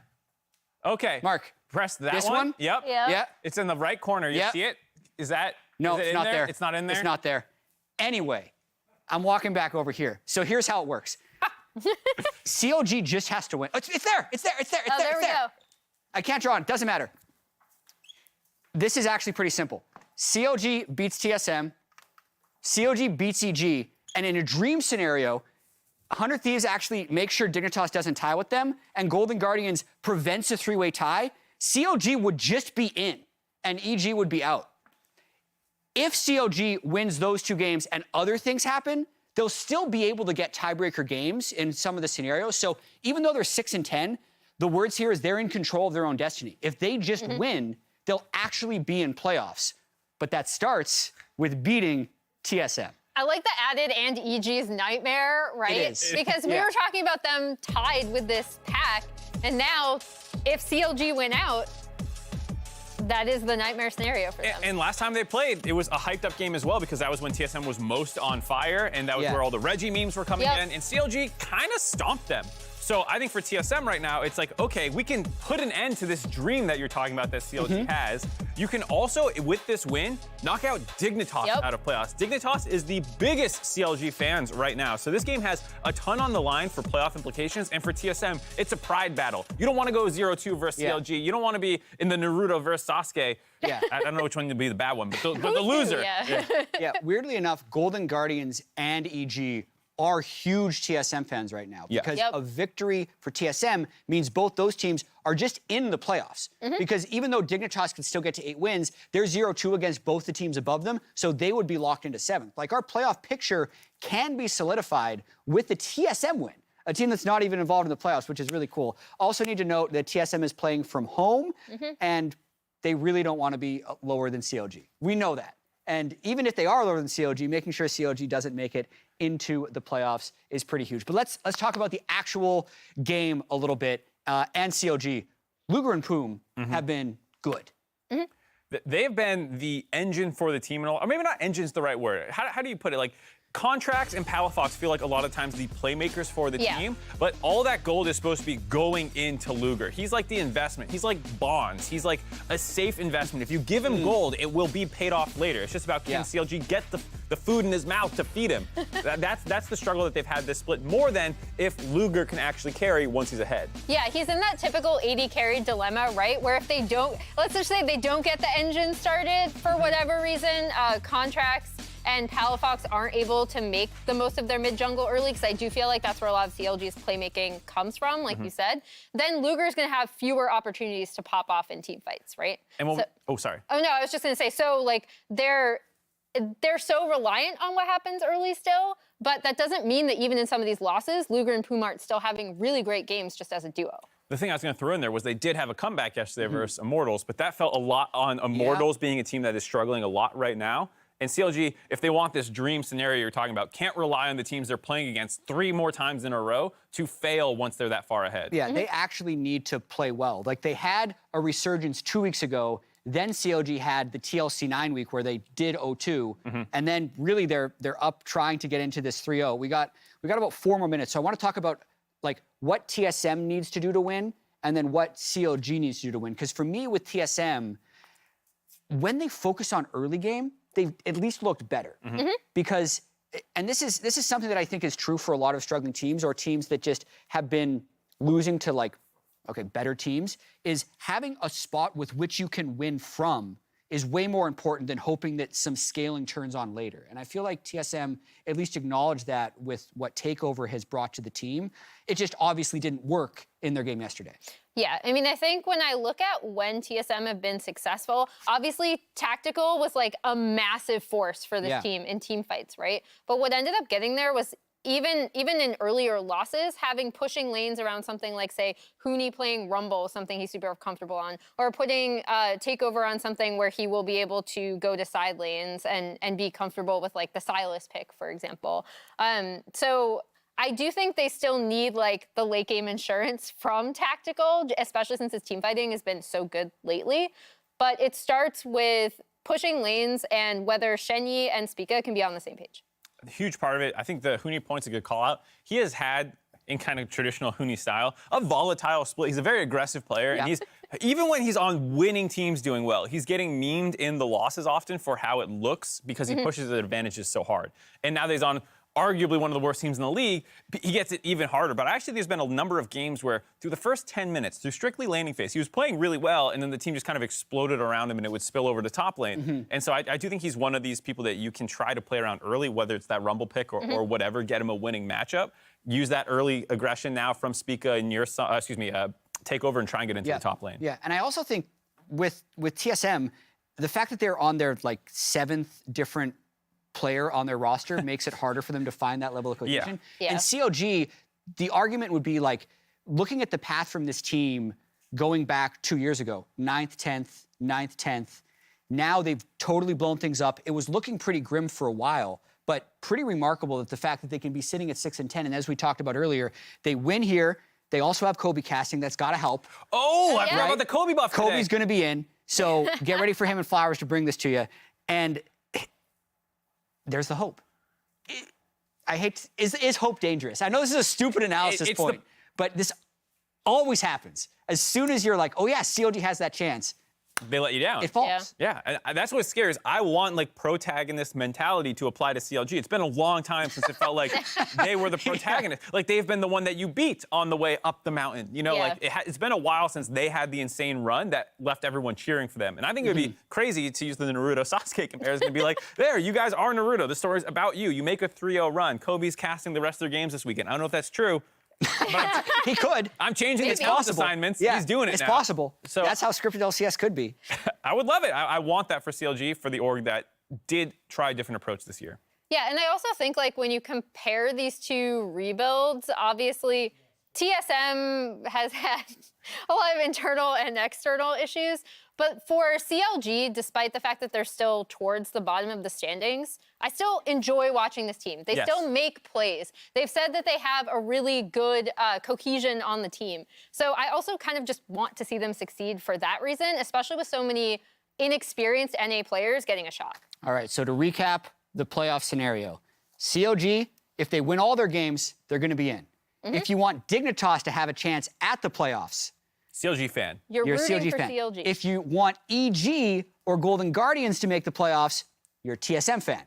If you're a TSM fan, you want TSM to win. If you're TSM fan, you want TSM to lose. I don't need to explain that part. It has nothing to do with playoffs, but still entertaining. So let's see if the faithful shall be rewarded as we toss it to Captain Flowers and Kobe.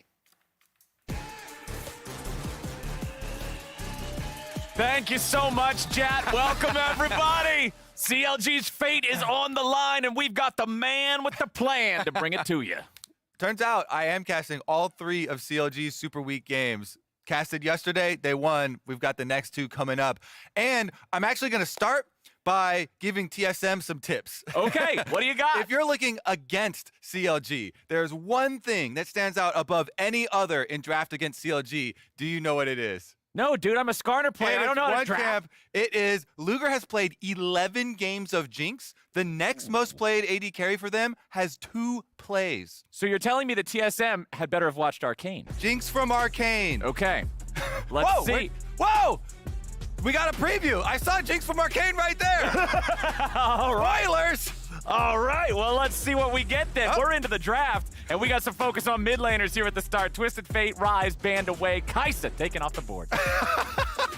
I can't remember what all the other ones were, so we're just gonna go through like this. Twisted Fate is a very good ban also against CLG, because if we're gonna start this out by laying out the battle plan against CLG, to be fair here, all of their success in their recent surge has come from some very coordinated strategical decisions. Some improvements that you can see consistently with this team. They always focus on these dive comps that have something for Palafox to roam from mid to bottom. Their focus is on getting Luger fed. Luger has been their most reliable, most consistent source of damage and source of wins for this team. So it's no surprise that they want to draft stuff like the Twisted Fate. Now, he has also used things like Ahri, other assassin champions that can make picks and can roam from mid lane. And then the other one is, once they gank bottom lane, they unlock Poom, and Poom goes to roam with contracts into your jungle and play very aggressively as the jungle support duo. So good ban so far from TSM. But no Jinx. And they get the first. See, this is it. This is the trade. And since we got the spoilers already, we know. CLG are going to get Jinx in trade for the Zeri. They knowingly kind of give up the Zeri. They let Tactical get his hands on it because they know Tactical is one of the AD carries that first jumped on playing Zeri as soon as she was released, and TSM will take that trade. Instant lock on the Jinx after thinking about that Lee Sin there for a moment. So a playmaker in the jungle, that hyper carry you're talking about in the bottom lane for CLG. All right, and they got contracts the Lee Sin as well. It is important to get contracts a jungle champion with a lot of mobility. Because sometimes he gets himself into some dangerous scenarios. He gets a little hyphy. He's gonna need a safeguard out. So that's I like to pick up here with the Lee Sin for them. Let's see about TSM's response. They will match jungle. So Spica with the Jarvan definitely has early playmaking abilities. Jarvan also is notoriously good against Jinx. Jinx has no escapes, can't get out of Cataclysm.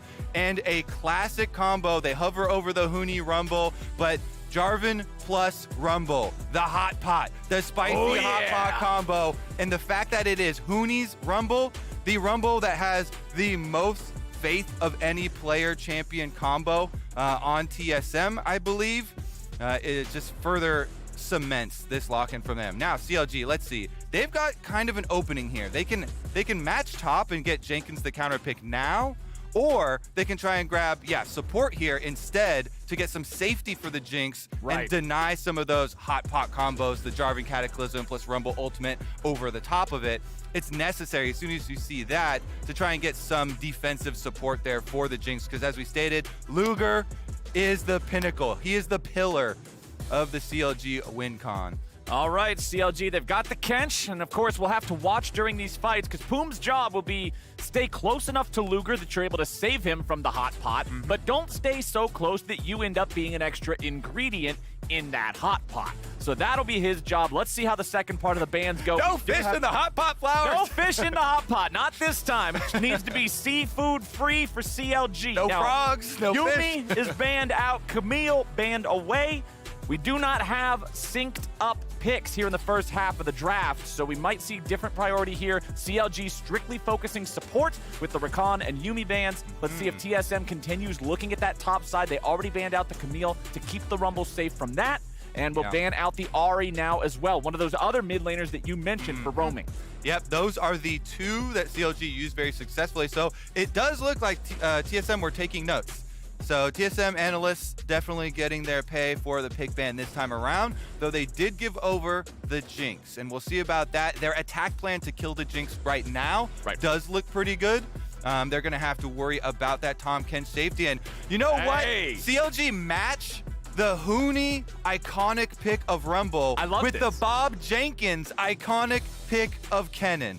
Jenkins came up as a Kennen player, basically the most feared single champion in his repertoire, and now he's slamming it down against Huni's best. This is honestly, and they were talking about different anime arcs and different anime battles on the analyst desk and in the interview with contracts. This is one. This is the top lane LCS anime battle. Choose your most iconic champion and go at it. I'm going to say this is like Gundams because it's cool and Gundams are cool, and that's the only anime I really know, but I'm excited for it. The iconic AP top laners from both of these guys. It'll be LeBlanc in the mid lane for Takeover. It'll be Soraka as the support pick for Shindy. This is a perfect Vex angle. Perfect counter into LeBlanc. Palafox played a Vex game yesterday already, And it has to be. That is the single most perfect counter into LeBlanc now. The only other one would be Lissandra, and that one is a lot less offensive. Vex is basically Lissandra with more range. And yes, you have less defensive options, but you have way higher highs. You have big one-shot combos that you can also get resets on your ultimate with. And Palafox, I know for a fact, has played a decent amount of Vex and showed a pretty strong performance yesterday on it. So definitely happy for CLG to get that for him. It does mean they've got double AP solo laners, much like TSM. So a lot of AP in this game. There will be some magic resistance purchased on both sides, some null magic mantles picked up, and let's get right to it. CLG versus TSM in 2022 for playoffs lives. What is going on? I can't afford streaming anymore, so. Sure you can. State Farm has rates that fit your budget. Oh, good. Because some true crime would be nice. Like a good neighbor, State Farm is there. Call or click to get a quote today. A lion! Ah, yes, the king of the jungle. Time for a Red Bull. Red Bull? Still, you'll never be faster than a lion. I don't have to be quicker than the lion, just faster than you. Red Bull gives you wings.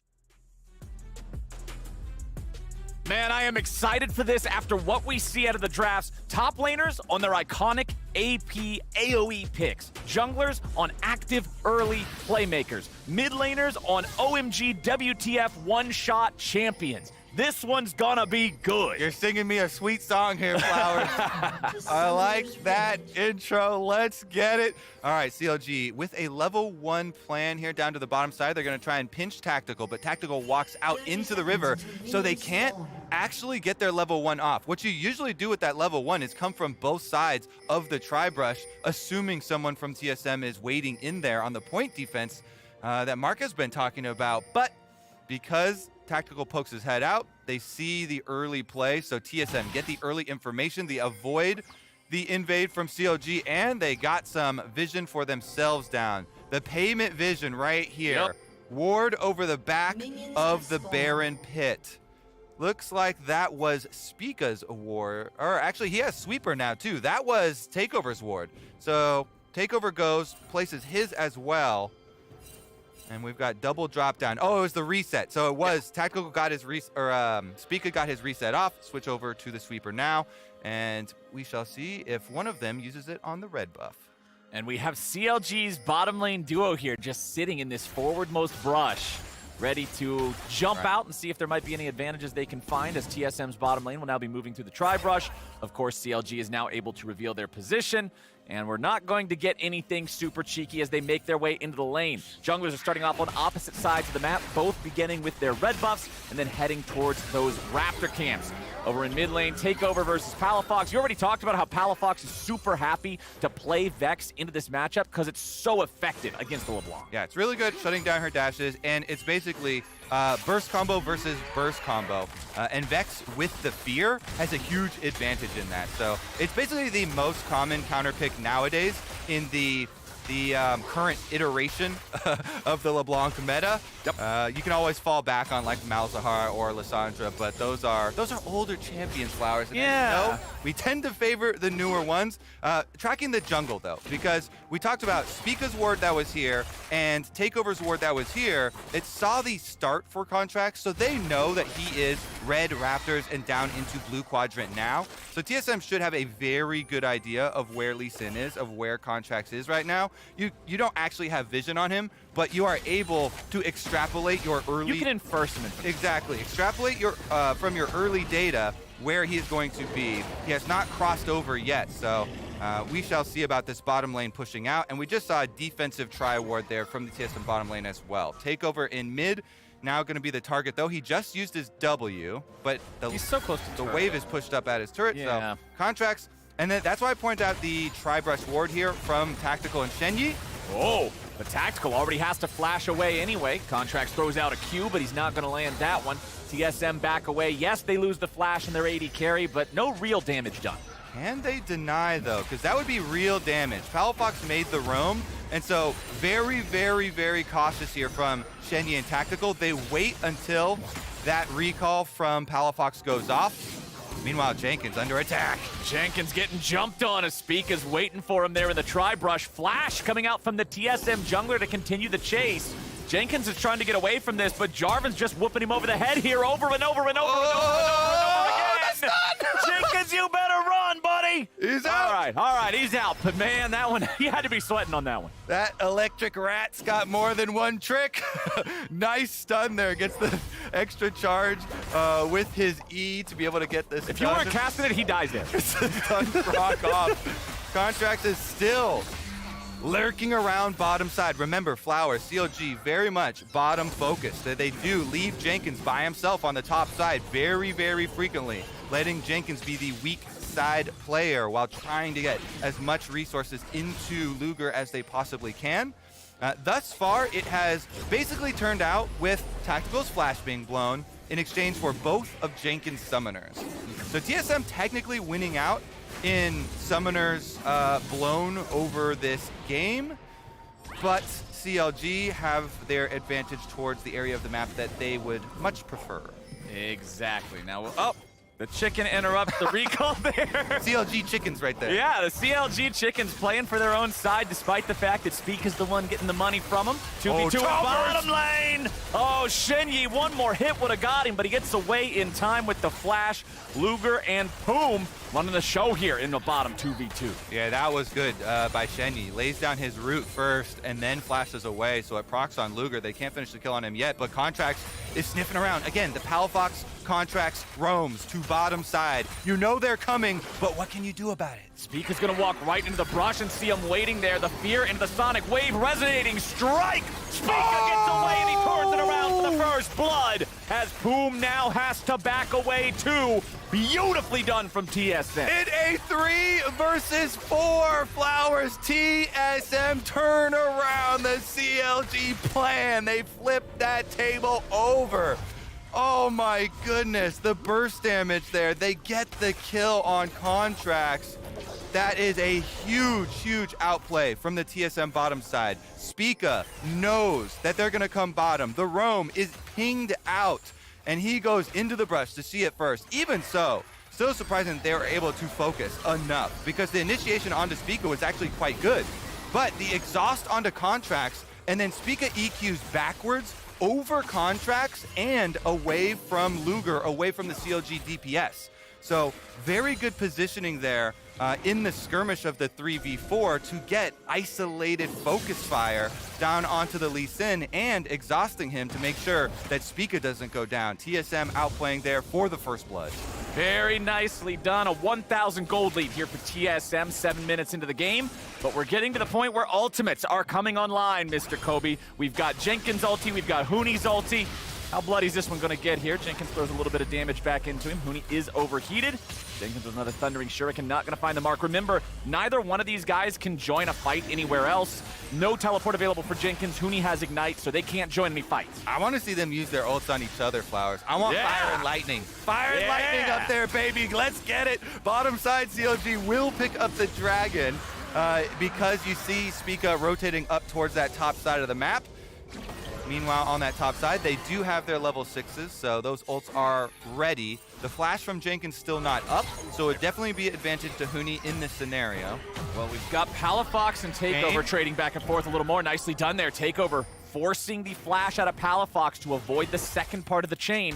Now bottom lane, this could turn bloody here again. Boom jumps over the wall, tries to find the knock-up, hoping Tactical would step forward, but he doesn't. Contracts going after his own red, but it's Spica and Hooney planning to invade. These tight jungle corridors, that's where Rumble loves to ult. Red is going to be let go as Contracts recognizes TSM making a play for this. And with TSM committing more bodies, this is troublesome for CLG. Hooney just drops the equalizer to keep Jenkins away. Spica can now deal with this. Contracts can't connect the Sonic Wave in time. Spica goes right back in, grabs himself the red, and now Hooney's going after Jenkins. He burns him down, and Spica plants the flag on the corpse. Flash advantage by Hooney means everything there. He's able to flash on Jenkins. Jenkins still not able to get his cooldown back from the earlier visit from Spica, and so TSM abusing the point of the map where they had the cooldown advantages. They both won the fight on the bottom side where CLG originally had advantage, and they make good on their advantage on top side. This game definitely going the way of TSM in the opening here. It's also going to be Rift Herald on top of a 1.8 thousand gold lead. Remember, Flowers, this game for CLG is everything. Do or die. This is them being able to continue their hopes for qualifying for playoffs. They have got to get this win. Well, it's time to stabilize then. Whatever's happening right now, we got to stop that from happening anymore because it's a 1,500 gold lead for TSM. Rift Herald in pocket as Spica picks that one up and makes his recall back to base, so that's going to be even more money waiting to be cashed in on. Luger's Jinx, this is the thing we got to keep our eyes on. You said in draft, this is the key component for all the CLG wins. Luger's doing fine right now, tied with his opponent in terms of farm. Jinx is not traditionally one of those champions that you want to see pop off early. So as this game goes forward, we need to see CLG and the entirety of their team keep everything together enough for Jinx to hit the part of the game that she can take over. Definitely agree. Plus, because of the way that TSM leveraged their flash advantage previously, now Hoonies will be on cooldown. Jenkins is back and available. Maybe they can turn the tables up there. Flash with Kennen ultimates can be a very, very useful tool for one of either the 1v1 up there with Hoonie or the team fight with the rest of TSM. TSM hovering down here on this control where they've got really nice deep vision into the blue quadrant of CLG's jungle. And Palafox is correctly giving plenty of safety to himself by cautiously playing way back. His flash is blown. He knows takeover, all he has to do is jump in and throw a chain on him, and it's going to be a kill. So, ooh, Tactical walking right into the brush there, but he's gobbled up. Hoom's taking a bite out of him, spits him back down onto the chompers. Luger throws out the Super Mega Death Rocket, but the exhaust prevents it from becoming lethal. CLG, they win out in that 2v2 for now, but Shenyi will be able to restore Tactical's health pretty swiftly. Yeah, it was pretty close. I feel like they could have gone a little bit more aggressive on it to chase down Tactical there, but they're afraid of the extra heals coming through from Shenyi, healing him back up. If you don't win the all-in skirmish, though, he's going to heal him up regardless, and now Tactical will be back to full health shortly off of these Soraka heals. There it is. It was a good attempt at the all-in. Maybe a little bit deterred too much from the exhaust. Tactical also was holding on to his own heal, so trying to bait a little bit there with the Soraka heals plus his own summoner heal. Well, it's AoE wombo combo time. Spica's ready to go, and Jenkins jumps in first. Now, who's going to be the first to die? Jenkins should go. Spica's on a killing spree, and Contracts is thrown up into the air. He cannot try to 1v1 on the red carpet, and TSM makes it a 4-0 game. Another smash on the top side for TSM. Hoonie's Rumble turns out will reign supreme in the clash of fire and lightning up there. Spica is constantly ganking up on top side, and they make good. That's what I'm saying. It doesn't feel so much of a Hoonie diff to me as it is a Spica diff going top, helping this out, making sure Hoonie's got the advantage.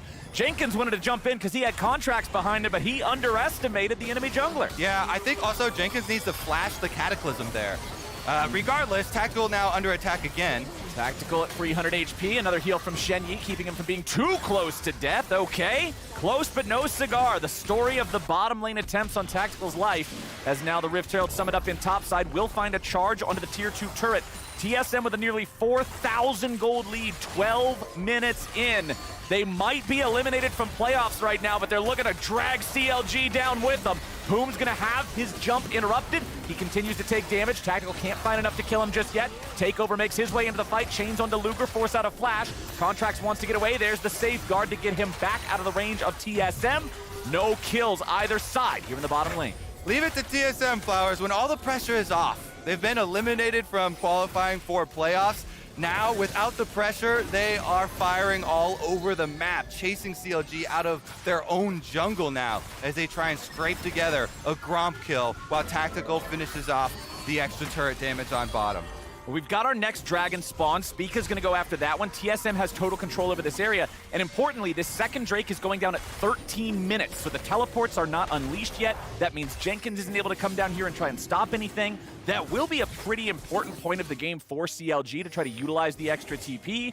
But man, 4,000 deficit 13 minutes into the game. it makes you wonder just how above and beyond CLG are going to have to go to stabilize this, because TSM has made this a very difficult game for them. Yeah, I think honestly with the split that TSM have had, this might be their biggest gold lead before 15 minutes that they've ever had. Now they're attacking Palafox to get the flash and his life. He's already flashed away, and the Cataclysm brings the pot while Huni brings the hot. Now Takeover looks for a little more, but it ain't happening. CLG loses one, and TSM just keeps the good times rolling. Yeah, that combo is so old, but so good. Oh, yeah. Jarvan and Rumble, they've still got it. Taking over the other half of CLG jungle now, Flowers. They already invaded on blue quadrant. Now Spica takes away Raptors and red buff after that. This is TSM making a stand. Yes, they may have been. Oh, wait, Jenkins, never mind. He gets it back. All right, The he hope steals is it alive, back. Flowers. Okay. Brambleback has been conquered by CLG. When you're behind this much in the game, you have to take any victory you can get, and you call that one a dub. No red buff for Spica. Jenkins grabbing that one, but bottom side, it's Tactical and Shenyi making this a 2-0 game in terms of turrets. Drakes are tied, and that's the best thing CLG's got going for them right now. Times are tough, Kobe. Yeah. Honestly, it's a cool conversation, too, from the side of TSM that, you know, since they've had such a roller coaster with the organization, you know, since the last couple of weeks when they, you know, actually aired out a lot of the dirty laundry, they just kind of unleashed Spica and Huni, and they're like, basically, they're free to pick the champions that they want to pick, and they've gone to their comfort. Yeah. And it has worked out, you know, in the majority of them sense. Not all of them. This definitely hasn't smoothed everything out. It's not all rainbows and sunshine for them, but definitely has gone better than at least the beginning of the split. Meanwhile, CLG, hopes are still alive. Your eyes still need to be focused on this game because it has such big implications for the organization, for this team. It would be huge if they could still make it into playoffs after being 10th. Contracts going for something a little bit crazy here. He tries to make it happen, but Jenkins with the follow-up is exhausted, so the damage isn't there. Spica traps them all in the Cataclysm, and if CLG hadn't already collapsed, they would have collapsed right now. Boom might die thereafter. Barely escapes with a thick skin, and CLG are desperate for anything. All right, who was it? Who had too much hope? Who had too much faith? When you start believing in CLG, this happens. Oh man, this one is not looking good. Contracts forced that so hard and just got absolutely nothing out of it. Let's take another look at how it went down. Well, Flowers, they're gonna go out with a blaze of glory. CLG are all in here. Contracts, he flashes, he ward hops, he kicks over. Jenkins tries to fall as well. He flashes over, he gets exhausted.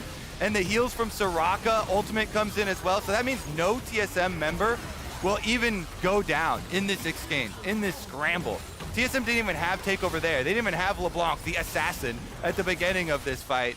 Tactical then takes a little ride for fun down the Raptor pit wall there to see if anybody was lazy recalling. But honestly, with the pressure lifted, TSM are all smiles and laughter now. Yeah. I mean, well, especially after a play like that, man, I don't know. It seems so forced. I understand that CLG is trying to make something happen and they feel that pressure, but I just don't see a world where that play ends up being the answer after Spica's already disengaged it. But CLG are now 6,500 gold down. It's 17 minutes into the game. I'm struggling to find a way back in for Counter Logic games. See, the CLG, this has been true of them in Spring Split. If they get behind, then they still go for the most aggressive comeback possible play that they can have. So, you know, seeing that as well, this is not an aberration. They definitely do have that kind of work hard, play hard mentality. I'll call it. Okay. Right now, Contracts, he's playing pretty hard down here on the bottom side. He gets out with his life, though. Yep, that's at least something. He's able to walk it off, but now top side. That tier 3 turret, man, it's what, 20% HP left on it. TSM walks away from that one. They'll plant down some wards. They'll sweep out the CLG wards. TSM owns the whole map. CLG is just trying to figure out somewhere they can go and not get smacked in the face as soon as they try to check a brush. But TSM are working on the tier 2 turret here in the mid lane. Want to find a 5-0 lead in that objective count. Shenyi's going to get jumped on, but it's Palafox who's likely to die here first. Tactical goes on a killing spree as he disengages off to the left, and the Cataclysm traps Contracts in for a second kill. TSM 10-0. Yeah, I mean, objective bounties are up, Flowers, and they should be. TSM controlling most of the map at this point, pushing up all lanes, only 18.5 minutes into this game. Baron's not even on the table. That's a good thing for Baron because Baron would die. Now TSM, they're gonna continue sticking around here just for that last little bit of damage. Tactical gets taken low, but Hooney's ready for the counterattack, and it's his Equalizer and Flame Spitter combo that picks up the kill onto Luger, and he won't even die in return. Boom! Tries to save his ally as he runs away. Jenkins returning some fire, but Tactical and Takeover are both able to get themselves out. Now Contracts jumps back in, and finally CLG's gonna grab themselves a little bit of something. Shut down on Tactical. Both bottom laners of TSM have fallen, but the team as a whole is 8,000 gold ahead. Well, well, well.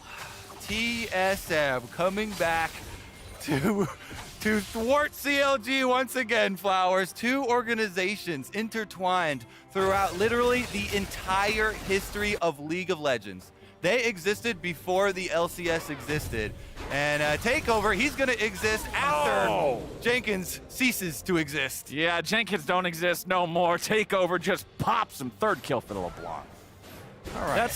That's so tough, man. You're just trying to recall in the brush. LeBlanc jumps out, explodes you. All right, it's okay, because I still don't doubt CLG. You know me, Flowers. That's my brand. I can't doubt them. Here's what you. He's a fan of his brand. Here's what you got to do. Okay. You go bounty hunting. There are 3 nice, juicy bounties over here on the side of TSM. Yeah, it's going to be difficult to get them, but those are the goals. You got to get paid here. See if you can pick one of them off. Well, Hooney just dropped the Equalizer, and Luger's trying to get out of town. He's got Contracts next to him. Spica's just going to lead the charge. Contracts with a kick. Palafox looks for a way into the fight. He finds Shen Yi, but now the Cataclysm's going to trap him. Shen Yi's already down. It'll be a 1-for-1 trade here at the start as Jenkins goes in, looking to clean up some more. TSM have lost 2, and for the first time this game, CLG find a good fight. That's why you never doubt them, Flowers. TSM, they dropped the Soraka first, and that's the only instance that we've seen them actually lose out in any of these fights. Soraka has been doing so much work for them. Yeah, it's the heals, but it's also the silences. He has had really good silences, you know, on Tahm Kench and multiple members. So here's another look at it. And once again, Palafox is looking at him every time. This is the second time. Palafox ults in onto Shen Yi. Within the fear duration, they burst him down. And that rocket from Luger on the outside gives the extra damage that CLG needed. The problem for CLG is that they also lost Contracts in their efforts to do this in the frontline initiation there, so they couldn't get any objective afterwards, but they do need every bit of gold. And what did I say? The bounties, my friend. They hunted down bounty number 1. They got it off of Hoonty. Hoonty.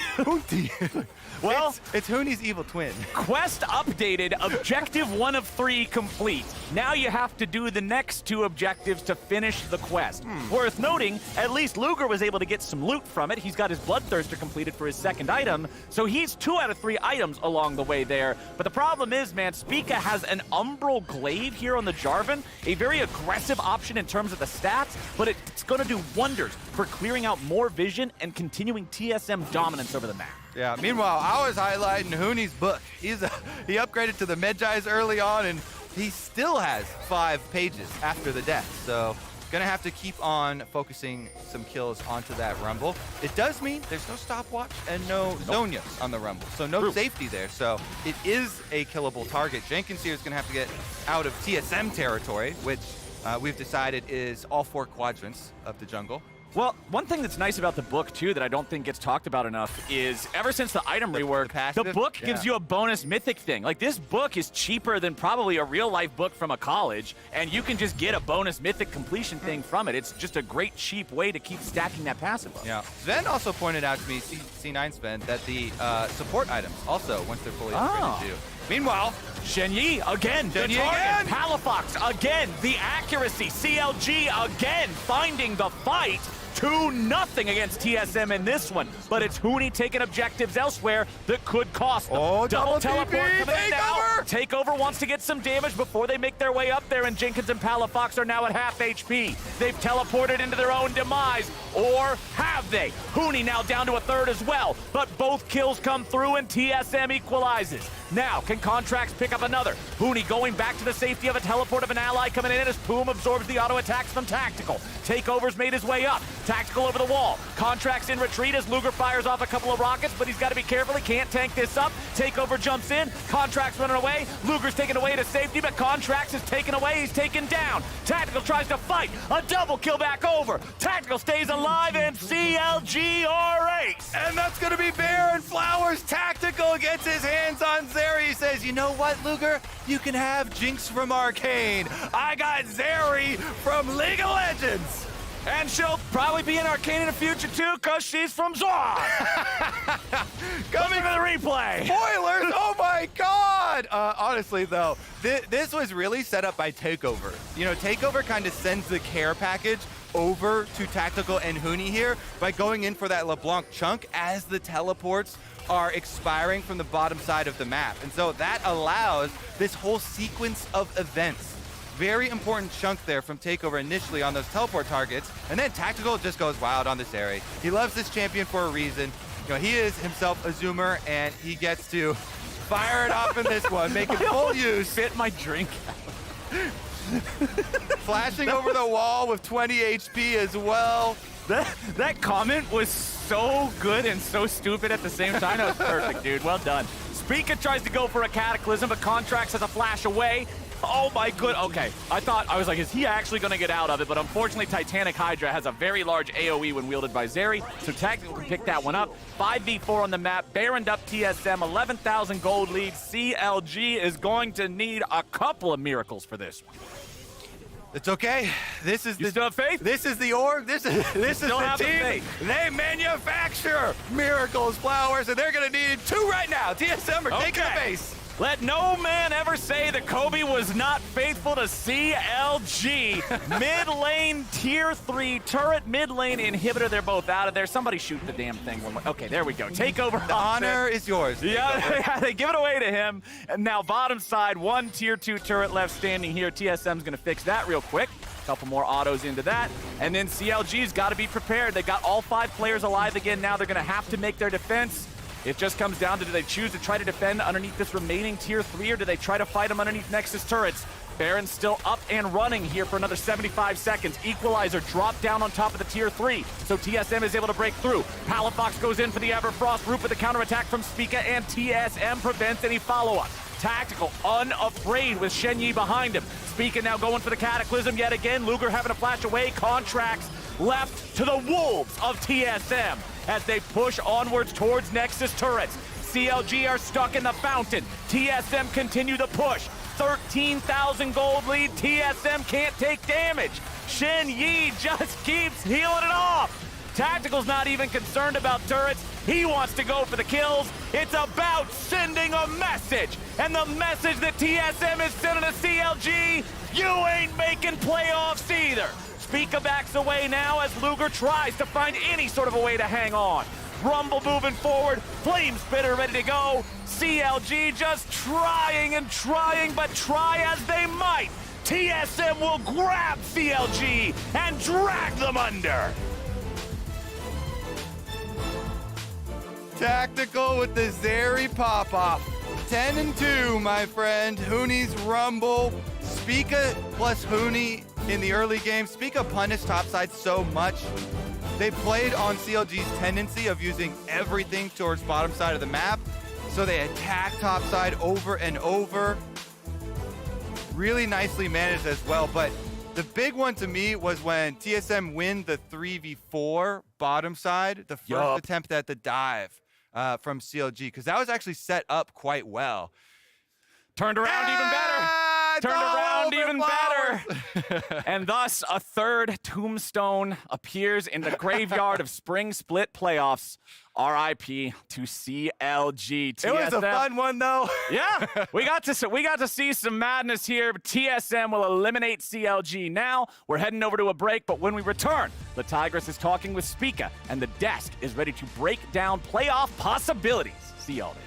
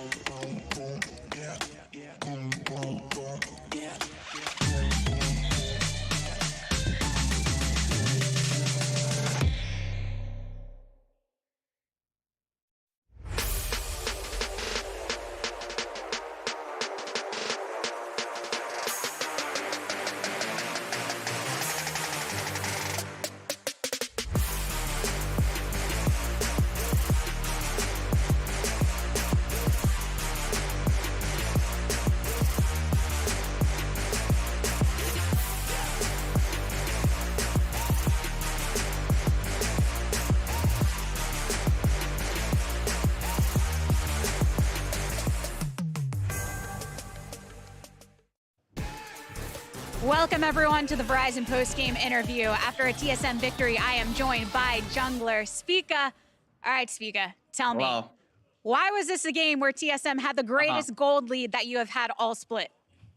I mean, honestly, this game, I think the biggest emphasis is since we're out of playoffs, I think we just want to just have fun, you know, just play as aggressive as possible. And I think we showed that this game. And obviously, like having no pressure also, you know, adds on a lot to that. And hopefully tomorrow, you know, we can have similar performances.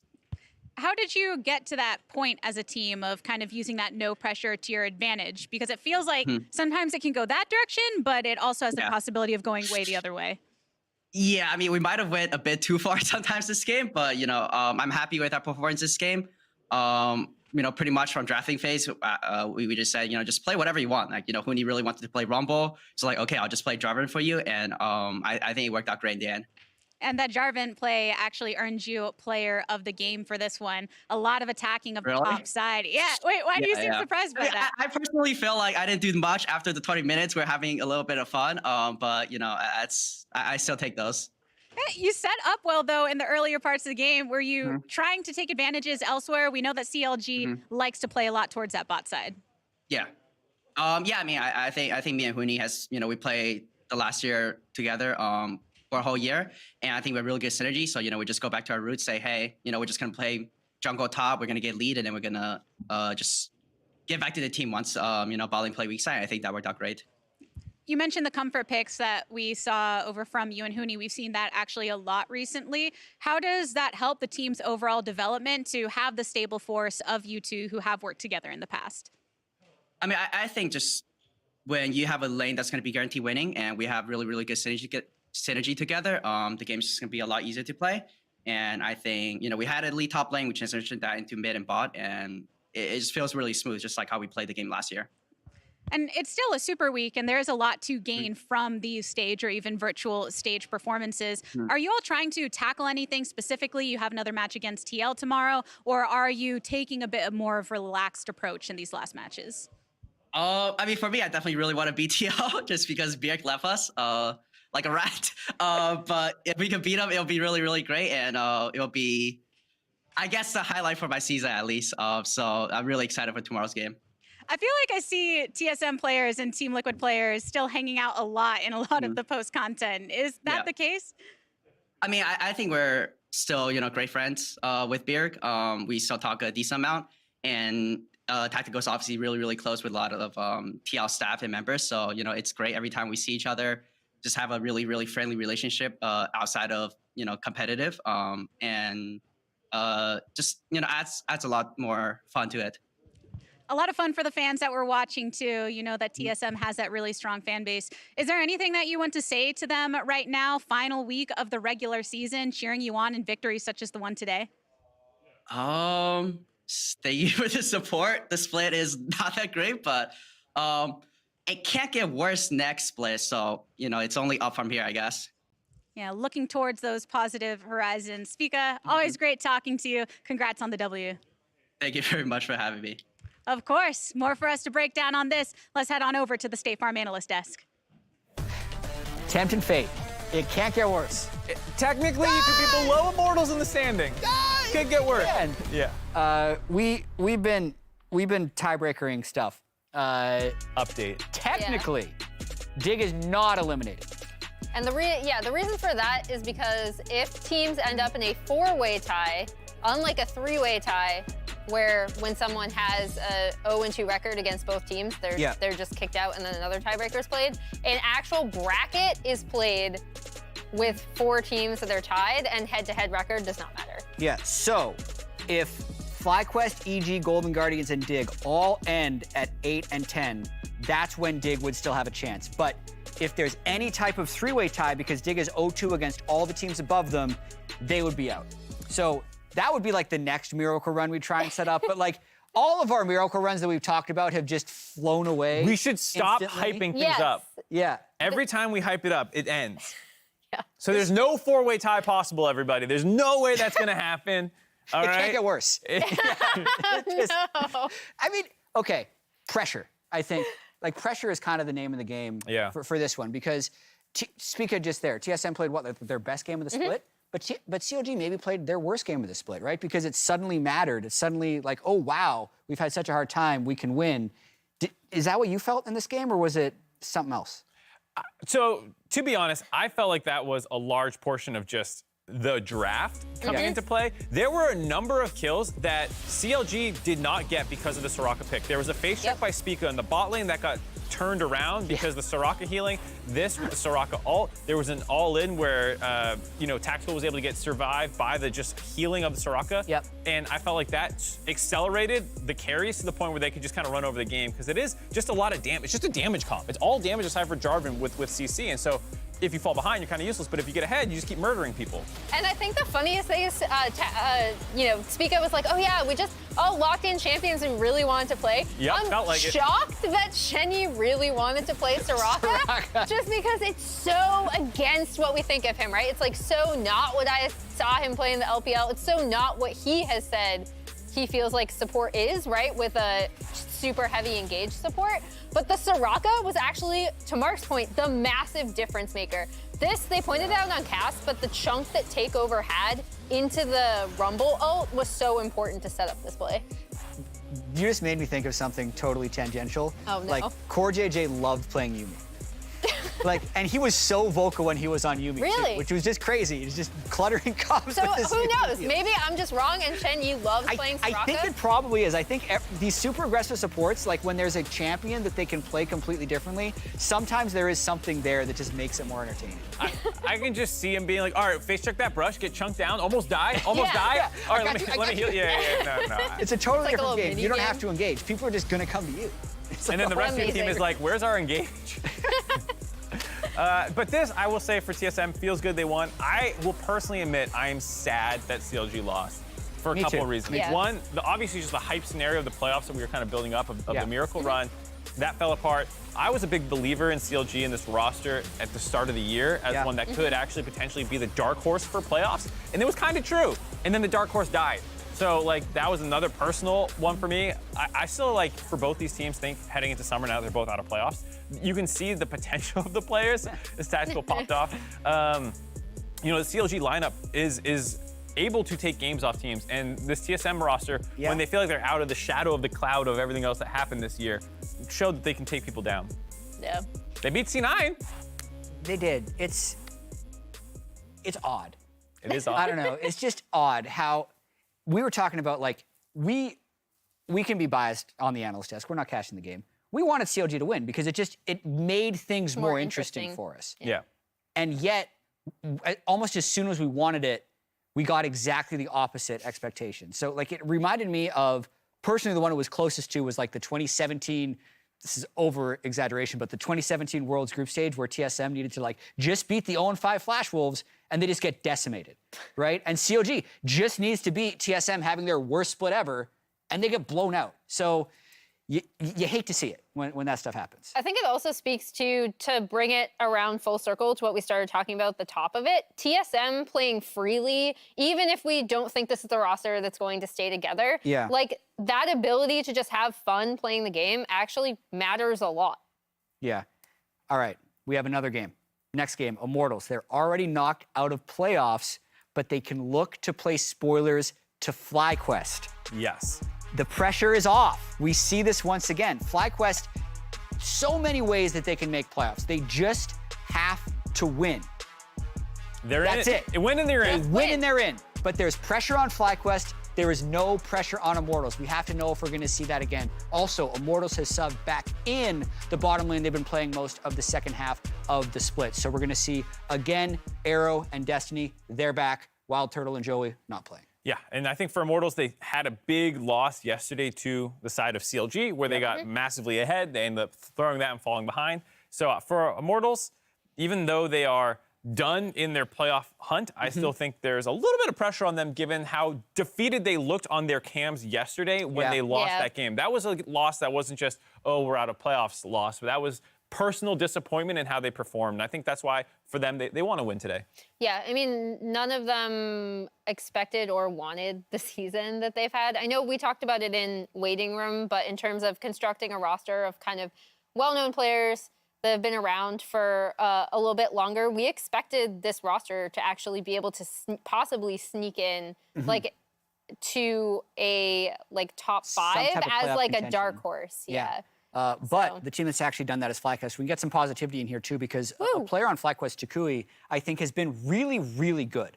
I've been doing a look ahead to, like, which mids do I think are going to be on my first team, second team, third team ballot. Takui is way up there, actually, when I look at his stats and think about the way he's performed this whole split. And it's actually not too surprising if you follow his history. Right? He was the MVP of the LFL. The whole team was actually extremely hyped to see him there. He's such a good control mage player. We knew that, but he's really been able to perform on pretty much anything he brings to the table and has been a really big part of FlyQuest's surprisingly good split. Yeah, I mean, I think I know we would go back to their game against, or their game against TL, right? Yeah. Where he's, like, flanking on the Vigar.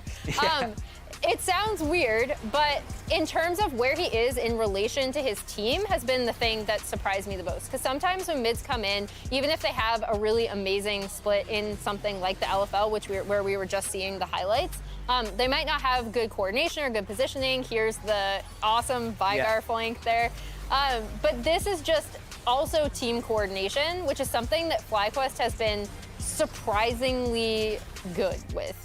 He definitely flies a little under the radar as well in the current meta where laning dominance is not something you see out of mid laners very often. And when you're playing things like Veigar and whatnot, like you're not going to crush lane phase, but then outside of lane, he's actually the highest damage mid laner in the league percentage-wise for what he contributes to his team, which is speaking to his threat in the late game. He's an incredible team fighter. He can find the right opportunity to go in and find kills like you just saw in those highlights to win his team games. And that's why I think he's creeping up a lot of people's ballots when they're trying to weigh mid laners in a very weird mid lane meta. Yeah. He is starting to establish himself as like, well, late game, I'm one of the best. It's been really hard for mid laners to stand out. And I want to, as we're about to get into this game, bring up kind of one more thing in regards to like being a clutch player or pressure.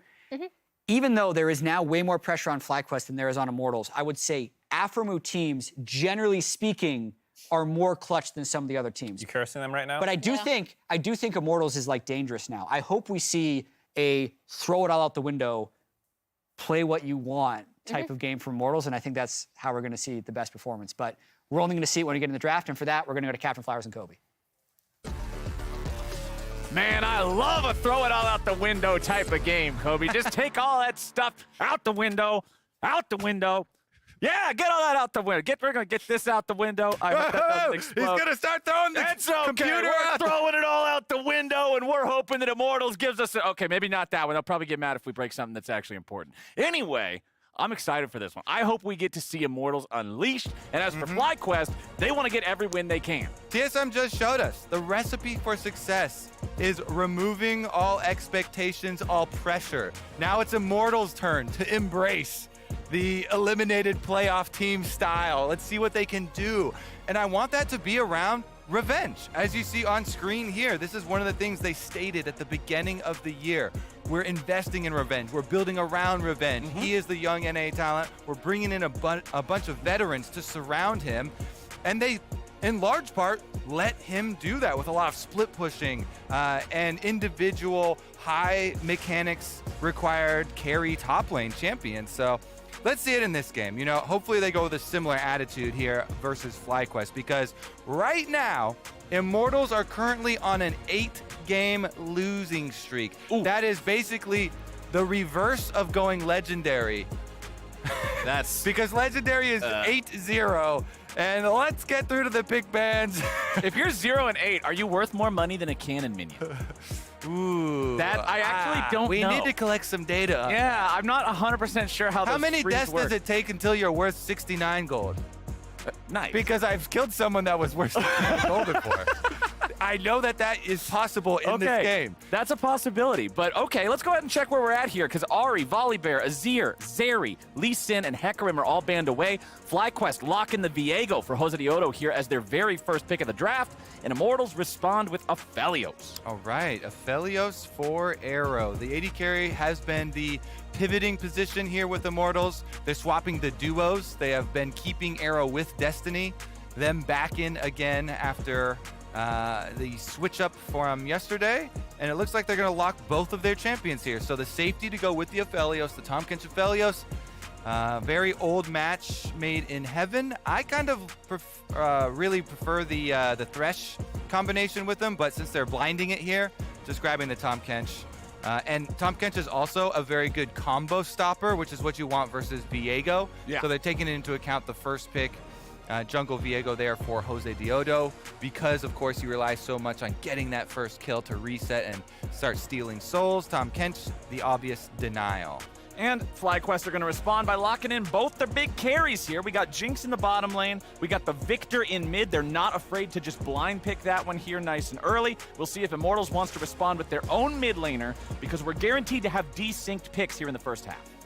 Yeah, Power of Evil 2, I'm hoping he's got a spicy pick. You know, we were talking a lot about revenge and his his spicy picks. Well, for PoE, actually, the spice is in the builds, my friend. Well, it's I mean, that's a given. It's PoE. But, I mean, you want to talk about spicy. If Orianna was a spice, she would be flour. Come on. Well, let's see what kind of bread PoE's making today, because Orianna is actually a champion where he has had some of the most creative builds, auto attack based builds. Nashor's Tooth and all that, yeah. He even has done Lich Bane on it before, so let's we'll wait and see on that. All right, all right. Honestly, continuing through here, the ban of the Thresh here for the bottom side, trying to not allow that partner for Jinx. FlyQuest, it looks like they're going very standard. When you lock in Jinx plus Victor, you have really good security for later on in the game. The Arcane carries, as they are, match made in heaven, just need some frontline to work with there for him. So I'm assuming it's going to be some sort of tank for Kumo on top side and some sort of tank / engage, support for Aphromoo as well, because the desk kind of touched on it, but when Aphromoo is the shot caller as well as the engage for the team, they look a lot better. The best Aphromoo is engage Aphromoo, and Immortals are respecting that. They're getting rid of the Rakan. That's a huge engage support. Also getting rid of the Thresh, which, as you already touched on a little bit earlier, talking about Aphelios, is a great buddy for immobile hyper carries. The bans from FlyQuest going to be Jarvan and Aatrox. Immortals, we still need to see a jungler. We still need to see a top laner. What are those going to look like here in these last couple of picks? I do expect the jungler to come out first and leave that counter pick for Revenge as the very last pick of the draft. And there it is, Xerxes going to be on Trundle. I like the little taunt there as well, because they're obviously going to save last counter pick for Revenge. Yeah. But they taunt and they hover the auction. And honestly, that's what I want to see him on now. I've been baited. I've been enticed. I'm ready for that, yeah. But as we expected, or not locked in yet, but we expect, again, the tank top for Kumo and some sort of engage there for Aphromoo. Alistar himself is up as well. There's the tank top for Kumo. What will it be, Aphromoo? All right. Renata Glass is also up, but isn't the greatest pick here, so... I like her with Viego. Like, her ability to allow Viego to get a reset is really awesome, but she doesn't fit the big engage type of bill, Yeah, but since they have it from Kumo, if you rely on Kumo, we could still... Oh, even better! Aphromoo Bard! Afro Bard, let's go! That is engage. Other cool things with Bard. Well, actually, I'll wait until we get into game, into its more timely, all right. more timely manner. We will revisit this conversation. I'm making a mental Bard note aspects, now. Ask Kobe about I'll give you a Bard. hint as to what it is. It's going to be around 8 minutes. We'll bring this point up. Okay, around 8 minutes, we will enter into this conversation. What could it possibly be about? What relates to Bard and 8 minutes in the game? Anyways, that's a quiz little bit for later for y'all. Okay, yeah, I'll think about that at home right now. Think about that. What we're thinking about, final pick of the draft for Immortals, honestly, not what I was expecting. I wanted to see Revenge go for something that felt a little bit more responsive to what he was seeing against in terms of the matchup up there. I wanted to see something a little bit more intense, You hit me with Oriana is flower as a spice. What spice is Gnar? Grass. Look, I'm sorry, That's dude. an herb, maybe? We count? Yeah, something like that. Okay, I don't know. yeah. Something around those lines. But, hey, maybe Revenge is going to use this one to pilot him to a victory.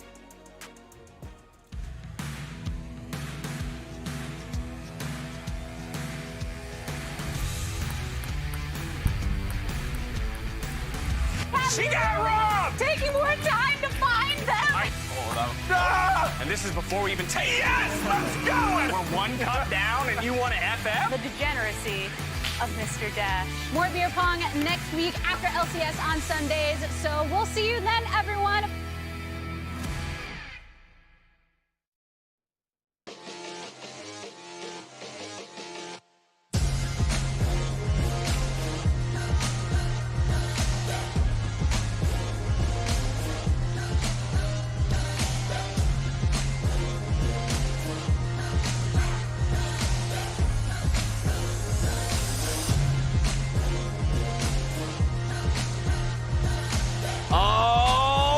It's the last game of day number 2 here of our Super Week to wrap up the regular season. Immortals already eliminated. FlyQuest sitting in a spot right now. You heard the devs talk about it earlier. 9 wins, and you get the check mark next to your name. Your passport is approved to fly straight into playoffs, Bird. Super Saturday. Thanks for joining us, everyone. That's a nice alliteration. Super Saturday. I like that. This is our conclusion to Super Saturday. There will be an after party in Champions Queue. yeah. That's a good after party. I wouldn't know. I'm not high elo enough to ever play in that, but that sounds like a cool party. Kumo will be there. Kumo is definitely a Champions Queue grinder. And we are going to have a quick little pause as we... You want to talk about Bard now? Clean up. Yeah, I mean, we were going to wait for the 8-minute thing, but that was supposed to give it away as far as the Rift Herald denials. My favorite thing with Bard is using Bard Ultimate on the tower. You just use it as the Rift Herald is winding up, make your tower go immune, and you can deny the Rift Herald. So, in games when you're playing against Bard, you need to consciously lower your value of Rift Herald. Yes. You do not want to sacrifice bottom side of the map so much for early top side plays when you're playing against Bard. It's just a little interesting thing for mainly junglers to keep in mind, which is something I'm hyper focused on, obviously. So it just kind of readjusts some of your priorities for your objective rankings. And We're going to get right back in, though. I think they've solved the problem. And it also makes sure that the jungler, like, obviously you always want your jungler to be able to properly track, like, where the support and enemy jungler are, like, so he can make his plays without getting counterplayed or whatever. Yeah. But it's even more important to be able to track the Bard roams if you're trying to drop a Herald against a Bard. Yeah. Because, sorry, dude, if he's nearby, you're screwed. Yeah. There's nothing you can do about it. It He's just going to immune the tower. becomes a game of hide and seek with the Bard because Bard is a horror movie villain. Bard is very good at staying in the fog of war as well. You know, running around looking for all the meeps, the chimes, picking up the extra experience, floating around. Bottom side, though, is going to leash for Immortals and give Xerxes a accelerated Trundle clear towards top side. Okay. So, interesting stuff because I wouldn't expect him to get a lot done towards the Gragas side of the matchup, and that's why, you know, Jose is starting top side. He's looking towards bottom half of the map. Makes sense. Right. Gragas isn't one of these champions, unless you're going like the full AP Gragas that goes for one-shots and stuff. And he does have comment. Yeah, I mean, you can get spicier with that, but the tank Gragas is kind of just a nullifier for a lot of lanes, right? Yep. And that's what we expect for this team because he is the only tank on the team with Afro picking up the Bard, so even though he starts Doran Ring and he does have Comet for the lane versus Gnar, probably should still build mainly tank. Meanwhile, the Bard, baby. Afro Bard here paired with Jinx. They get the early push very effortlessly, as you should with double range versus melee. Destiny saving his minion executions until now to move up there for Arrow.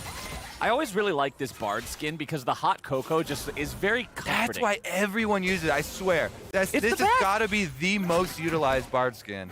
It's like how people play the Alistar pajama skin all the time. This is the Bard version of pajama Alistar. Yeah. Everyone uses it. And I mean, well, and the cocoa is just so much nicer than any of the other iterations. And look, watch the little sugar cube. When the thing fully It's a charges, marshmallow. It's a marshmallow, bro. It sinks into the hot chocolate. That's so good. It shows you when it's ready. It doesn't have a straw until it's ready because you're not supposed to drink it till it's ready. Yeah, I'm still stuck on sugar cube, man. I'm pretty sure they're not horses. That's too cubular to be a marshmallow. Marshmallows are cylindrical. I'm quite sure the majority of people will have my back on this. Well, then the majority of people are also wrong. It's cubular versus cylindrical, man. I passed 3rd grade. I know what 3D shapes are. Cubular? Yes. All right. Of or being similar to a cube. I like it. All right. I am well versed in the Captain Flowers language. Hell yeah. You are a fluent translator. Exactly. Let's check mid lane here because we see Jose Diodo in the enemy jungle sitting down a ward on the wolf camp just to keep an eye on where Xerxes is going to be pathing, where he's going to be farming. Jose's back to base, got himself his Sheen, so now he can clear out those camps even faster. Revenge shoving into top side here against Kumo. Nice early farm lead for the Gnar, but when is it not? Yeah, honestly, that's why it has become the most prominent top laner in the current meta. Gragas is a decent stopper, but so far Revenge making very good use of his push on that top side, and because of the deep vision that you mentioned, he's not going to get punished at all. All right, Xerxes gonna push mid. Now, Trundle is actually one of the junglers that can very early pressure neutral objectives, either Dragon or Rift Herald, because he has such good 1v1 potential. Yeah. And because of the passive, gets to heal up a bunch of HP after you kill the neutral objective. So early ping's already going down onto the Dragon. Kind of like that. They're being extra cautious about it, trying to protect against that possibility. And because of the extra push that Xerxes gave to Power of Evil on Orianna, he's not going to have to use his teleport. So I wonder if this ends up being big. Jungle coming to push out mid here, saves PoE a teleport usage, and he just drops 2 minions there to the turret instead, walks all the way back out. I mean, a lot of times in the early game, ever since they made the change to the teleport, I feel like these saves on the early TPs are a bit less impactful just because it's not like you can use them to really make a play with. It sort of just gives you an extra freebie to return to lane later. Xerxes gets stunned up by Jose Diodo, who zones him out. FlyQuest is going for a very early Drake here. Aframu's the one tanking it up. Drinks a little bit of that hot cocoa to make sure he doesn't get too low. Immortals are coming around seeing if they can answer this. FlyQuest is taking quite a while to secure it. As they try to get away now, the Dragon is taken low and it's stolen away by Xerxes. Jose Diodo didn't have the smite, and that means Immortals walk away with the objective. Are you kidding me? They rush a Dragon pre 6 minutes with no smite like that? Honestly, Flowers, it's just like we drew it up. We said Trundle, good at early neutral objectives. Yep. There you go. We That's were what we're just referring to. Predicting in a way that only we can. Nice job there from Xerxes, though. He flashed forward in order to get in range for that. And the Dragon leashing back and healing up as it's returning to its origin point. So first Dragon acquired for Immortals. Is this the beginning of the revival of Immortals? This is Super Saturday the day of the eliminated teams? It just might be, man. You already said it. They are on an 8-game slide right now. They do not want to end this split without at least stopping that, grabbing a win in one of these next couple of games. Up here against FlyQuest, hey, starting off with a Drake steal like that feels great. And now Xerxes is going to go after the enemy blue buff as we're getting into the second round of those buff spawns. Up there in top side, Kumo stepped down into the river, but now right back up there versus Revenge, who just jumps away from the barrel. He'll be okay. Nice steal coming out from Xerxes. There was no response there from FlyQuest. All right, we'll keep track up here because Kumo is looking like he's going to go Fimbo Winter build. And mana for Gragas is kind of deceptive because Gragas wants to spam abilities anyway, so mana actually does help out a lot with laning. A lot of champions, you see a bunch of flat mana like this, Mana Crystal and Tier, and you're like, whoa, no combat effectiveness, but he's just throwing out barrels for the Comet Poke and making good use of his passive there. Exactly. The passive essentially just converts mana into health, right? The more abilities you can spam, the more drinks you can take, the more burps you can make, the more health you can get. Boom! There is my representative number 1. It is definitely a marshmallow. Come on! Who puts a sugar cube in chocolate? Hot chocolate? I don't know, Horses. but that's cubular. Look, hey. Also, I've come fully around on this cubular term. I'm a big supporter of I know, cubular. it's good. I don't know what it. else you would even say. Yeah, That's I love it. the word. That's the way to do it. 8 minutes into the game, Immortals has a 600 gold lead without any kills on the board. Xerxes seeing if maybe he can fix that the right way, walking towards mid here to Koi already back in the way. Yeah, just walk up and take a chomp out of him. Stupid boards.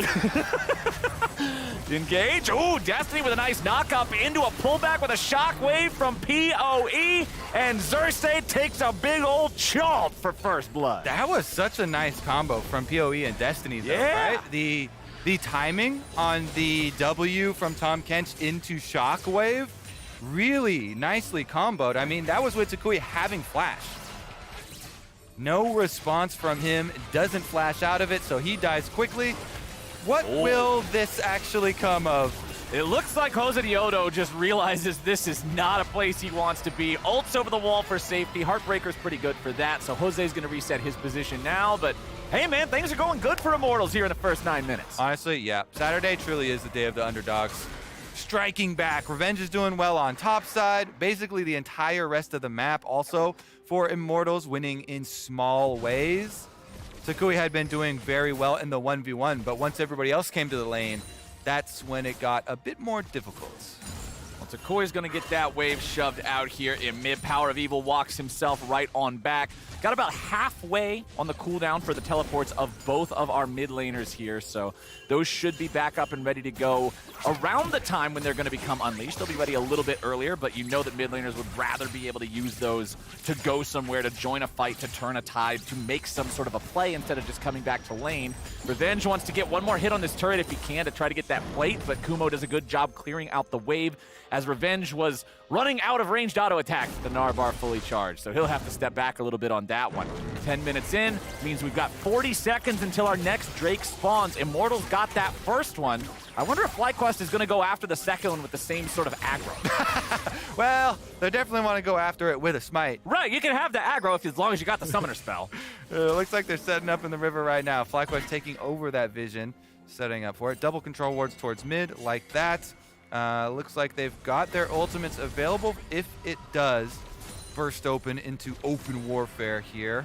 Teleports still not unleashed, though. We've got a long ways to go till the top laners have any say about it. Yep, they're stuck up there on their island, and they're having a grand old time with it. Gragas stacking the tier, about halfway done on that one. This is what I wanted to see, though, that turret plate, because you know Kumo. he just is itching. Give me that turret plate. There it is. Nice. The minions get it for him. Revenge gets paid. Okay, now we can concentrate on the rest of the game. Well, Xerxes and Immortals are saying, all right, we stole away the first Drake. Let's go ahead and get this second one without having to even bother. On vision, here we go. The ward sees him. Bard ultimate is ready here from Aphromoo. They don't want to go for it, though. Nope. No denial ultimate, no attempt at the steal. They let him have it, and Immortals progress to 2 dragons. Immortals with the 2-0 dragon lead, 1,000 gold up. What else can they find? Rift Herald summoned up mid. Where's the Bard? Where is the Bard? He's going over the wall. Arrow's ready to try to stop him. It's summoned up. Aphromoo stops the Rift Herald, but will he die for it? He flashes over the wall, and the shot from downtown. Arrow picks him off. Oh, man, he makes the turret turn gold, and then he turns into gold. Flowers, Destiny once more as well. Jose Dioto tries to get away with another Heartbreaker. He will, but he has to use his flash in combination with it. Immortals were coming down there. They were hungry for some Ruined King, but Jose stays alive. And that was an assisted kill, so it's worth more than the turret plates that Rift Herald would have given. So... Wah, wah. That's but unlucky. It really does highlight everybody is very aware, even as rare as Bard picks are. They know what it does. Exactly, of looking for where is Bard. You know he wants to deny the Rift Herald play, and he got it off there just barely in time, lands it. So that's beautiful, but you're right in the face of Arrow. Arrow with Gravitum Gum plus the sniper rifle. So he uses the Gravitum Gum route in the brush right behind it, then is able to finish him off with the sniper Q. Beautiful stuff there for FlyQuest to get something back in this game, Flowers. Yeah, FlyQuest at least being able to stop that Herald from ramming into the turret, but they're still down 2,000. Immortals is feeling good, but a nice knockback with the barrel there from Kumo. Unfortunately, the Everfrost doesn't get the root value that he was looking for. Revenge gets himself right back away. Kumo's surviving up here, but with the Hull Breaker completed for Revenge, he's going to continue owning the 1v1 here in the top side. Now, bottom, Destiny and Arrow.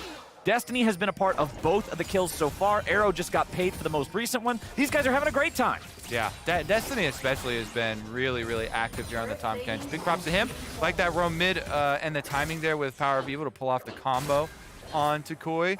Let's see about the next consecutive steps, though, because this is such a good position for Immortals. Revenge, pressure on top side constantly here with the Gnar, and he's got Flash ready as well. So can come to bring that extra power to the rest of the team if they need him. But as you said, Hullbreaker is here, so you just are going to push out advantages against the Gragas. Oh! Nice! Shockwave! Really well done. Ends up using it at the right time, and Takoi's flash is not quite far enough away. The Shockwave yeets him right on back, but there's not enough damage from Immortals to finish the kill. But they do get the flash out of the immobile mid laner, which is very important because Immortals could find Soul Point here in 2 minutes, and Takoi has no flash for the fight. Yep. Small advantages before these fights, Flowers, continually accrued by Immortals. 2 dragons on a very early pace as well. Only a minute and 45 seconds left on the next one. But here goes Bard initiation. Oh, nicely done there to catch Power of Evil on the very edge, but Destiny is ready for the save.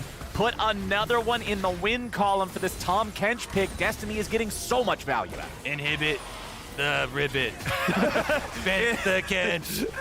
No, you have to uninhibit the ribbit. He is unleashed. Uninhibit the ribbit. Unclog the frog. Destiny in the front line now. Stasis ready to buy a moment longer, but now he's going to be taken low. And now the Kench is benched. The frog is clogged. And Immortals have lost their advantage here in this topside fight. Awesome strike back from FlyQuest. See, they inhibit the ribbit.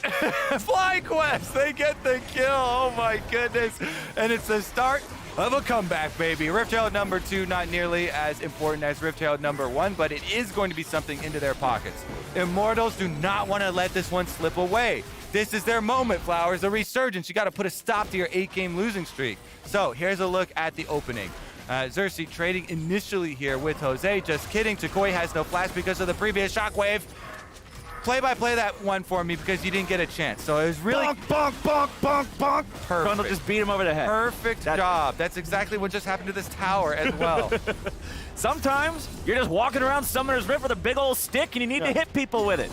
That's Trundle life. That's Trundle gaming. And right now, Xerxes 2-0 with it. I'm going to put on my Captain Flowers loop when we get Trundle games. It's just bonk, bonk, bonk, bonk, bonk. And then every once in a while, you get a chomp, depending on how much item haste and ability haste that you have acquired currently with Divine Sunder here for Xerxes as well. It's going to get some nice healing. It is still pretty good, even with the changes to it, if there are health stacking champions, but there are not health stacking champions. That Gragas we were eyeballing has gone with the Everfrost here, so he's kind of splitting the difference and into Fimbulwinter later.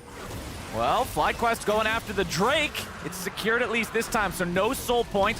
Jose Diodo has to ult defensively over the wall. Honestly, really good play from FlyQuest. They get the objective, they get everybody out. They don't really have to spend any summoner spells for it, just a Viego ulti. Feels good. Yeah, FlyQuest slowly marching their way back into this one.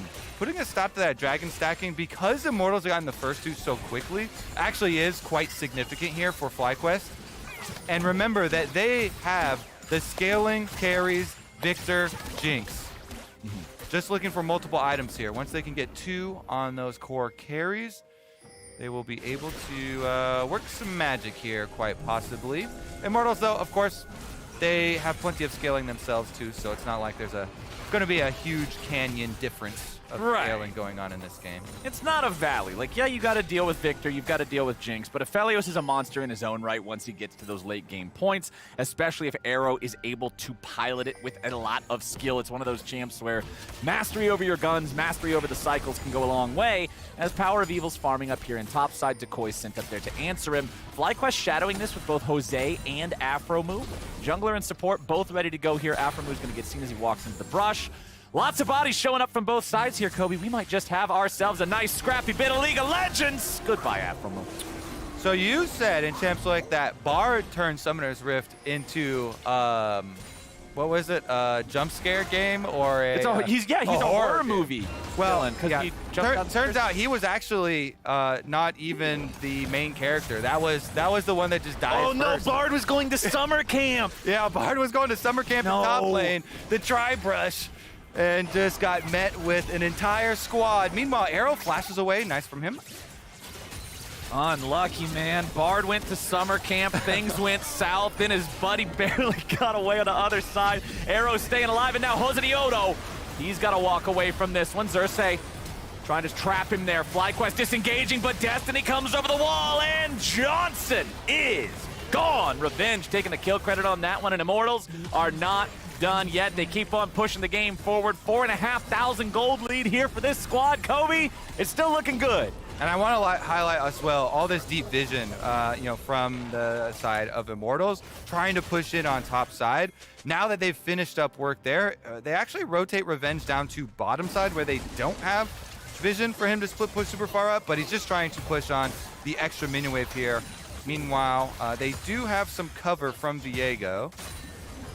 Okay, Xerxes just gonna grab his Gromp there, smash that ward. FlyQuest still looking to find something, but they're just not getting a whole lot. Kobe, let's do a thinking exercise here. Let's say you are Fly Kobe. What is your call to do something in this game? Because Immortal, even when FlyQuest got a couple of kills back, I mean, Immortal's lead just keeps ballooning. Take a deep breath, calm down. You've got plenty of time, plenty of time until the next dragon. So honestly, they don't have to overextend. And even though Revenge has a hull breaker, Kumo is fine to catch waves. It's a little bit dangerous if you push too far out on side lanes with anybody, but you've got Bard who can traverse a lot of these, shorter distances between the inner turrets and provide you some sort of safety there. Plus, plenty of sustain to be able to just catch waves here, farm up a little bit. As we said, your 2 item breakpoints for Victor and Jinx are both very significant. Yeah. So they're just trying to funnel farm into Tukoi and Johnson at the moment. As long as those 2 carries are not sharing a lane, then you should be fine. Okay, so keep Tukoi and Johnson farming separately, but working together when those big fights show up. Afromu clearing out a little bit of vision here in the Baron pit. Revenge wants to get away. He knows Afro is nearby, so he doesn't want to stick around and try to fight Tukoi. The fight would not be fair. And Arrow is going to take the opportunity, seeing multiple players from FlyQuest in the top side to go after the mid lane. Power of Evil looking for Kumo here, uses the Shockwave to try to bring the top laner on back. And with Xerxes arriving, there's your subjugation, there's your killing spree for the Immortals jungler. Well, guess he's not even safe there at his turret. The combo from PoE and Xerxes gets another one, and that means they're going to finish up on the tower as well. Nice use of Gale Force from Arrow to get away from the Bard ulti, but now the follow-up there with a flash stun coming out from Afromu. Destiny again here looking to make the saves, and he's got him down. Nicely played. FlyQuest is about to have a real bad time. Destiny might be taken out, but he would be the only one, and he still stands tall. Immortals are 9-2 against FlyQuest. That magical journey had such a terrible end for FlyQuest. That was not a magical journey at all. That was a horrific journey right into the face of Aphelios, into the face of Arrow, and he murders them. Whoa, 3 kills and Baron. Immortals, baby, they're gonna do it. Immortals are looking to break that loss streak here. They might be eliminated, but sometimes that's all you need to just play your heart out and find yourself a win. 2,000 HP left on the Baron. This one shouldn't matter too much. There's not going to be a contest. There we go. Smite lands. Immortals, 8,000 gold up. Oh, they even they got it. dragon. They got it. Okay. They got the dragon as well. They're on Soul Point, 8K lead. Baron for the next 3 minutes. This one should be their game. Arrow with a nice dodge there, and we'll watch the follow-up play. All right, let's track it, because it does start out, Afromu moves up, he flashes, he gets the good combo of the stun. As soon as they get out of it, though, Destiny just devours him. And remember, you come out with a giant shield, and you're going right into that Infernum explosion. Look at all that damage pumped out from Arrow before the rest of Immortals even arrive. And then that was literally 2v3 before the rest of Immortals arrived. And then once they arrive, Flowers, the story does not get better at that point for the FlyQuest heroes.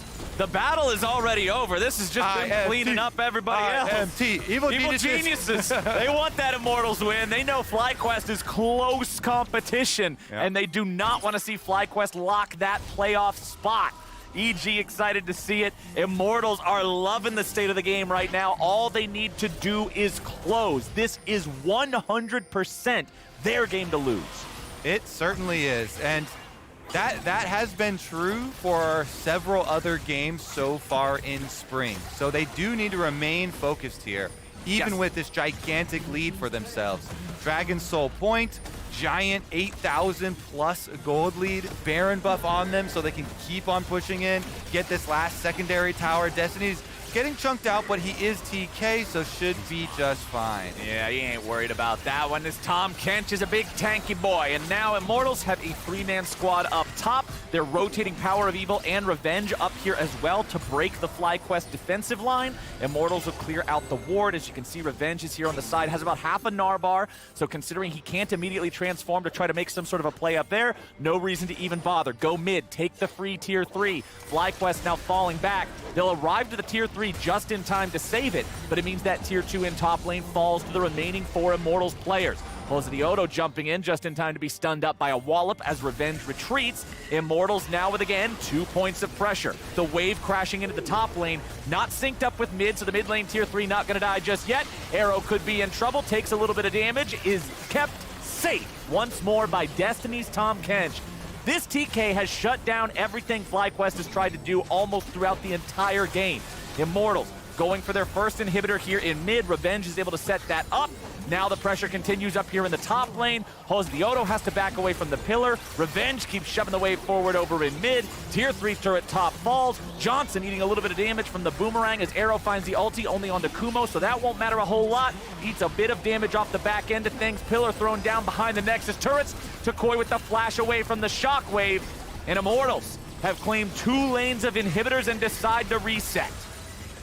Their work is so close to being done, Flowers. They can see the finish line. It is right there. They have so much money, though, that they can spend after resetting here that it should be a very focused way back out. Everybody has over 1,000 gold in pocket to go back and spend on Immortal's side, but don't get caught. Don't get caught. That looks like Jose the Odo walking up towards him, though. Arrow's gonna get some damage. Jose the Odo not really eating a whole lot here, not too concerned about it. Revenge takes a couple of hits. Afro Moon now might get locked down. But no, Immortals, they don't want to overcommit. They don't want to get baited into some stupid fight for no reason that there's nothing to even win here. They're gonna back, they're gonna reset, they're gonna shop, and then they're gonna be in a great spot to claim that Mountain Soul and end the game. Exactly. 1 minute on the clock. They can just play it out very cautiously. Super minions will apply pressure to both top and mid, buying you plenty of time to set up for this dragon. And honestly, with the way that the split has gone, I expect them to do that rather than trying to rush headlong towards the Nexus. Yeah, let's not do that play. No cowboy plays here. No Leroy Jenkins. And this Summoner's Rift. Let's all play by the rules here. All right, so I'm teleporting right back out. Honestly, too, my MVP for this game is currently going to Destiny for the Tahm Kench pick. He both saved so many people, but also created a lot of plays for them with the W engages. So Destiny definitely having a really strong game for himself. Okay, Jose the Odo, he's going to be on the front line as FlyQuest approach Immortals. 15 seconds left on the Drake. Immortals with total control over Summoner's Rift. FlyQuest just trying to claw their way back into their own jungle, but Revenge is applying split pressure the entire time. He slams Takoi up into the wall, but I don't know about this one. It doesn't seem like it's going to do a whole lot of good. Johnson jumps in to clean him up. Revenge ends up giving away a free kill, but Afro Moon might be the cost of it after all. He gets back away. Immortals a bit scattered. 4 versus 5 here on the map. Kumo with a nice separation ulti. Destiny's gonna get stunned up in the gravity well. He'll get away now. Immortals still grouped up as 4, still disengaging. That got a little wild there, a little loose. Yeah, I started to sweat a little bit, actually. I've been seeing some of the comebacks that have occurred, but they're still gonna be able to retreat and go grab their Mountain Soul. So no real detriment to Immortals' game plan for finishing this one out. They just have to wait for Revenge to revive, and he's got Unleashed Teleport. As long as this doesn't steal it. There we go. All right, we're fine. We're fine. Immortals are fine. Be cool. They're be cool, man. Be Everybody cool. just be cool. Everybody be cool. Revenge is alive. Mountain Soul acquired. Shield is on. They are pinging on Baron as well, so it looks like it is going to be a rotation over to set up for Baron. Okay. They've got decent turn with Tahm Kench. You know, we mentioned Destiny has been quite good with his W engages there on the Tahm Kench, so maybe they can get a turn off of Baron. There's no flash onto Revenge, or their turn off Baron would be really threatening. And it looks like FlyQuest know that there's not a lot of big slingshot potential here if they let this go. Jinx is recalling, though, so I guess they're giving it up. Yep, it appears that way. Power of Evil also stealing away the enemy blue buff, going to deny some of that mana regeneration from Takoi, as well as guarantee it for himself. Baron locked and loaded here for the second time. Immortals has everything. They've got a 10,000 gold lead. They've got the entire enemy base knocked down. They've got the Soul, they've got the Baron. This should be it. The first 2 teams eliminated from even being able to qualify for playoff, Flowers, have both stomped their games this Saturday. TSM over CLG, and now Immortals over a 10,000 gold lead, including Mountain Soul. Baron Buffon, all that stands between them and victory is one Nexus turret. Let's do it. FlyQuest positioning themselves defensively. They're ready to go, but Immortals will lead the charge. Kumo's going to be your focus, but he survives with Stasis. Revenge losing half health here. Chaos Storm coming out from Chakoi. They want to wait that one out. Kumo's still alive at about half HP too. Both of our top laners are hurt, but that's about it. Revenge continuing to walk away as Kumo tries to survive. Right back into the fountain he goes. Keeping himself alive for now. Revenge with a slam into the wall, and the kill of the FlyQuest mid laner means this one is done. Arrow marches forward and Johnson is down. Immortals will end the loss streak and take down FlyQuest. There you go, Tom Kench of the hour. Destiny's Kench, man. He did so well with it that game. Yeah, also big props to the rest of the team. You know, Power of Evil had really good timings on his shockwaves. Yep. Constantly catching Chakoi with the shockwaves. Once with the combo with Destiny, also under the tower, even after the flash. Definitely nice job from him. Orianna, his most iconic to me champion, most played champion. Honestly, Immortals coming up with a big win, over 10,000 gold lead and the Mountain Soul Flowers. We just came up here and casted 2 stomps from the bottom 2 teams of the league, getting some revenge on the rest of the LCS. And hey, I'm happy for these guys on Immortals to end that loss streak, get themselves one in the win column. It feels rotten to be on a slide like that for so long, so it's great just for the mental to be able to break that and say, okay, we've still got it. We've still got the recipe for success in here. We still know how to make this happen. Huge props to Destiny. Again, I think that Tom Kench was so huge at foiling so many attempts that FlyQuest made to get back into the game. It kept them from ever having one of those, oh shit, did we just throw type of moments? The Kench was the bailout plan. It worked beautifully. Love to see how that happened. You already praised Power of Evil. We also get to see Xerxes Trundle always coming around to the right spots, setting things up for the team.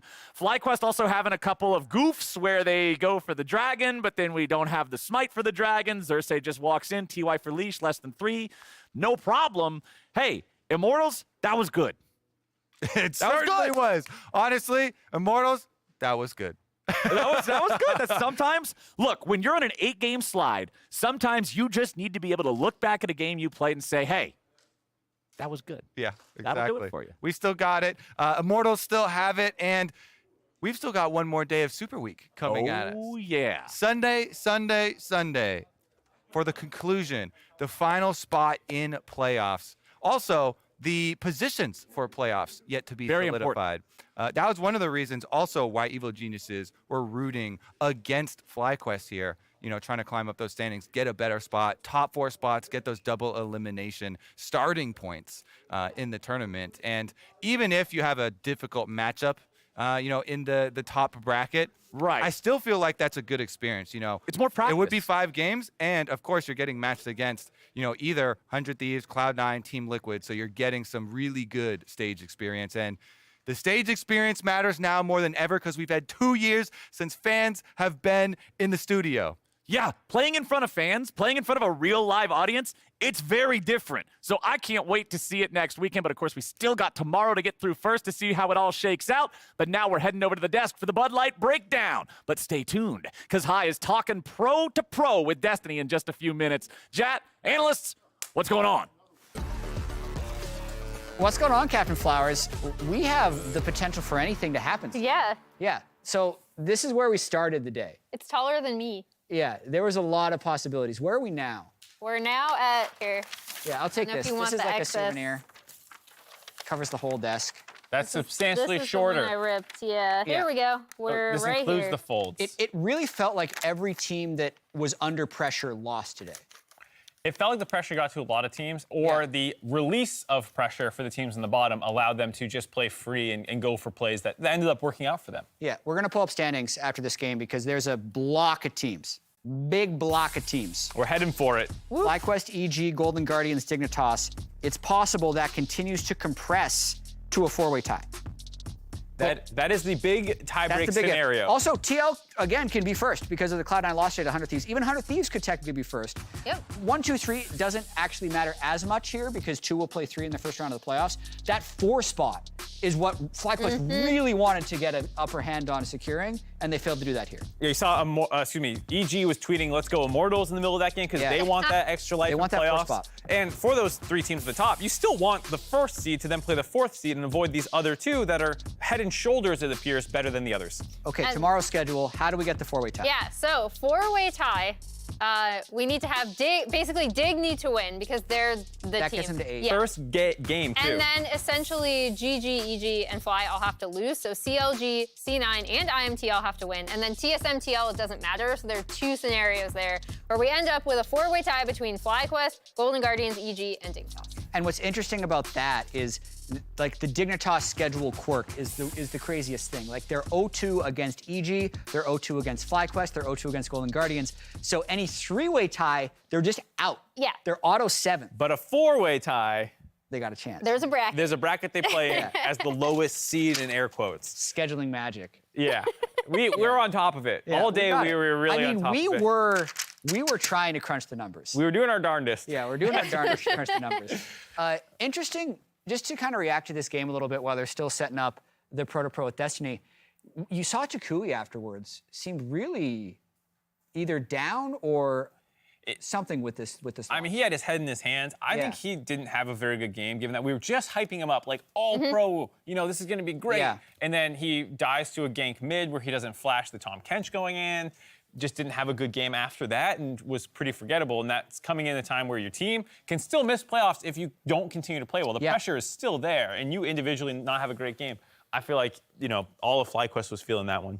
Yeah, I mean, I think the big thing is I'll say this, he was targeted, but I do think we also see what happens to this FlyQuest team when they don't have that kind of constant point of pressure or just like constant, like reliable. We've talked a lot about so many teams of like, you want one point on the map where you can always rely on it to be at least stable, right? If not like destroying, like we've talked about Summit's value on C9 or something. And I do feel like Tukoi has been that for FlyQuest. Yeah. So while we've talked about like Jose Deodo and how much he's improved and how awesome he's looked for most of the split, I think another key instrumental point to FlyQuest success is the fact that Tukoi has been so reliable in the mid lane.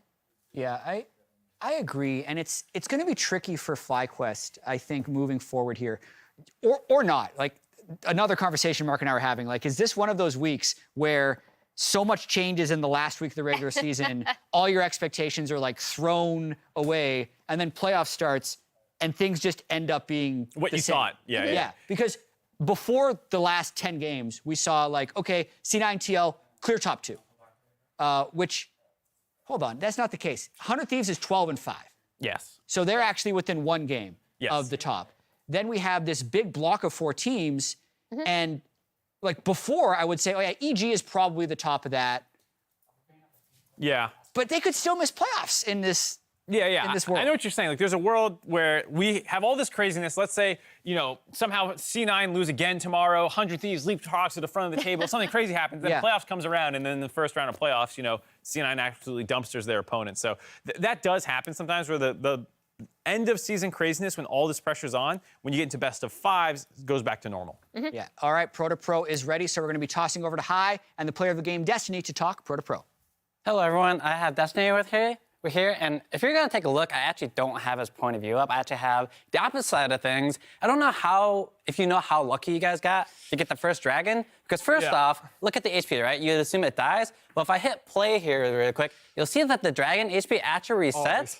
I don't know how often that happens. It does occasionally, and like Baron can heal HP as well, but I would say this dragon should have been free for FlyQuest, and the game might be a bit different. So I have a question first and foremost. Do you think Dragon HP resetting is a good thing, or do you think Dragon should have a patience bar above its head? I personally think it should have a patience bar, similarly to Rift Herald. It just makes it a lot easier to see when you know it's going to reset, right? Right. Like, this dragon should have been free for FlyQuest. Bit unlucky. Yeah. You take those, right? It happens, Those? We could have also responded earlier, but we take these, and Yeah, I think it should have a bar. I think it makes the most sense. Yeah, so obviously you guys couldn't see it from your point of view, so I just wanted to show you to it really quick. Yeah. League is cool like that. Well, I don't know how cool this is for FlyQuest, but cool for you guys. So I'll play this out. You guys get the free dragon. You don't get any kills after this. But I actually have a play here where you roam from bottom all the way up to mid. So when I see this play, I think it's kind of weird because of two things. One, they know you're coming here. And two, they see your jungler Xerxes clearing a pink ward. Despite all this happening, you guys still get this kill mid. So looking back at this and knowing the information that they know you're here, would you still go for this? Because if you go for this play mid, your bot wave, it gets crashed in. They miss like 2 full waves. So obviously the gank works out, but the way I see it, this guy's hard trolling, honestly. Yeah. Would you go for this again? I mean, I think in most cases, Tahm Kench would like to stay bot lane. He's obviously a very lane oppressive champion. When you hit Qs, he's very strong. I think they just didn't expect me to stay there for that long. Obviously, I definitely overstayed, and I thought I would just get his flash. And I think losing Flash's Victor in this game is like very bad because they have a Bard. He wants to influence mid. They want to get mid priority and move to bot. So I thought in my head, look, I'll drop a wave, but we get a flash, should be good for the map. So it's a trade that you thought would be good despite losing the wave. Yes, in my head, it was like, if I get this guy's flash, it's so good for the game. And Gotcha. Is this something that you called specifically, or was Power Evil like, yo, come mid? This guy's this was definitely my call, because I was asking Xerxes to pillar him. And yeah, I pretty much asked him to pillar him to set me up. And I think, yeah, it paid off pretty big. Yeah, I think you got a free kill. I mean, I think staying bot and just throwing Qs versus Bard, obviously he can just chuck a health puddle down and they just regen up. So I felt like just impacting mid was most important. Gotcha, cool. So then we have a third clip here, actually. I think there's I don't know if this was intended at all, but you have a really cool ultimate here. And then afterwards, you'll see that you're just standing on top of Arrow and they can't actually hit him because they're clicking on you instead of him. So I don't know if that's something that you plan or if Arrow just doesn't move after this, but you'll take a watch here. You land on top of him. Now they can't click on him. Like his health bar is just under you and he's no longer like hittable. So number one, is that a mechanic that like is something people can plan for? And then number two, obviously after you guys get these kills, you start getting better and you start playing out the game. Yeah. So number one, talk to me about the mechanic. And then number two, who's deciding like, your macro play 20 minutes into the game? So coming into we saw them topside. We knew they were pressuring top. So like, all right, we'll hit mid-bot tier 2s for free. It was kind of a team decision. We all agreed, like, this is the best play. They're kind of trolling for going for the topside play. Arrow was really confident to hit the tier 2 mid. He dodged the ult with Gale Force. I think this was, like, pretty planned, to be honest. I think it's very hard for them to actually kill Aphelios. I think Tahm Kench is just really broken when he's ahead. Yeah? The eat mechanic is just... You gave him like 1,000 HP shield, dragged him halfway across the map. They threw everything at him, and he still didn't die here. Obviously, there was a little bit of int on their side, taking the portal when Jinx did not have flash.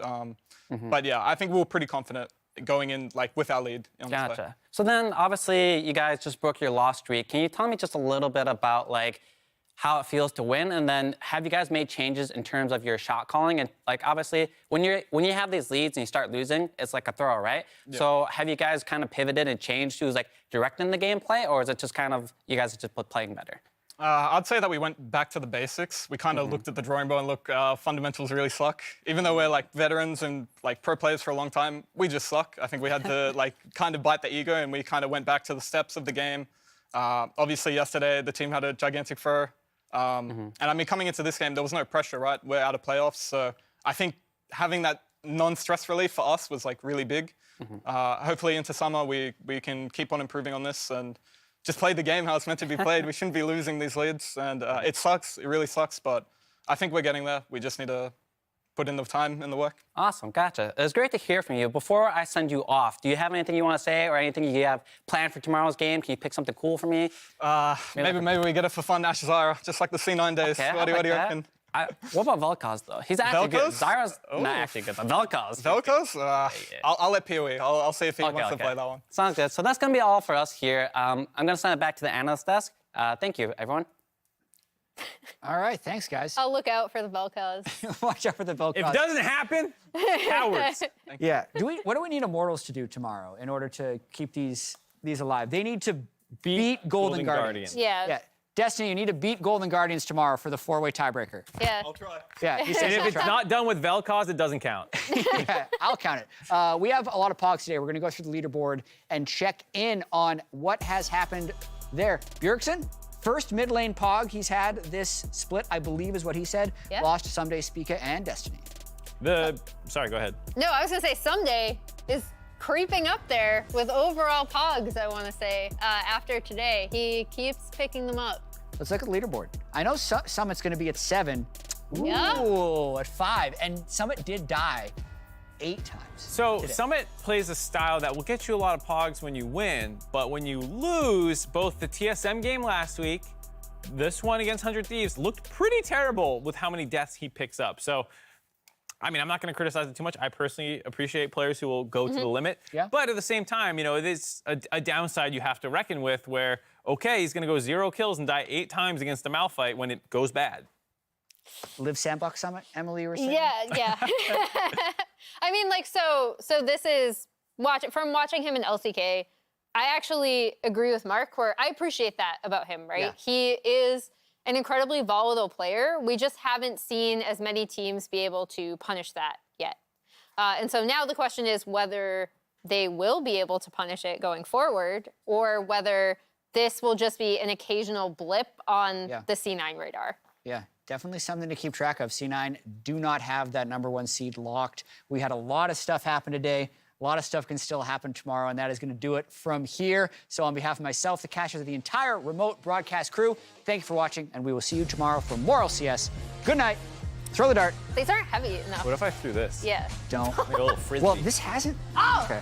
that almost hit actually, though. I'm not going to throw stuff. I'm not. Damn. This is addicting. See you. Can someone explain Actually, to me one-tapping me. what Freak is wearing? Like he has like a ramen bowl around him. Oh, yeah, makes sense. Yeah. What? Wait, why does that make LCS sense? is sponsored by ramen noodles or what? Neo at half HP, no flash, no heal. Ari's on the way in, gets the root, GP on the top, and Stanley. Oh, Hansama! They're gonna have River jump in, an ulti to the back line. Hecarim dives over 1 for 0 so far. TL just gonna cut him to pieces. It's time to run away, and Digna tossed it all away. Only one left alive. We no longer are freaking Azale. We're No. one entity. You're one entity called the Doug Duo. Last time I was Soup, and that made it a little different, you know? It did, yeah. You know, you can be the chopsticks to my ramen any day. They're gonna go in for a little bit more there. Vulcan to the front line, so much damage. They'll kill him as well. Golden Guardians fighting for a playoff spot, and they're slaughtering the chief competition.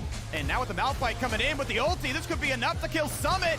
Flash into the brush, will he get away? Flash to follow, and someday, solo kills Summit. It's me. Guys, watch. This is good. Zeri. Does anyone kill? Nice, kill him. I can tank. Come. Go. Kill this guy. Sun and 2. Let's go, Nash, after. I think you guys kill. I'll stun him. I can tank. Kick. I'm fine. You have Zonya? Sonya. Nice. Tank. It's AoE wombo combo time. Spica's ready to go, and Jenkins jumps in first. Now, who's going to be the first to die? Jenkins should go. Spica's on a killing spree, and Contracts is thrown up into the air. He cannot try to 1v1 on the red carpet. Man, I love a throw it all out the window type of game, Kobe. Just take all that stuff out the window. Yeah, get all that out the window. We're gonna get this out the window. Keeping himself alive for now. Revenge with a slam into the wall and the kill of the FlyQuest mid laner means this one is done. Arrow marches forward and Johnson is down. Immortals will end the loss streak and take down FlyQuest.